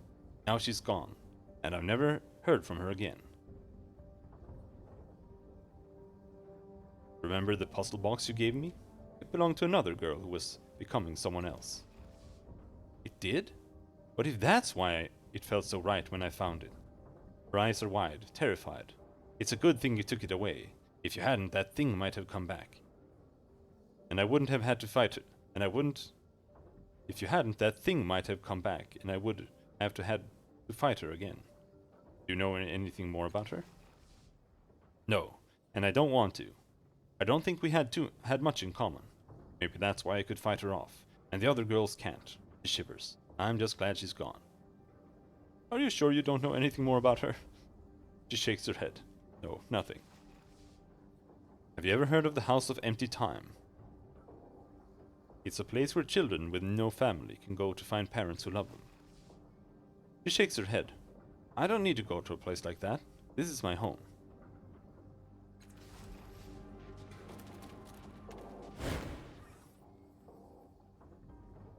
A scrawny boy in rags sits in front of an empty place, where his house used to be, staring at nothing. He does not look up at your approach. Scan thoughts. Nim's gone. The Stitcher killed her. What is there left for me?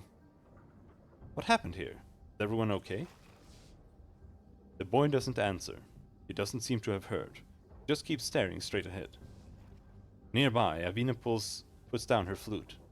Poor Zeb hasn't spoken since the house fell. Nim had just gone in to wash in the cistern. There was a terrible cracking sound and then... She hangs her head. We think it was the Stitcher. Is there anything I can do to help? Zeb slowly looks up. Did you say something, sir? I know of a place in Government Square that'll give you a new family. The House of Empty Time. That sounds weird. How does it work? It's a doorway that will take you to a loving couple who are waiting for a child just like you. Zeb snuffles and wipes his nose on his ratty sleeve. He looks up at Avina. Avina, what should I do? You're all I have left. Avina smiles. I wasn't going to stick around forever, Zeb. I think you're doing the right thing. The art in this is amazing. It's pretty good.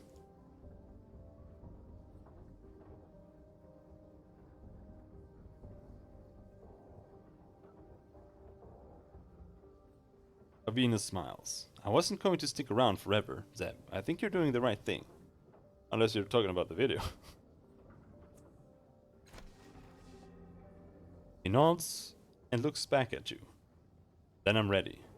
And I guess I won't be needing any of the street gear I've been collecting, so you can have it. And thanks for everything. Dull strike. Slightly slick to the touch. This flexible ring can fit any size. Worn, it deadens sensation in that appendage. Worn for a longer time, it's known to slowly kill the nerves, leaving the wearer completely insensate. Why would I want that? This metal sphere is lighter than the air. Yeah. It is comfortably warm to the touch. If unsecured, it starts to float away, accelerating slowly. The origin of the sphere is unknown.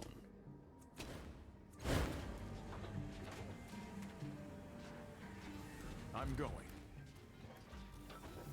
Yeah, no, it's pretty decent. You're all on your own now, Avina. Avina is playing her flute in front of the empty space where her house used to be. She looks up at your approach. I'm glad you convinced Zeb to go to the House of Empty Time. I don't think he would have ever been happy here. You're a good person, sir. Tell me again who lives here. Oh. Go.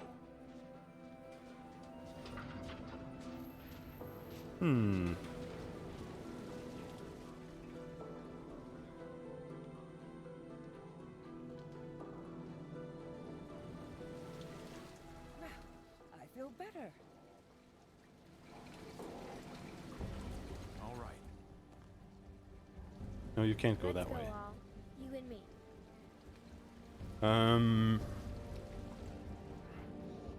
All right. Oh, what's this? It's another one of these. The silent and ancient machine casts a long shadow. As you study it, your breath stutters in your chest and your hands shake. You can't help feeling as though you have stood in this exact spot before. Examine the device. A jumble of mismatched parts make up this once functional generator. You notice a familiar circinate symbol, etched into the metal like a maker's mark. In an instant. Maybe we can get some implants.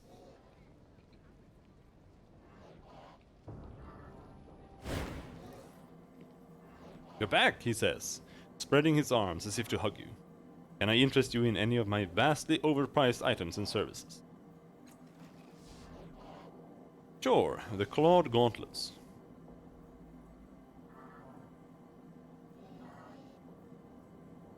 I knew that would catch your eye, he says, digging you in the ribs. We plant long, hollow rods in your forearms with steel blades sheathed inside. Just flick your wrists, and out they pop, surprising anyone who mistook you for unarmed. He demonstrates with his unoccupied wrist, making a little chick sound. 125 chins for the weapon and the work both. Okay, let's take him. The drones swoop down and pull your arms to the sides, with unapologetic speed. They shove long steel tubes into the space between your knuckles, one by one. Finally, they release you. Wincing through the pain, you flick your wrists as instructed. Long stylish blades leap through your mangled but already healing knuckles. They look amazing. These look amazing, Jerno says. You looking for anything else? Sure. Show me your list of items and services.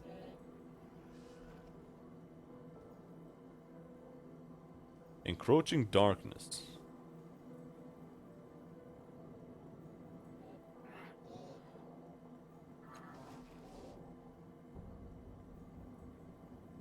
The Numenera analyzer. It's quite safe, he says, nodding. Most of the time in almost 3 out of 5 cases. And the procedure couldn't be simpler. The drones simply saw your skull open, shove an implant into the right spot, and seal everything back up again.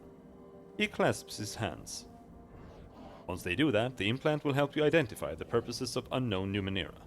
It costs 95 chins, but it pays for itself. Take it. The drone's metallic arms pin you in place, and you hear a circular saw spinning faster, faster.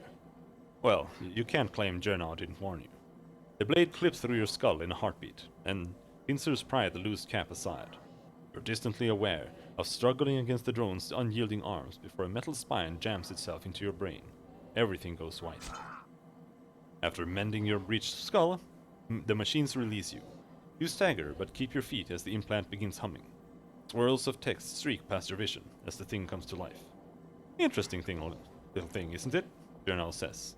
It does, get puzzled by a larger Numenera, but it should be able to handle most smaller things you find scattered around.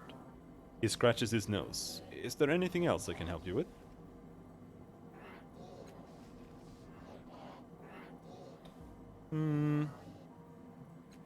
Jagged memory. Time traveling or maybe not wound inflicting implant.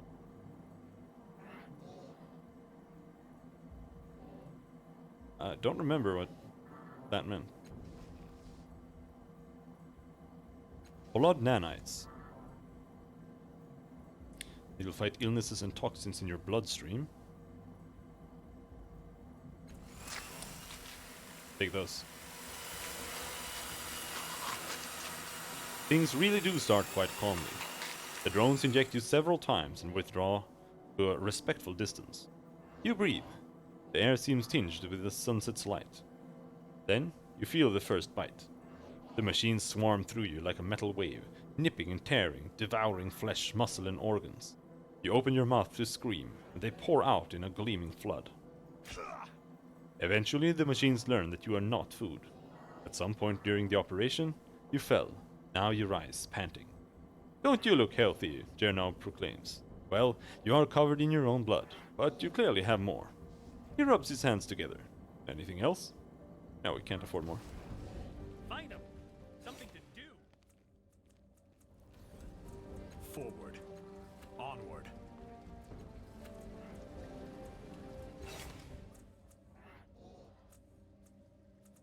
Clawed hands.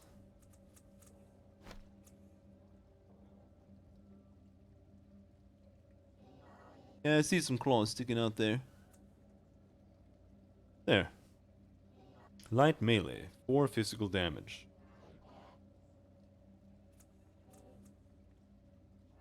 Three physical damage.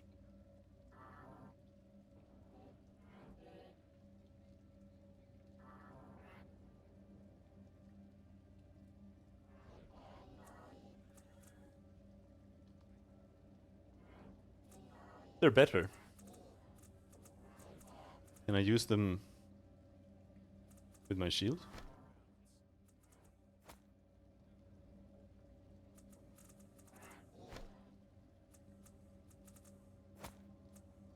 Yeah.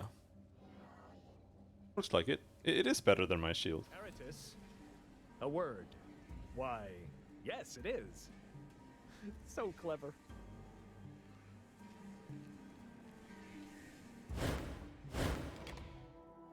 Let's try this.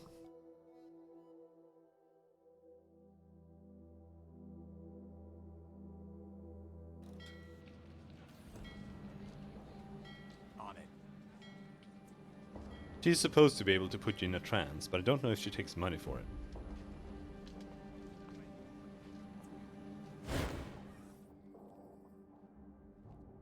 Could you use your calming abilities to put me into a trance? She looks bemused. No one has ever asked me something like this before, and normally I would refuse for fear of some complication, and perhaps retaliation for that. But I sense a certain affinity between a kindness we share. I don't think any harm will come of it. If you feel it will help you, I will do it. She reaches out to you. Now take my hands and close your eyes. As you take her hands, a scent like baking bread, and honey overwhelms you. She begins to sing in a soft but resonant contralto. Melody fills your head, making it heavy with slumber, so that your chin drops to your chest. You feel like you're being lowered gently into a warm bath. The water closes over your head, but there is no fear of drowning. You have returned to the womb, where all is comforting darkness, the steady pulsing of a heartbeat, of a beating heart.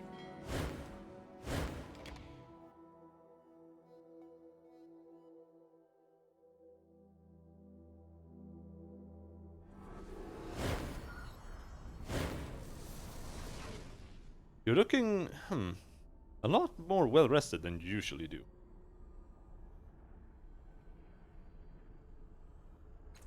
I'm Yep. going. Hello, lady. The woman-shaped hole in the air waits, hands outstretched. Place the puzzle box in the outline's palm. Updated my journal.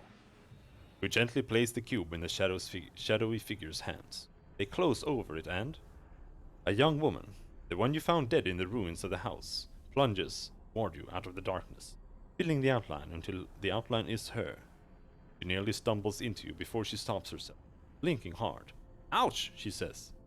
You notice that the box you gave her is now as ghostly as she is. Well done, the spectre says, turning away from the stunned woman. I'll, give you two some room to talk. You turn to the young woman again. She glances at the darkness above you, and something about the expression reminds you of someone.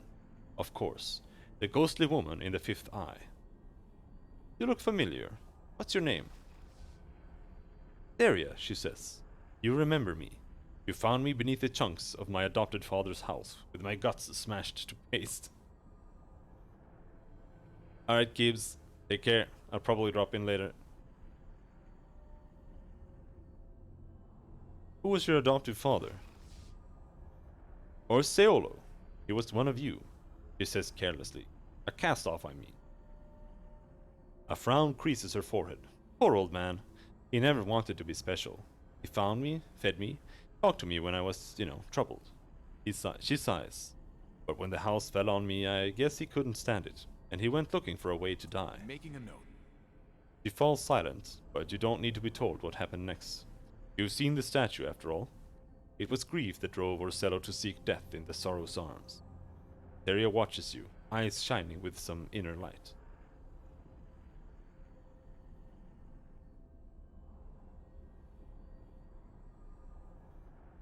You were important to him. Do you know why? Making a note. He thought he could help me, she says simply. He tried to calm me when that woman's voice in my head said I was her and not me.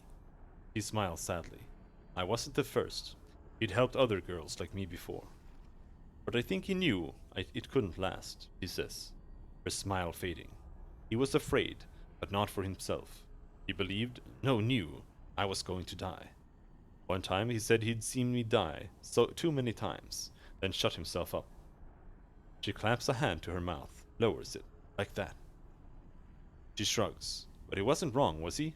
Even if he was a little crazy to begin with.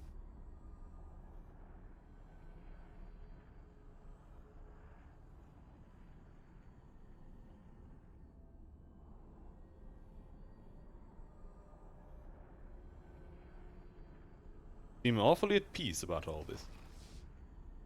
Well, I'm not really me, she says. I'm a reflection of what my father saw of me. The only piece of his mind that's left. When he died, his part of the labyrinth, well, I want to say it broke, but it was worse than that. It cracks. The cracks burst up through the ground and everything started crumbling. I could feel parts of him slipping away, snapping off. She shudders. I'm glad you brought me here. I would have fallen apart eventually. And then there'd be nothing left of him. Nothing of either of us.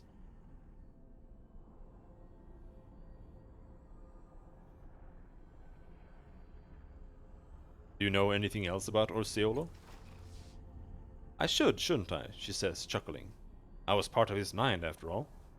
She passes a hand over her forehead absently, leaving her ghostly eyebrows completely disheveled. But no, if I focus I can see the other women he took care of. The ones that looked like me, I mean. But it's like looking through dirty glass. I think that means he didn't want to think about them. Or couldn't. She shrugs, looking away. I don't know why he spent all that time caring for us. I guess I'll never know for sure. Now, but... Alright. One time I asked him what his tattoo meant. Atonement, he said. But not, dramatically. He said it like he was saying his name, like... She pauses, rubbing her forehead again. Like it was everything he was. Like, if he couldn't atone for whatever it was, there was no reason to exist anymore. She sighs. But I don't know why he started. I'll never get a chance to ask him. Grinning again, she rolls her eyes. That's it. That's all I know about the man who raised me for years. Kids, huh? What does that puzzle box mean to you? My father gave it to me, she says, beaming down at the ghostly version of the box in her hands. He said it was a very old puzzle, and that solving it would help me. She chuckles. I never did, but fumbling with it made me feel better. I always had the feeling that the pictures on it might mean something.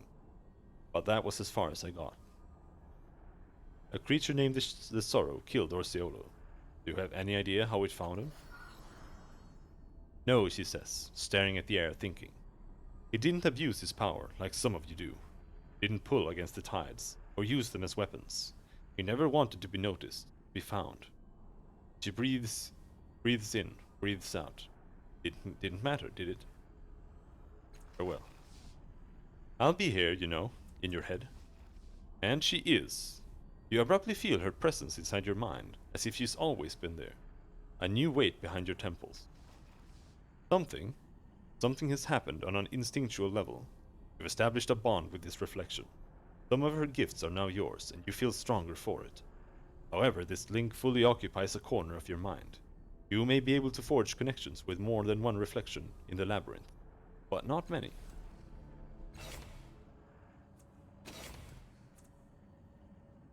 Gain 1 might, 1 speed, 1 intellect pool. Okay. Holy shit, this list. Blood nanites grants immunity to most spells that deal damage per round, such as bleeding or burn. Numenera analyzer, plus 5% on lore. Okay. Just like a third of a training level. Go. Wait.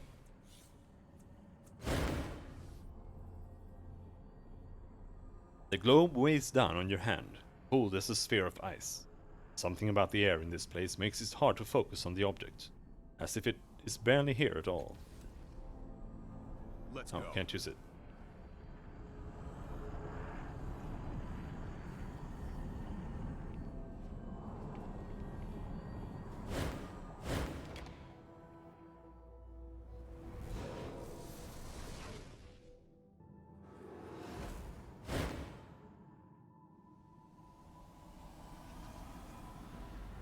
All right.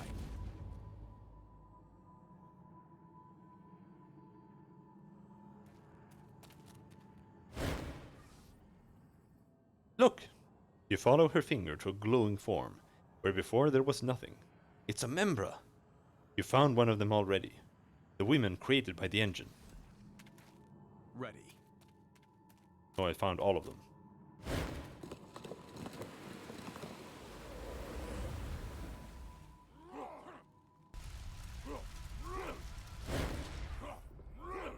The siege, she says, watching the scene in front of you. I remember the siege, when the Tabat came to destroy Siga's cliffs. Were you there? After a long, quiet moment, she nods as though coming to a decision. I was there. I remember the screams, the terror. The Tabat came, many of them mounted on their dragoliths, each of them with a stranger, more terrifying weapon than the one before. Tegus should have fallen, like Shrenoa and Ika, 100 villages before us, but it didn't. We fought them off. Anne thoughts. It's coming back to me. These are my memories. She shakes her head. But what does that have to do with the other women? I don't know. There is more to this story. I need your help to find it.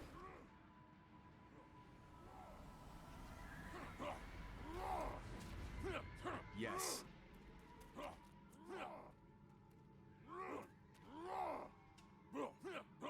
Blood-curdling moans can be heard from inside this structure, but there's no way in. This is all just a memory, but the heat from the rubble, as well as the smell of burning wood and flesh, feels very real. Yes. Now.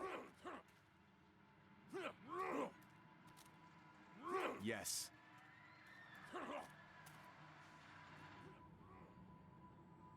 Loss of self.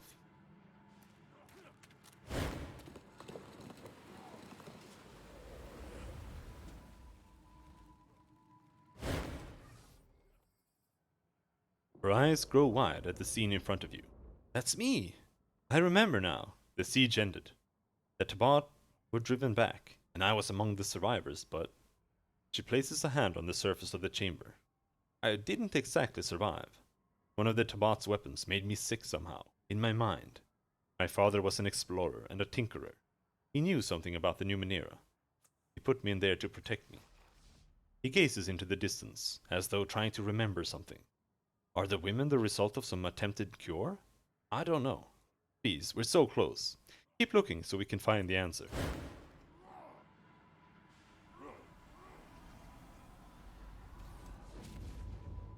She looks so real. Her chest moves up and down with each breath. It's strange to see the ghostly woman both inside this chamber and out of it. These machines make no sound or motion at all. Like the other machines here, they seem to just be a facade. All right.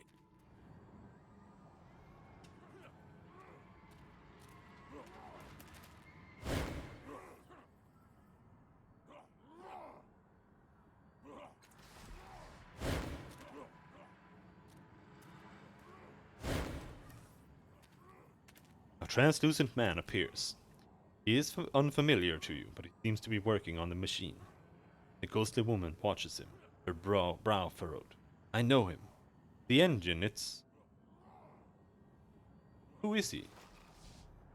I think he's my father. She tilts her head. The memories of this place must be fuzzy. He doesn't look right, but he feels right. I'm certain it's him. She reaches out to the translucent figure, but her hand goes right through him. She calls out, Father? Father! The man continues his work, as though she weren't there. The ghostly woman sags. I'm invisible to him. You! She places a solid hand on your shoulder. Her eyes suddenly lit. He used that machine, that probability engine, to recreate me and other women. This machine is but a memory, but the engine exists in the real world, I know it. She looks at the ghostly man. Speak to him, find out how to turn it off. Then you can do the same in the real world and end this. Making a note.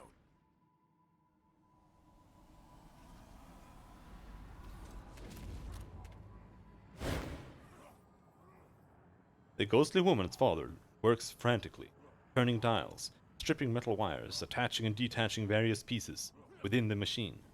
After each change, he places a hand on the side of the machine, speaks some words and gestures in the air. He doesn't seem to notice you at all. Can I help you? No, he says, but he doesn't appear to be speaking to you. That's not right. Her hair was softer, thinner, her eyes more like caramel. He speaks to the machine again, swipes through the air rapidly, then sticks his hands inside the engine and rearranges several delicate parts. I'd really like to help you. He continues his work, completely oblivious to you. I need to know how to turn the machine off. What? He whirls around, his eyes bright with fury. Turn it off? That would kill her. Kill her, do you understand? I'm so close to bringing her back. It's just a matter of tuning the machine correctly. His face darkens. I won't shut it down, and you will not force me. although he makes no signal or gesture. The Tabat soldiers from the other side of the fathom run to his aid. Somehow this ghostly construct's anger has summoned him.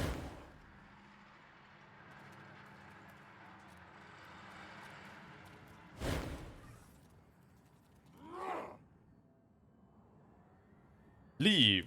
The platform rumbles with the power and pain of his cry. Leave me alone. You will not take what's left of my daughter from me. Something's wrong with the machine, though. It's hurting people. He waves you off. Ah, you're guessing. You don't know the side effects any more than I do. But I do know this will bring her back to me. Now leave, or I will force you to leave. Alright, I won't force you. Farewell. You can't force me. All right.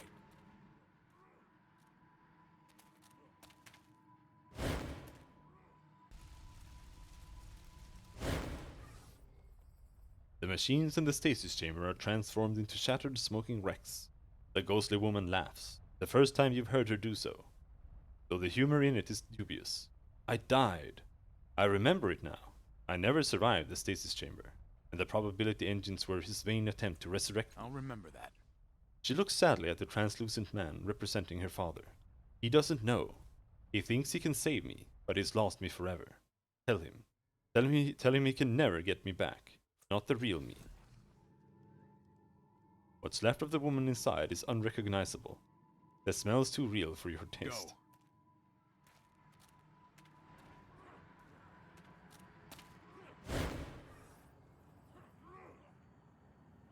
You have to tell me how to shut down the machine. His face darkens. I won't shut it down. You will not force me.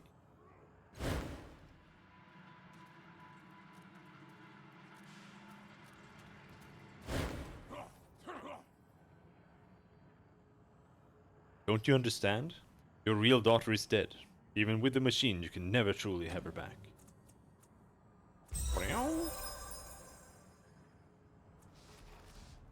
No, my daughter is... He starts to point at the ghostly woman, and takes a closer look at her. Are you truly dead? I am not your daughter. She is gone forever. He looks between you and her, despair growing on his face. Finally his shoulders sag. I'm making a note. Despondently he says, watch. He places his hand on the side of the engine, and says the word, Neshu. Suddenly a glowing interface appears in the air. He presses 5 symbols in a specific sequence. He performs the ritual a second time, and then the machine grows quiet and dim. The ghostly man begins to fade. To the woman he says, I only wanted to set things right. Then he is gone. Let's go. He told you how to shut off the engines. Go, turn them off before it gets any worse. Let's go. Let's go!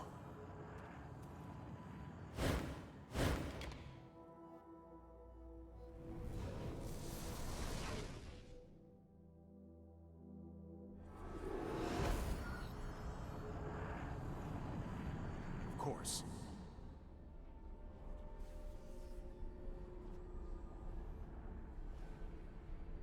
Go. Go! Much better. Now we have to go back down into the tunnel. Let's see if we can't get back.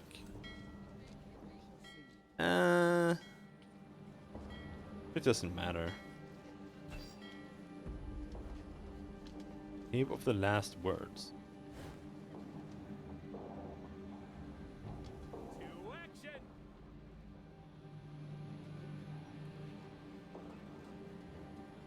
Cave of the what now? Without doubt.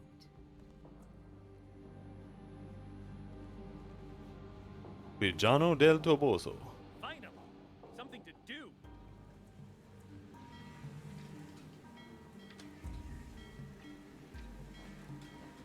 Yes. Eridus? I'm sorry I called you tiny before. Well, I'm sorry you're sorry. Are you sad? We should shake that out of you. Oh, there you go. All cured.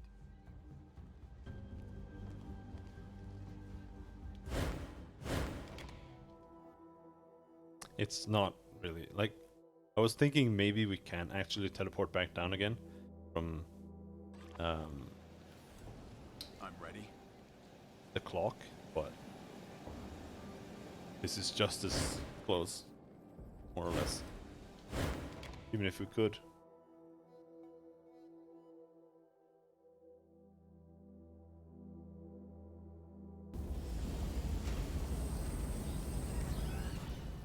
Let's go.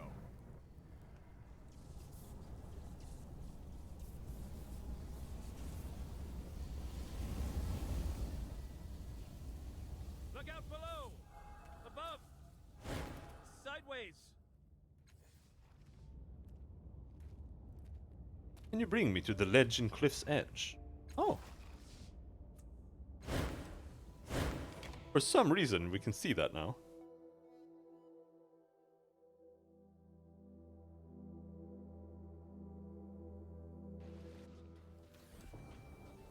I'm ready. Faint droning sound resolves into a rhythmic churning hum as you approach this strange machine. An ovoid opening lined with a metallic wire mesh dominates the front of the device. Through it you catch the faintest glimpse of swirling liquid. Atop the machine rests a dome of translucent material, a brilliantly lit sphere. Examine the wire mesh. The mesh appears to prohibit direct contact with the fluid jostling around the device's interior. Curiosity must have gotten the better of someone, however, as the line has been sliced cleanly through the bottom of the mesh. The opening created by the slash appears roughly large enough to reach an arm into. Examine the dome. On closer inspection, you notice the dome contains what appears to be a human brain, but it's several times larger than a normal brain. It floats serenely within the enclosure, pulsing occasionally, but you can find no way to interact with it. Examine the sphere. The glowing spheres appears solidly attached to the rest of the machine. The light dims as you move your hand close to it. You spend a few moments moving your hand all around the sphere, and eventually you discover that its light seems to dim as your hand gets closer, to a fixed point directly in front of it. Pass your hand in front of the sphere. The sphere's light dims, then brightens again as your hand completes the motion. From within the machine you hear the strangled sound of evacuating liquid. The constant humming sound of the machine has stopped. Pass your hand in front of the sphere again. The sphere's light dims and brightens as usual, but other than a dry clicking sound, nothing else occurs. Reach through the opening.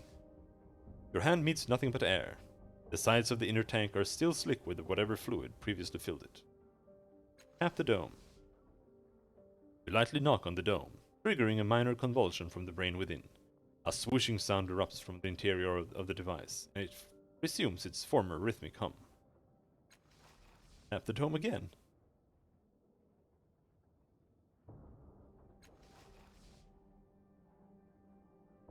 Your hand splashes into an oily fluid as you plunge it through the hole in the mesh. As you probe around the interior, you momentarily feel something solid brush against your hand. You blindly grope for the object, but it proves quite difficult to grab. Attempt to grab the object in the fluid. 60% chance. 5. 60. 80.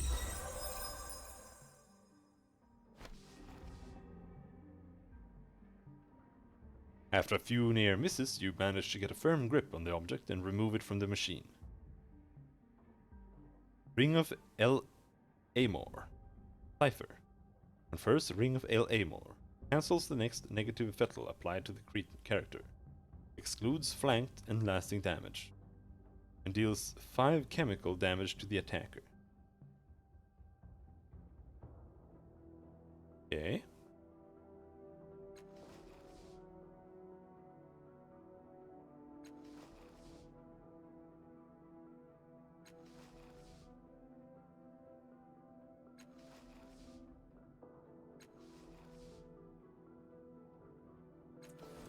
Okay. On it. Yeah, that's something I could do. Quick Ice Axe. Heavy melee weapon, artifact. 8 physical damage, 7 chemical damage. On hit, confer bleeding. 6 physical damage per round. Active 2 rounds. God damn, that's insane.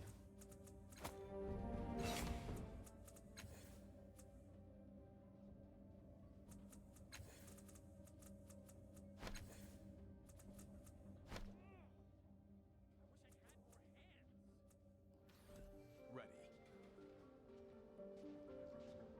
I think if you fail this, you do the quick fingers thing and you fail it, then you get another item. But I don't remember what that was. Eratus, tell me, were you always as you are now?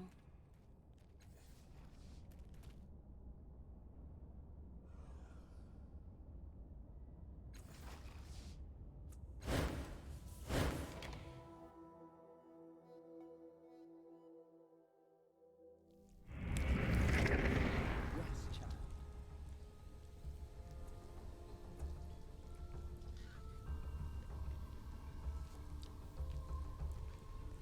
Time to turn off the machine.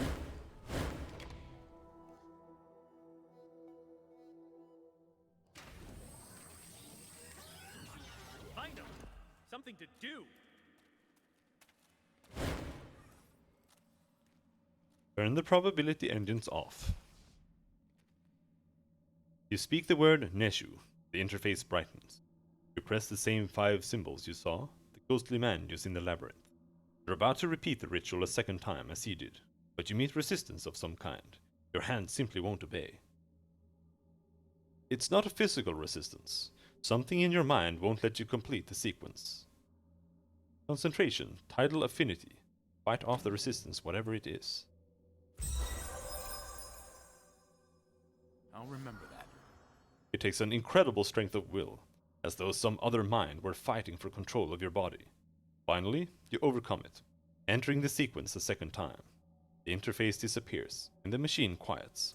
It is done. That woman, all those variegated versions of her, you have put an end to them. Why did you do that? Scan thoughts. I'm not so different. What if my copies, if I, were so easily shut down?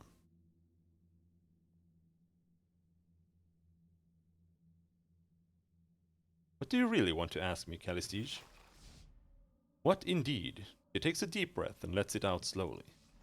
It could be said that she and I are similar. If I were one day to become as fragmented as a poor facsimile of the person that you had known, what would you do? That's not why we shut her down. We shut her down because she was literally killing people.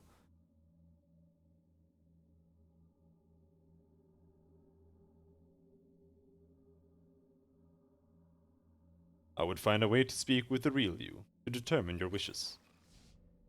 She laughs. The real me. Why, dear, you would hardly know where to begin. The real me is me, and so my sisters would claim, each in their turn. Despite her words, her smile is genuine. Consider my curiosity sated.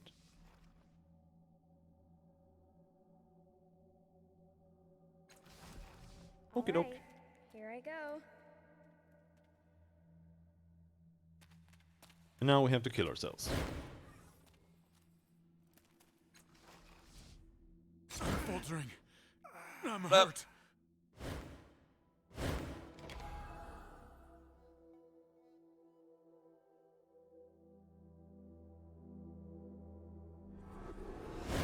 It was probably like the essence of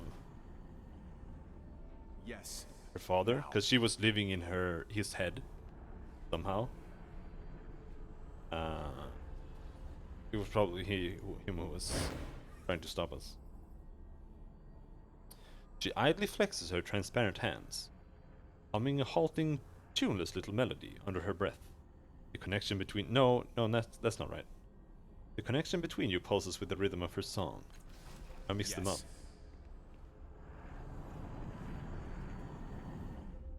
The one who are taking care of her was a completely different person. Right.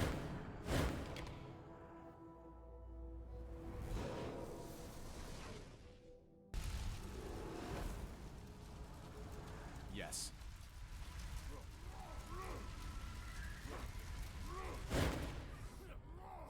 You did it. Your smile is warm and genuine. I can feel it from here. A peace I didn't know I was missing. Thank you. You've done more than you can know. Alright.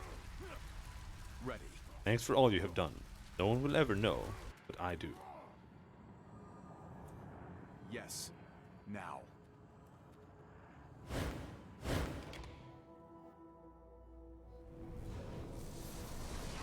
The blue tide seems incredibly difficult to main.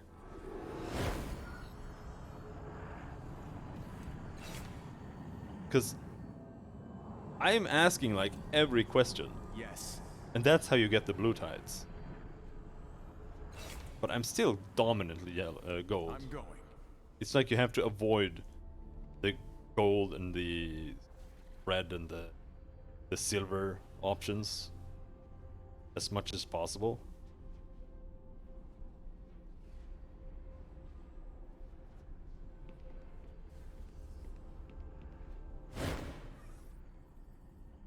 Talk to Saria. Farewell. I'm ready.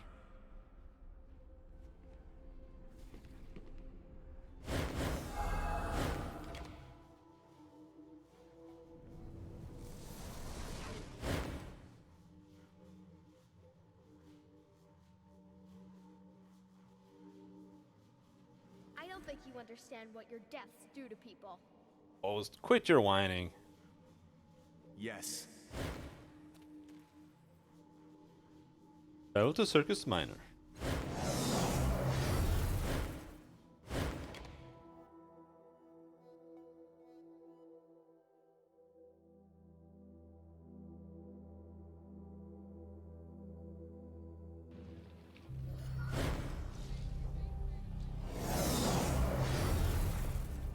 Go.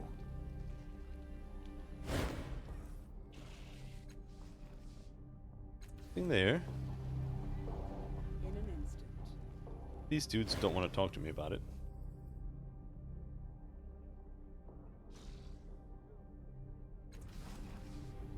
What about you? Can I use tides yet?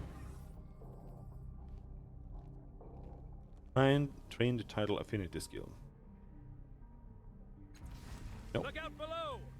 Above! Sideways!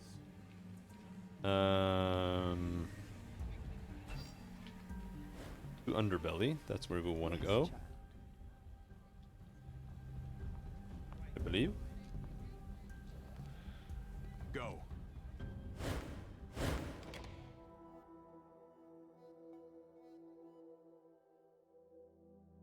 Right.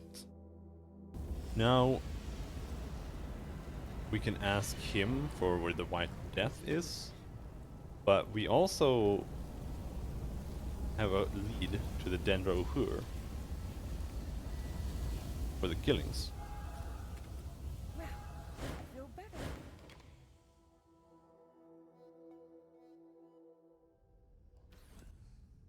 We shall see. Mallet.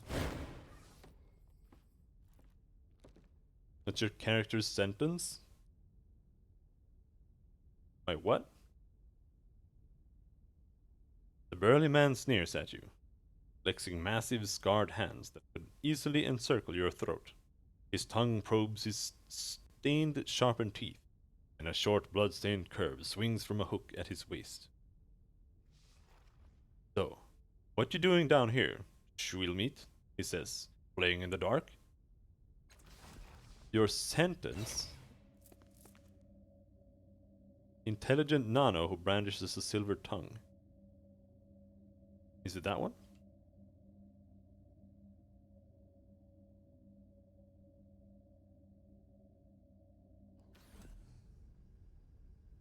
Also, hello. Alright, let's talk to Mallet.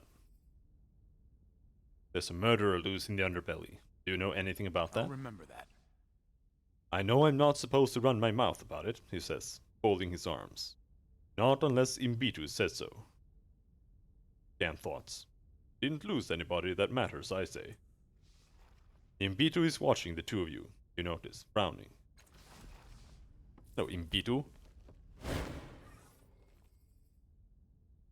Ah, our restless corpse, Imbitu beams at you, clasping his skeletal hands together like a tangle of twigs. Such a curiosity you are.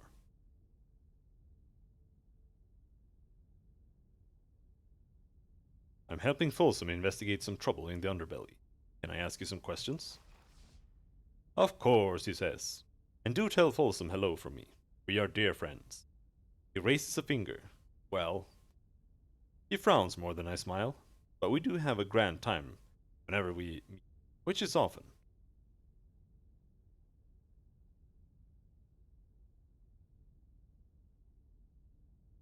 Where were you when Folsom's protege was killed? Ah, he says, excited. I have quite an amazing alibi. That how you say it? Alibi? He draws himself up and sets his jaw sternly like a caricature of justice itself.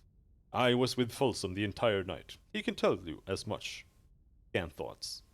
It may not have been entirely legal what we did, but it wasn't murder. Updated my journal.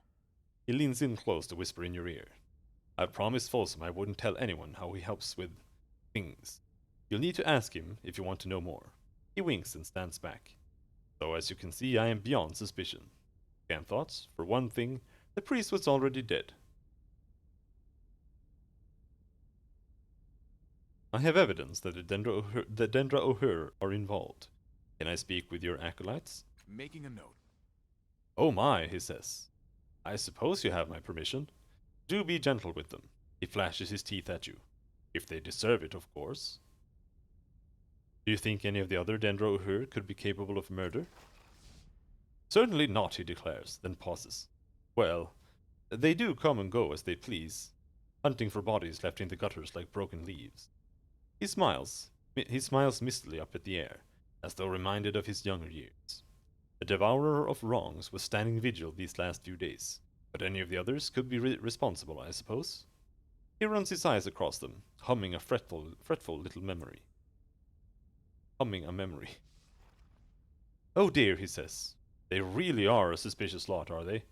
Mallet enjoys hurting people. Yatawa tells her little lies, and Gze, well, she's quite unique. He seems as pleased at this as though he accomplished her uniqueness himself. All in all, they're a horrifying bunch, aren't they? I really hadn't noticed before. Describe the bloody circle left by the murderer, and ask Imbitu if you recognize. My, he says, lowering his head and adjusting his robes. Quite gruesome, I must say. Your ring sounds faintly familiar, but no, I can't place it. That's the symbol of the children. But how? We drove them all out. His surface thoughts betray him. He certainly does know the symbol. Alright, I have some other questions.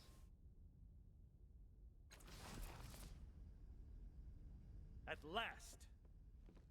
I don't like picking the option that you get from mind reading people too much. This woman watches you, measuring every step, every twitch of your hands, and yet there is no fear in her. Iron lines her spine, and presses her mouth into a thin, even line.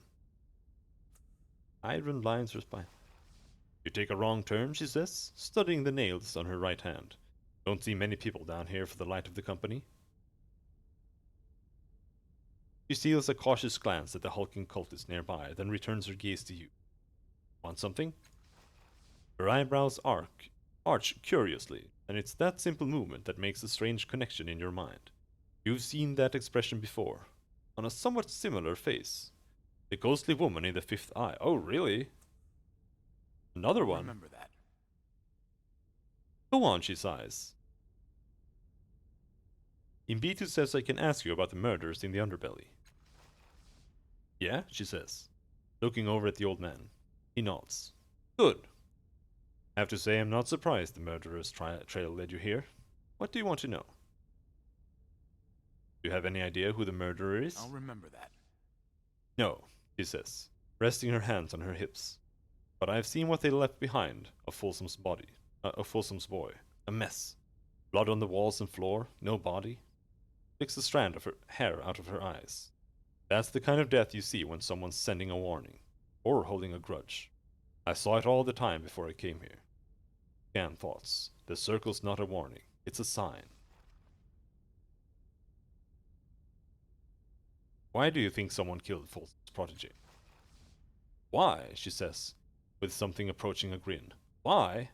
This is someone Folsom cared about. He has a lot of enemies. Why do you think? I want to know your opinion on the other Dendra O'Hur. Ah, she says.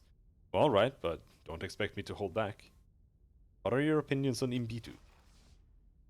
He's lived too long, she says. Maybe the Dendra O'Hur were something once, but he's just looking for his next meal now, and the rest of them are following his example. How do you feel about Mallet? He likes hurting people. More than that, he's proud of it. She runs an angry hand through her hair and lowers her voice. I'm not sure, but I think he's been killing rivals from his old life, and eating them. Damn thoughts. I know he killed. He probably ate too. Why wouldn't he? What do you think of Gzay? She used to be worse than she is. If you haven't talked to her yet, you'll see what I mean. She glances at the mutant easily. Maybe all those corpses she's eating on her own are bringing Sagas into her head. Civilizing her, maybe. She shakes her head. But that just means she's a predator who knows the mind of her prey. Damn thoughts. She's a monster. Certainly she's murdered to eat. Why wouldn't she?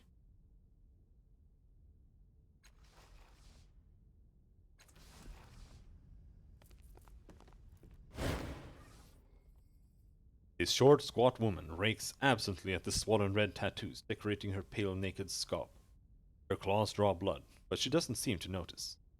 Her head jerks up at the sound of your footsteps, and her too large mouth widens in a sharp-toothed smile. We greet you, tenderlings. Yes, we honor your arrival.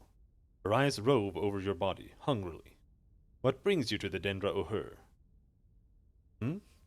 What do you wish to share with us? Her gray and pointed tongue swipes at the ritual scarring around her lips, leaving a glistening sheet of saliva. Who are you? We are Gazay of the... She pauses. You may not know the word, but we come from another world. A heavier one. More rocks and less life. She rubs her tattoo, drawing your attention to them once more. They are more than decorative. Their shape and placement indicate familial or tribal ties. Are those clan tattoos or family? Her massive grin nearly splits her face. Both, she says. We mark ourselves for each body we consume, like twigs sprouting from a branch. Everyone in our world is family. Everyone is food. Our world is not like yours, she says. It is not so rich. There are no animals, no...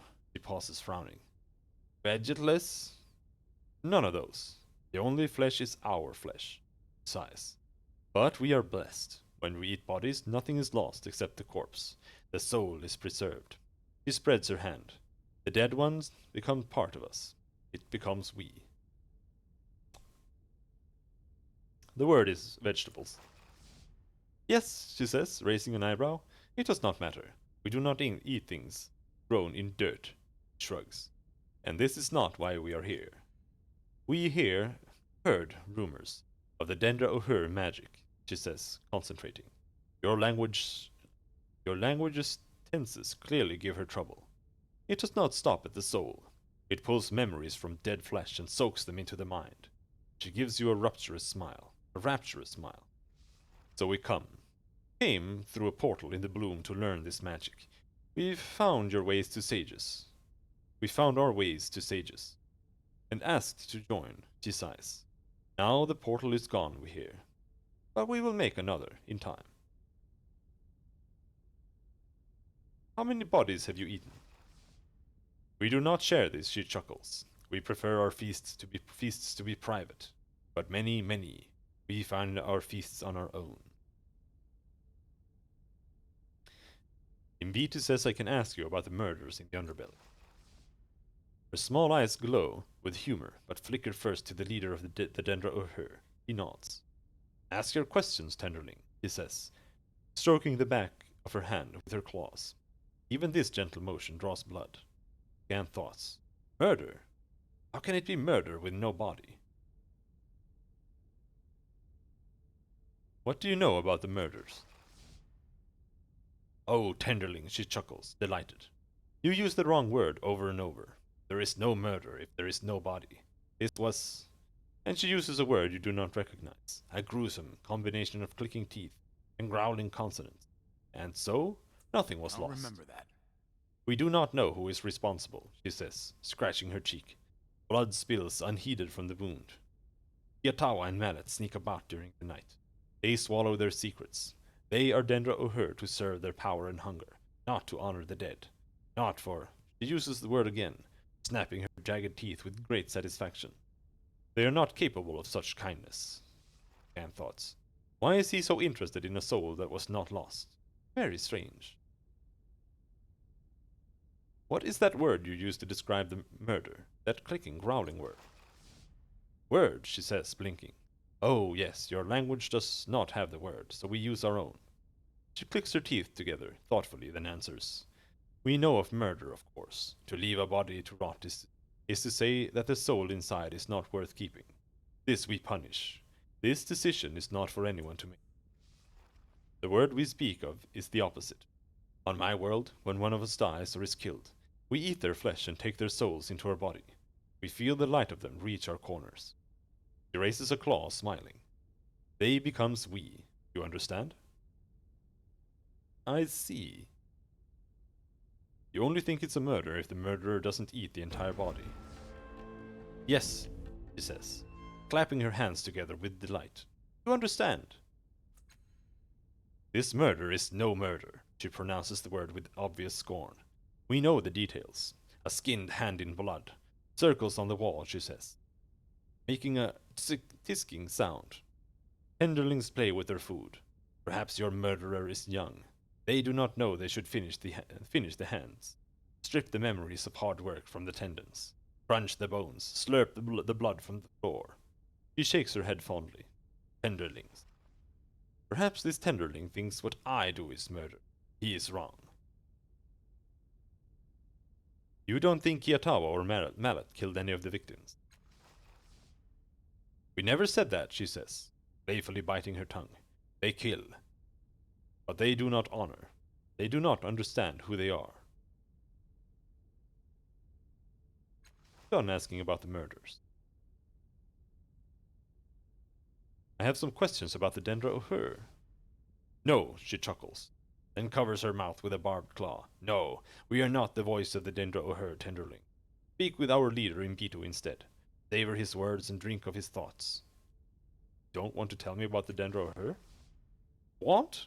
We do not speak of want, Tenderling. We do not deserve to tell you, she smiles. Mbito is our voice. Right? Trust and honesty are our bonds. Ah, our restless corpse, Mbito beams at you, clasping his skeletal hands together like a tangle of twigs. Such a curiosity you are.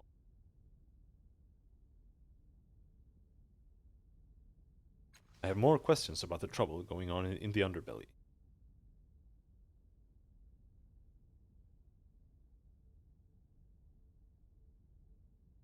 You lied to me earlier. You knew what that bloody circle on the wall meant. Ah, he says. I see that nothing gets past you. He does not smile this time. That circle is the symbol of the children of the Endless Gate. They began as a branch of the Dendra Uhur that was more impatient in their appetites. His lip twitches, like the memory of a snarl. Years ago, my sisters and brothers and I chased them from the city and erased their names from every record, or thought we had. Perhaps, he says, turning troubled eyes on the other Dendra Uhur. No, this is the first time I've spoken of the Endless Gates in years. They cannot possibly be involved. He takes a deep breath and smiles at you again. It's like watching a wrinkled sun emerging from the clouds. Could their twisted beliefs have somehow infected one of them? Impossible.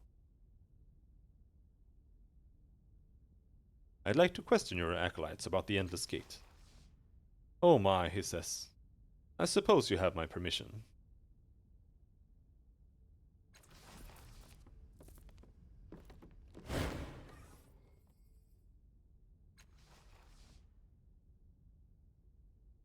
Did you know Weedle? Ha, he says. Yeah, I knew him. Glad to hear he's dead. He chuckles. He was smart and knew it. Always looking down on the rest of us. Always ordering people around with Folsom looking on, smiling. But if you're thinking I chopped him, I didn't. I was getting drunk in a corner of the manufactory. He grins nastily. Wondering what all the screaming was about. Damn uppity lacknibber.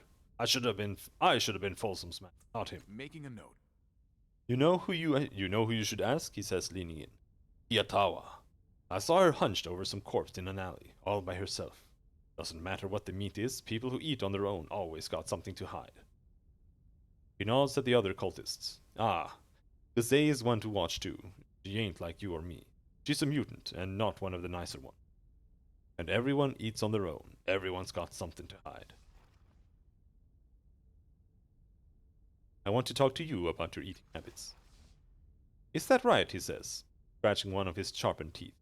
Not much of a mystery there. I eat people. I like it. He shrugs. If that doesn't answer your question, go on and ask. Iatawa says you've been killing people, instead of waiting for them to I'll die. remember that. People? You said that? He shoots a dark look at Kiatawa. Yeah, all right, but not people, he says, stretching his thick neck. It was just the one. Someone, yeah, I ain't gonna give you a name, who stole something from me once, and the fact that you ain't here asking about him means no one misses him. You sound like a man with a lot of grudges. Sure you didn't decide to settle some with Folsom? You must think I'm an idiot, he says. Sometimes grudges pay off, right? Make you feel good, right in your gut. He slaps his belly. But no one ever gets the better of Folsom. Even if I killed every one of his protégés. I'm not saying I killed even one. The man would have me skinned and hung before I dropped my club. Settle grudges? Sure. Settle grudges with Folsom? No, never.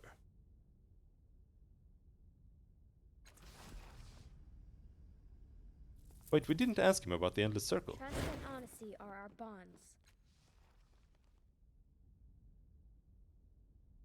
Endless Gate.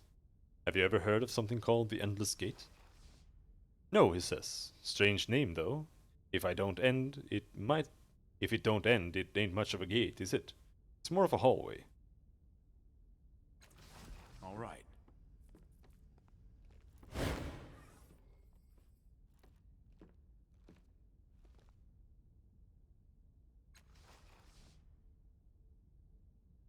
Do you know anything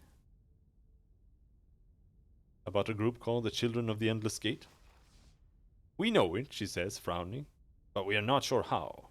She drums her claws against her chin, drawing pinpricks of blood. Yes, bloody circles left on the sides of junkyard dwellings outside the bloom. In shadows. Beware the endless gates, little woman. The people of that community say. It still makes us laugh. Such sweetness. Where did you see the bloody circles again? In the junkyard, outside the bloom. But not yesterday, not last year, a time ago. And then the circles appeared no more. Perhaps the ones who drew them moved on.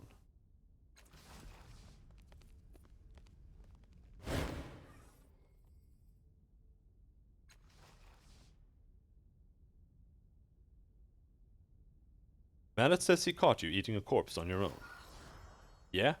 Maybe Mallet should mind his business, she says, shooting an angry look at the hulking cultist. Sure, it's true. I don't like being down here more than I have to, alright? I barely even sleep anymore. Keep getting the feeling that they're waiting for me to die, wondering what I'd taste. Making a note. Not too long ago I found a corpse in an alley near Circus Minor, and I didn't see why I should share it with this lot. She drags her fingers through her hair. That's it. No secret, no scandal. And since Mallet thinks he can share my hunting with strangers, maybe you should ask him how many corpses he's found on his own. Or if they were actually dead when he found them. Do you know anything about the Endless Gate? No, she says. Never heard of them. Are you sure you never heard of the Children of the Endless Gate before? She shakes her head, looking confused.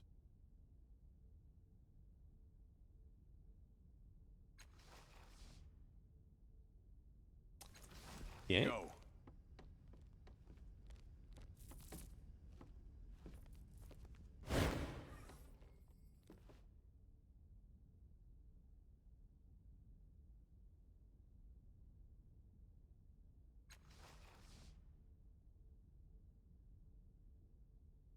I've spoken to all of you, and I think I know who the murderer is. No, dude, I have no clue. I mean, I think I know from the last time I played. But, yeah, I don't know, dude. Ah, he says, looking uncomfortable. Good. Where this decades ago I would handle the investigation myself, but I am perhaps a little past my prime.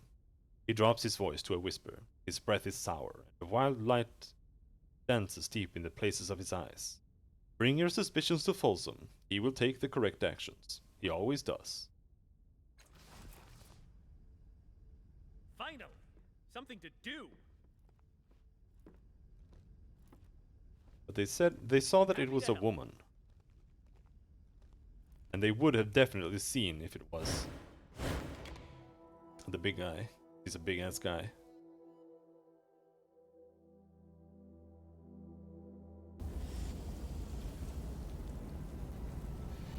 Trust and honesty are our bonds. You bet.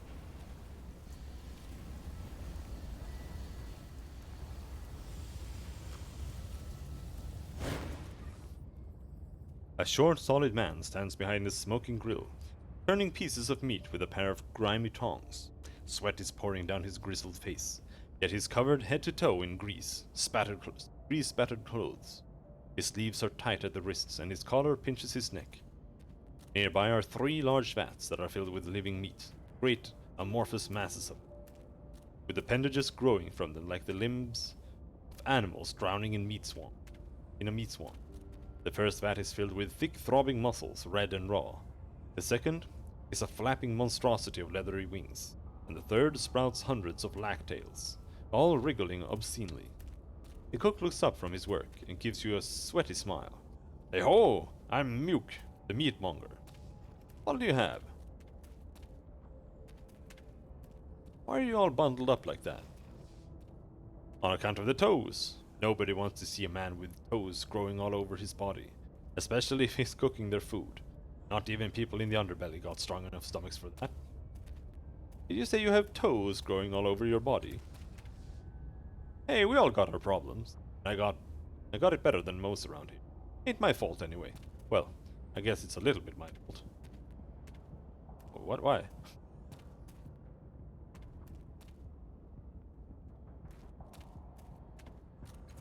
All right. Paranoid woman.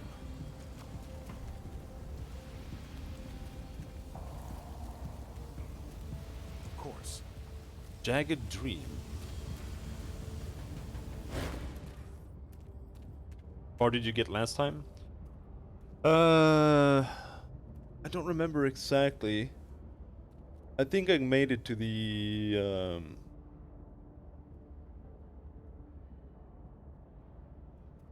somewhere around the Outcast Enclave. I think I got past that, but not much more. I did play a fair bit, but the thing is, a fair bit in this game depends on how many side quests you've done, because there are like 4 million of them. I discovered the location of the Changing God's sanctuary. He leans forward, and the blue eye begins to gleam more brightly. Tell me about it, he whispers. As you speak, Mapper stares at the exposed patch of flesh on his arm. New lines etch into his skin, unfurling themselves across the space.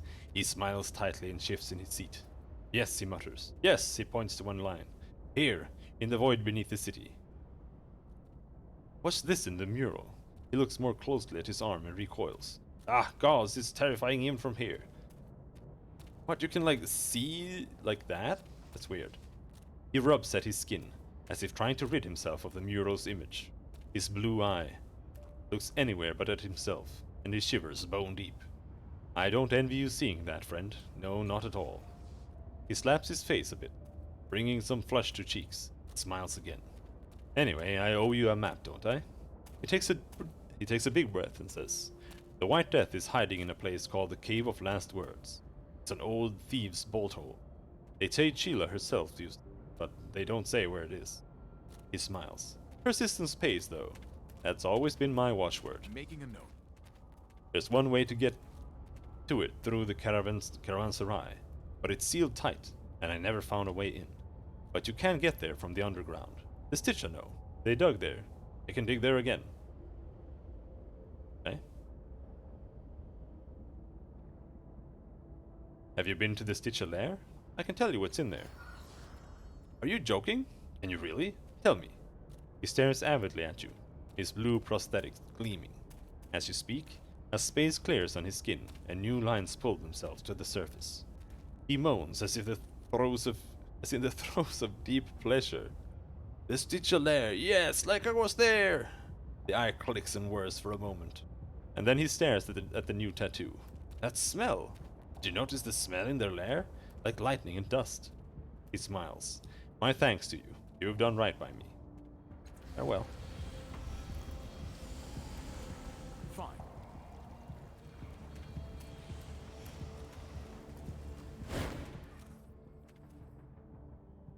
Unblinking, unmoving, the huge man waits for you to approach. A cocked eyebrow gives you permission to speak.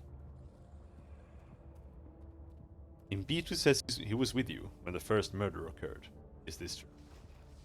Yes, Folsom says. He does not elaborate. Do you have any new insights on the killer's motives? Will was a cornerstone of my plan for the city, he says. His death pains me, and will hurt this city in the years to come. He shakes his head slowly. But Keek's death would have only robbed the underbelly of her smile. I cannot imagine why she was a target. The killer might be mistaken. Confused is more likely.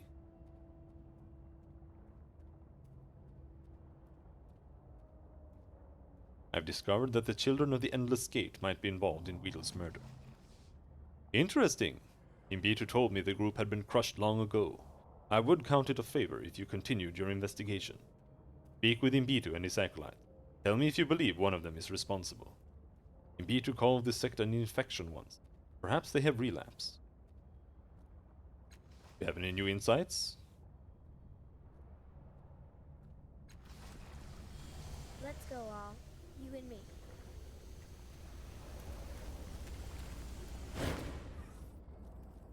What is it, he says, scanning past you like a man on guard. Did you notice anything unusual about the person sneaking up on Crooked Keek? No, he says bitterly. You should ask Keek. You saw that carker from the front. He exhales, rubbing his spotted cheek. If you hadn't convinced me to come back, I wouldn't have been here. Anything could have happened. Close his eyes. Thank you. Farewell.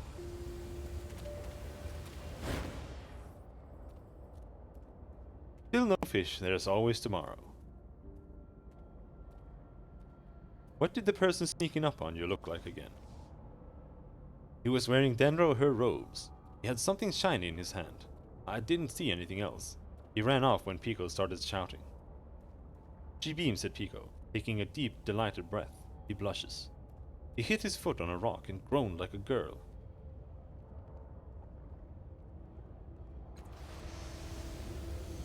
Let's go all, you and me.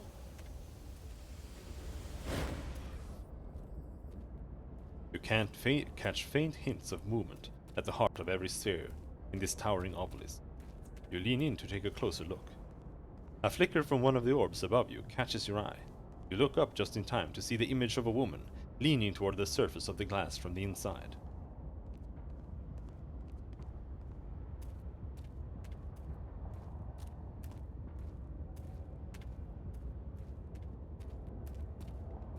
Touch the nearest sphere again. The third creature you saw before touches the orb again, bewildered. Make an even ruder gesture at the structure. The rainbow-eyed woman rewards your gesture with one of her own. She jabs a finger at her knee, grinning at her own audacity. Wow. She insulted us! With her finger! He shakes his fist at the glass. Come out and do that again, I dare you! A towering creature of flesh and crystalline muscles shakes a glittering fist back at him. Aha! Another challenger. Come out of there, you cowards! I'll fight you one by one, or all together. You tell him, Eritis. He glares at the now dark glass, then snorts. Hiding in the dark, eh? I thought so.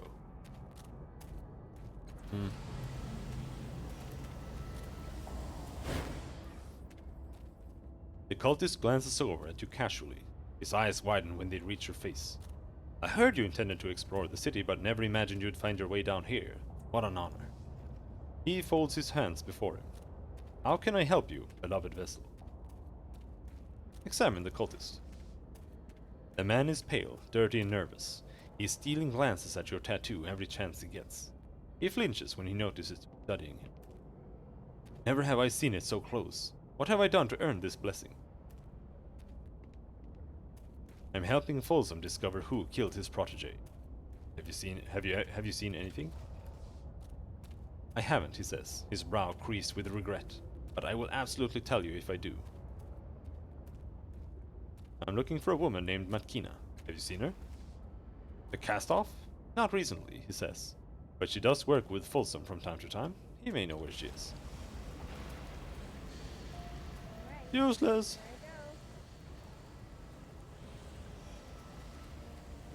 Alright, here I go.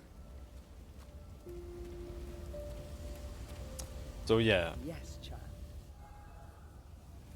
it's not That's the stuff. the big guy.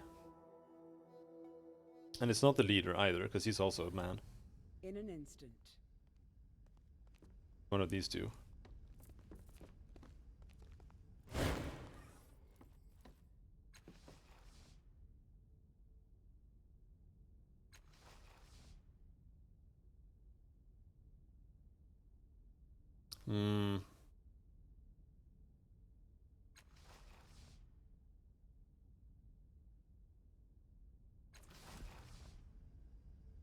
At last!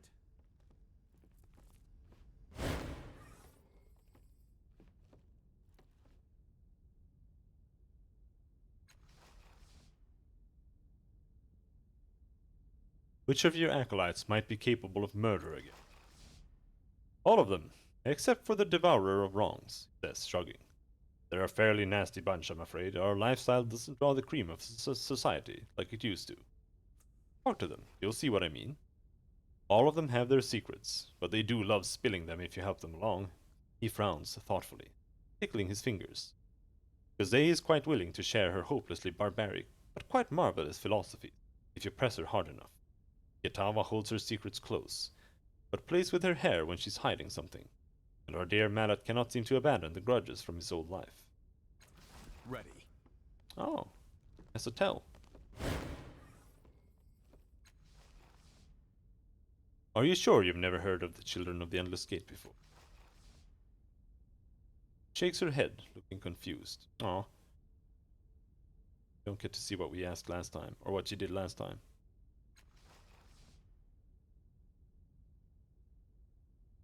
What's your opinion of Invitu again? Mallet again. Zay again.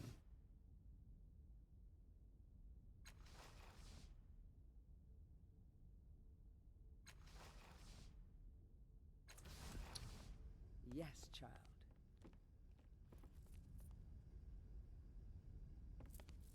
All right.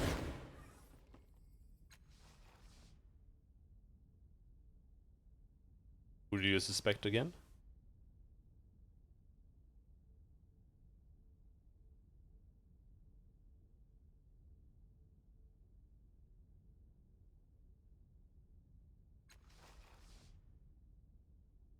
What are your opinions about Kiatawa? He opens his mouth to respond, closes it, thinking. Something's wrong with her, he says finally. And I ain't stupid. I know how that sounds coming from me. Something's broken in her, and it's always getting worse. You feel eyes on you. Glance around in time to see Kiatawa look away. What do you think about Gazay? Gazay is a monster, he says, shaking his head. Less than human, and more than a beast. I've seen her take a corpse's face off with a swipe with those claws and tuck it into her mouth like a handbread. Didn't stop until the body was gone, down to the last drop of blood.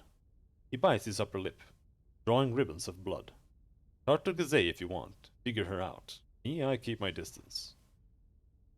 What are your opinions on Imbitu? He's alright, Mallet says. About half the city's scared of him, and the other half bringing him meat. Not bad for an old man who smiles at everyone and never raises his voice. I hope to be half that feared when I'm done. More than half.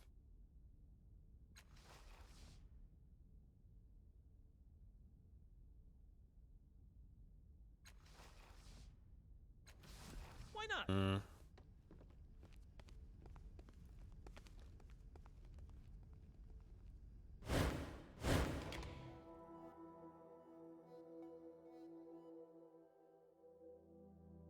Has to be Kiatawa. Why not? But it doesn't have to be.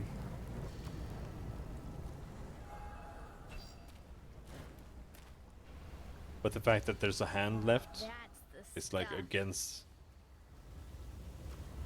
Zay's religion, more or less.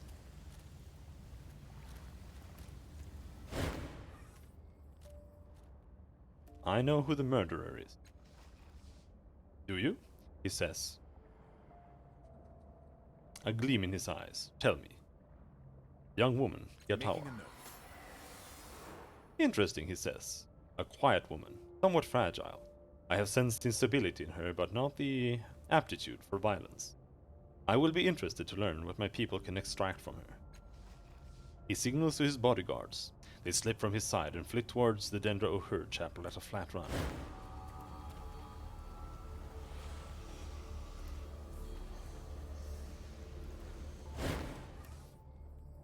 Sometime later, the bodyguards race back to Folsom's side. One of them whispers in his ear, and he nods. Yatawa was already gone, he says. She must have suspected you were close to proving her guilt. At least she has fled, and I doubt she'll return.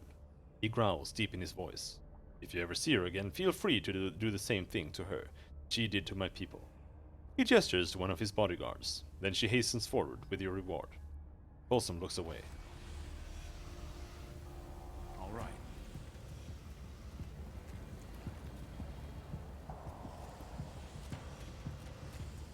Level up. Fear more danger? Ability or skill? Fell swoop.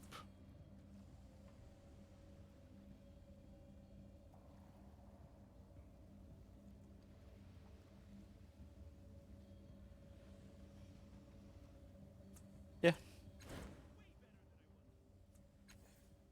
And you. Oh, God damn it.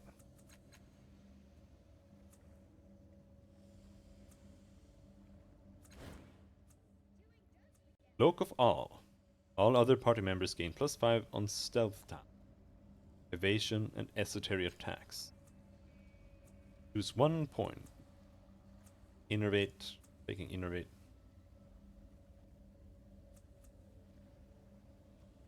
Select a skill.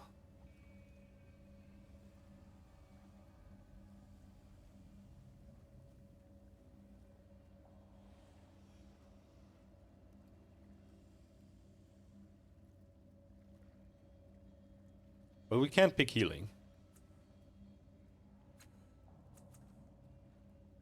So she does like stealthing, so let's just take stealth on her. Who knows, there might be some dialogue option for stealth sometime.